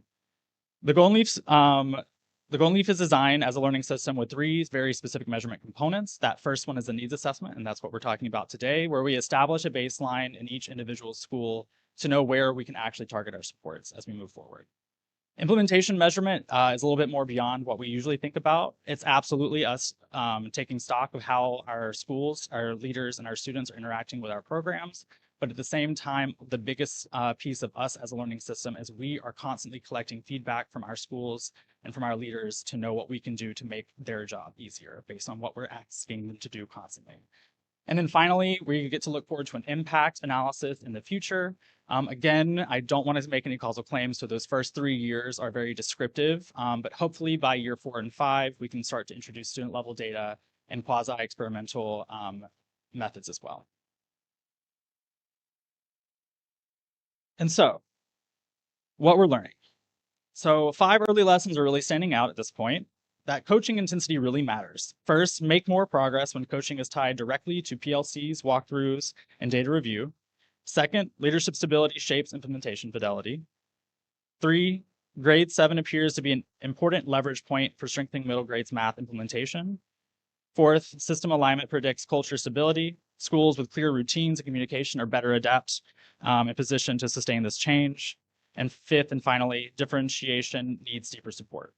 Schools are using data in small groups, but consistent differentiation during core instruction remains pretty uneven. These lessons are already shaping how we refine our support for schools, and those lessons point directly to our early implementation priorities as we continue to move forward. And so, based on the needs assessment and early implementation evidence, we are focusing on these 5 priorities on the screen. But for an example, for protecting instructional leadership time, our coaches are actively working to build principals' capacity for distributive leadership so they can actually spend more time as instructional leaders. And additionally, our math and assessment coaches are working with teachers this summer to ensure that all coaching cycles leverage common formative assessments, pacing, and improve teachers' ability to leverage these data to inform instruction daily. As we continue to refine for Plan 2, and based on all of these areas for growth, we still remain very optimistic. And the first reason why is they're doing it, y'all. They're participating. Implementation is hard. There was some pushback, but we're all opting in. And we are learning from each other every day, and it's been fantastic to learn with each other. And these coaching systems are operational. Early common formative assessment gains are visible. Leadership engagement is strong, and data systems are increasingly in place. These are not small accomplishments in year 1, and they are conditions that make the longer-term impacts that we're looking for much more possible. So I'm going to close by returning back to our central message, which is the Golden Leaf schools are not struggling because of lack of effort. They are navigating fragile structural challenges, time, staffing stability, competing initiatives, and uneven implementation capacity as what's driving these barriers. As demonstrated by the promising practices and the examples shared today, you can already see our schools starting to grow and that the Golden Leaf Schools initiative is doing what it was designed to do, helping schools turn commitment into coherent systems and coherent systems into stronger opportunities for students. And with that, I'll pause for questions.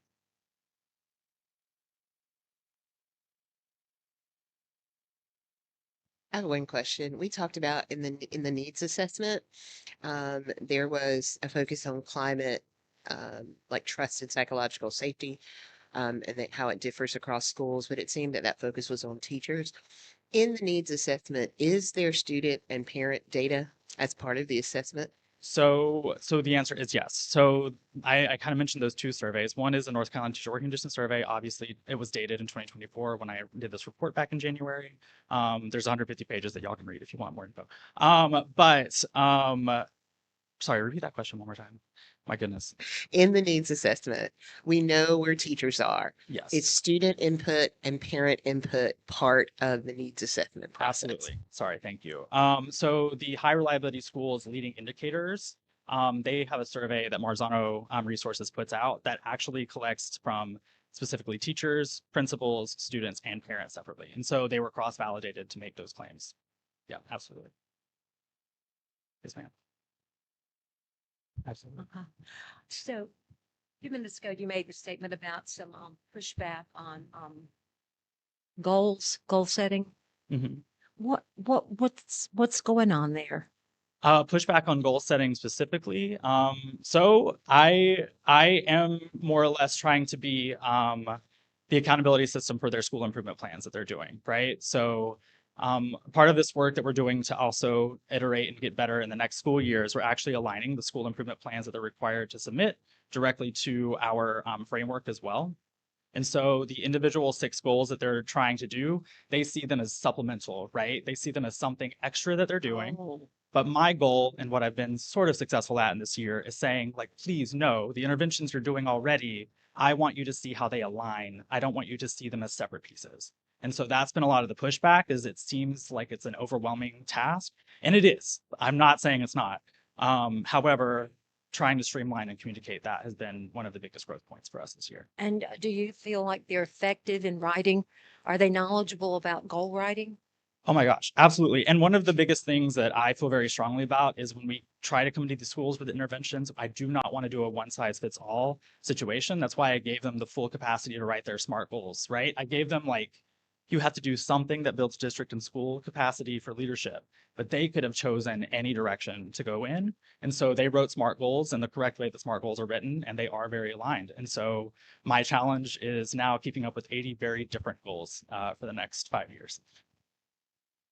One of the things I would ask you to tell our listening audience and for us is how you're communicating this out, because I've seen some amazing posts, but I want to make sure that everybody is looking at what you're doing for this school's initiative. Absolutely. And I know there's some more Facebook posts and things coming in the future. But a lot of this work, and I just want to clarify, sharing with the public or sharing within the schools themselves, the public. A lot of that information has been shared specifically through Facebook and Instagram. And a lot of the work that's been going on in terms of doing the school visits have also been shared out as well. Yes, and with all of the school visits, our comms team at DPI has done a great job highlighting all of those visits that Superintendent Green was able to join us on. And then also we are working on drafting some information just as kind of a culminating overarching piece that's going to summarize all of those visits across the state that we've been doing for the last 2 months. So we'll be putting that out. Thank you. And I've seen a lot of those, but for our listening audience who wants a minute and a half or 2 minutes smart bit, they're really amazing. So thank you. Thank you. I just want to uplift the use of the logic model at the front end around all of this work, because things like logic models where we set out the problem, short-term outcomes, long-term outcomes, the components of the outcomes, the measurements that go with each of them, there is room for that sort of practice all the way down to the classroom level when a teacher does something new, certainly through PLTs, school improvement plans, district level, state level work. And we too often do not engage in a logic model type approach. So that is why at the end of the day, when we are trying to figure out what to take off teachers' plates, we can't figure out what to take off their plates because we don't really know what's working. And so I just want to lift up and applaud the use of the logic model for this. And then to also say, and I think that dovetails perfectly with why this should impact their school improvement plan, because then it does become integrated. It is actually the opposite of the concern that they have. It will become one thing instead of multiple things. Slowly, but thank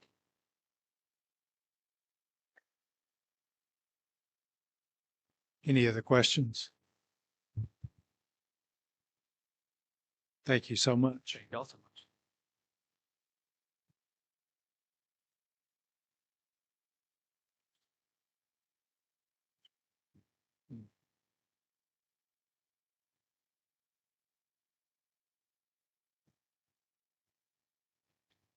I think so.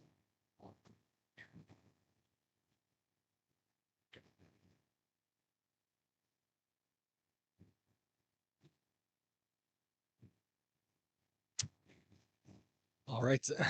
I know it's been a long day, so I'm going to keep this as brief as possible. I just wanted to give a quick update on our attendance counts initiative. Just as a quick refresher, attendance counts is our statewide strategic plan initiative focused on reducing chronic absenteeism by 50% by 2030. I think I shared this at our last State Board of Education meeting in March. In the 2024-25 school year, we had 24% of our student population that was chronically absent. That means we had about 400,000 students across the state that missed roughly a month, and then sometimes, in many cases, more than a month of school for that school year.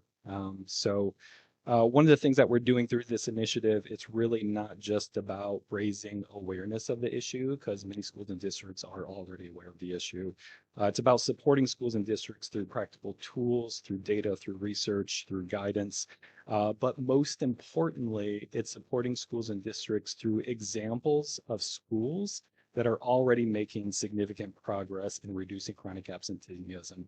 Because I think that's really where the answer is to addressing this solution, is by helping other schools learn from the schools that have figured out how to adjust this, how to fix this in their schools.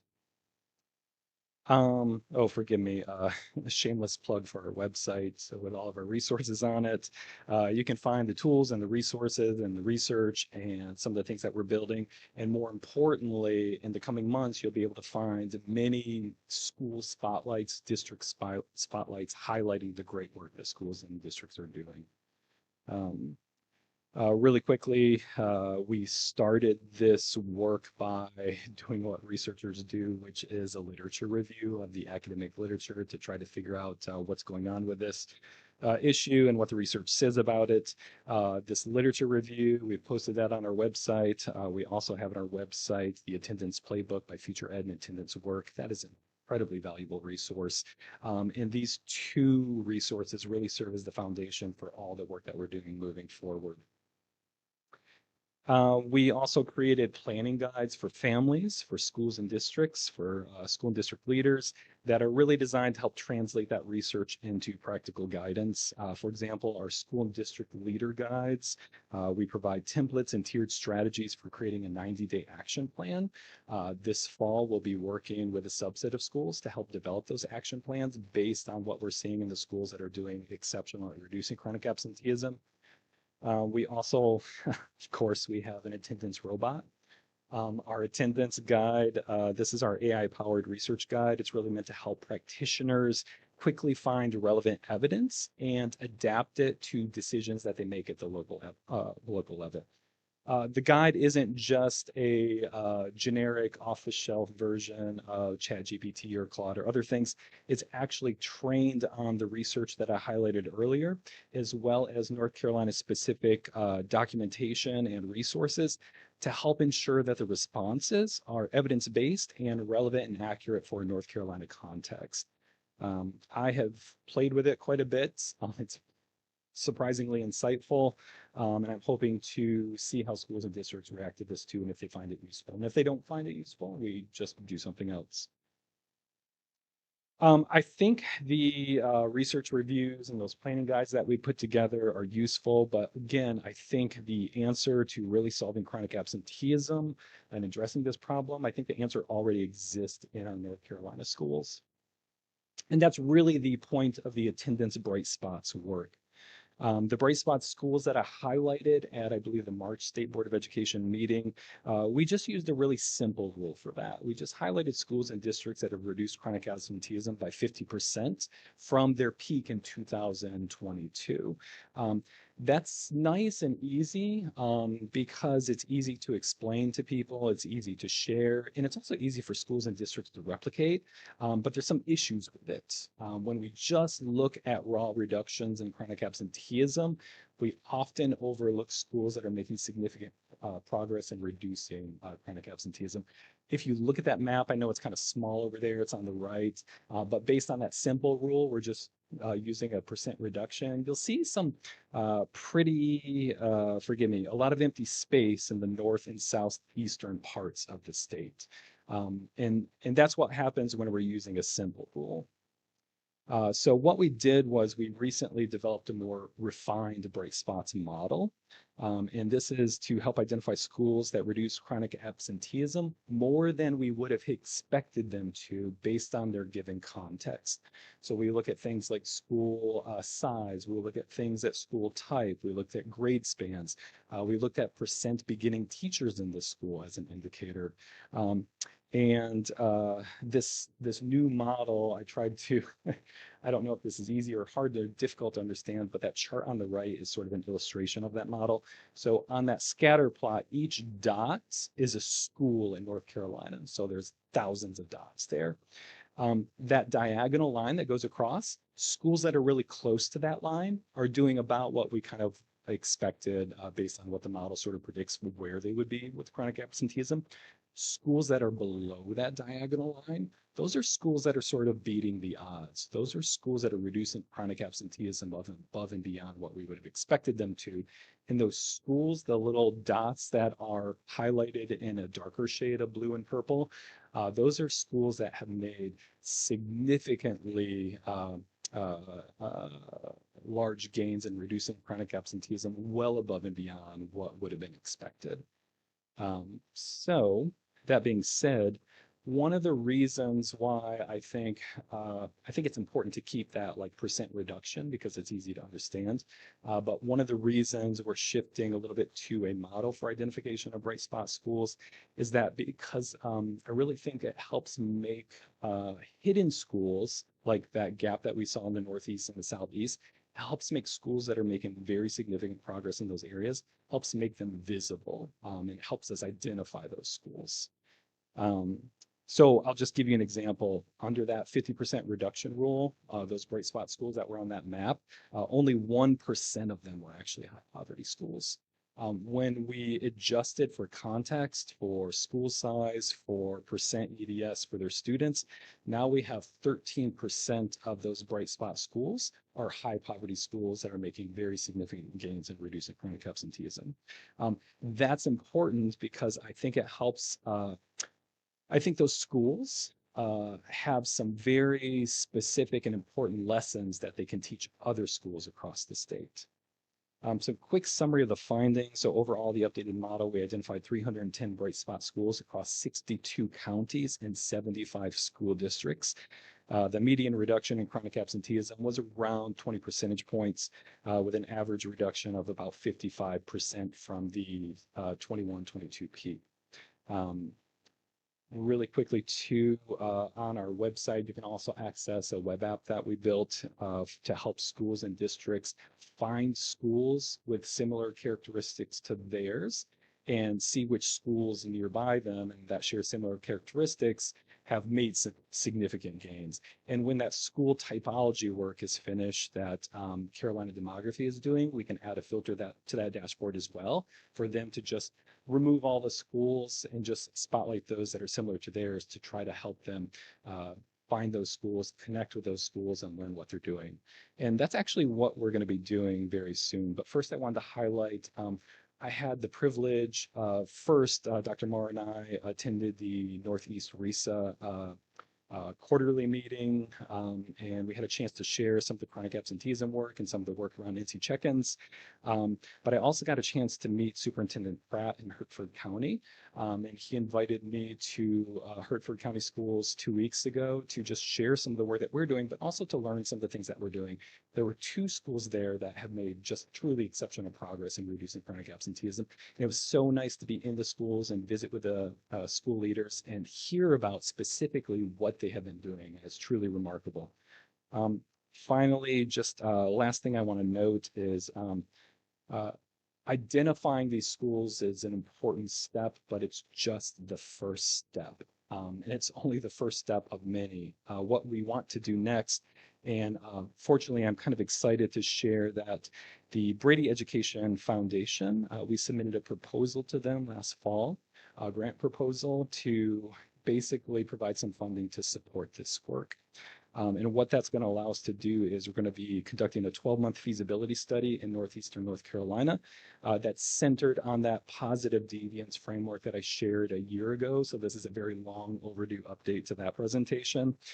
Through the grant, we're going to be working with those bright spot schools that like in Hertford County and others to identify specifically what are their concrete strategies that they have been using to reduce chronic absenteeism, and how can we adapt those for other schools that want to make progress as well. And then finally, last note is we also have some research partners at NC State and UNC Chapel Hill that are going to be working with us just to ultimately see whether this sort of new model for bright spots actually works in helping other schools. That's all I have. Again, thank you for your time. I know this has been a long day. I'm happy to take any questions that you have. Thank you, Dr. Kellogg. Questions or comments from my colleagues? Vice Chair Duncan. With respect to the bright spots approach, in thinking about the accountability task force, Yep. which sometimes it's mentioned that attendance perhaps should be one of the factors considered. Is there going to be a simple way to include attendance? 'Cause Probably. typically people are using percentages of more than 10 days or 14 days. Honestly, probably percentages, just because it's the simplest to understand. I really don't know. I'd have to speak with Dr. Marr about plans for incorporation of attendance in that. But I'm personally biased. I think it probably should be included in a school accountability model because it's hard to make student achievement gains if the students themselves are not in school. It's very intuitive. Yeah, I don't mean to imply that it will be because it's just, early in the stages of that work, but certainly one of the things, one of the many factors that Bart mentioned. Absolutely. Yep. I'm just going to throw another log on that fire. So yes, it has been discussed a lot, even when I was still the superintendent. And part of that discussion centered around how you might incorporate progress towards improving attendance as opposed to measuring attendance so that districts that had further to go weren't penalized based on where the number was, right? And so I think that was one piece of it. And then I think also just generally there is a concern about all of the things that might go into an accountability model about how they I guess I want to say mitigate for context without, but still show progress and the ability to move towards goals. Yeah. Just going back to the piece about the bright spots, maybe it was in Hertford, the progress that's been made in attendance. Is the progress, are they back to pre-COVID attendance levels or exceeding that? For these schools, I'd have to look specifically.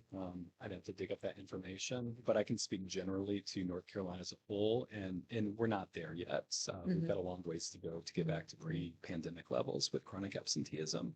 And there's some challenges beyond just what's shared in this presentation. UNC Chapel Hill, for example, at EPIC, Educational Policy Institute Carolina, has some new work that's coming out around chronic absenteeism.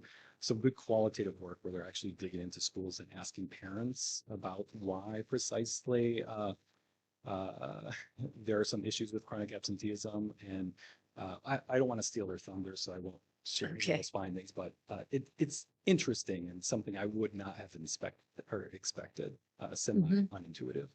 That's a very good story. Yeah. Any other comments? Well, Dr. Kellogg, thank you so much. We appreciate that good work. And Mr. Coltrane, is that the last of this, or is there more to come? That is it for today. All right. Well, thank you so much. And I think this is a wrap on our planning and work session, but I can't help but Mr. Blackburn. Sorry, can we thank our last presenters? Yeah, the Golden Leaf folks and Dr. Cal. Absolutely.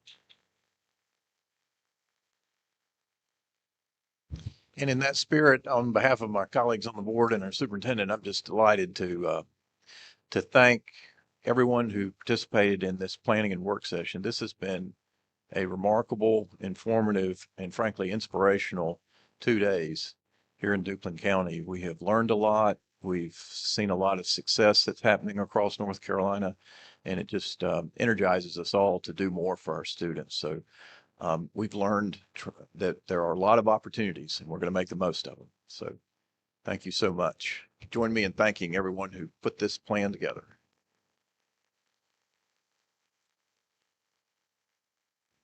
Okay, now moving forward, tomorrow we will be back in this room for our monthly Board of Education meeting. We'll convene at 9 a.m.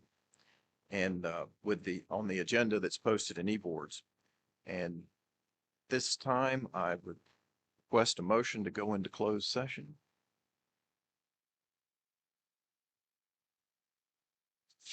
I move that we go into closed session pursuant to North Carolina General Statute, Section 143-318.11 A1, 3, and 6, to prevent the disclosure of information that is privileged or confidential pursuant to North Carolina General Statute, Sections 115C-319 and -321, and North Carolina General Statute, Sections 132-1.1A and 115C-401.1 through 115C-402.6, to consider the qualifications, competence, performance, or condition of appointment of public officers or employees, prospective public officers or employees, and to consult with our attorneys in order to preserve the attorney-client privilege between the attorneys and the public body, including a discussion of the following pending cases: United States versus Halifax County Board of Education et al.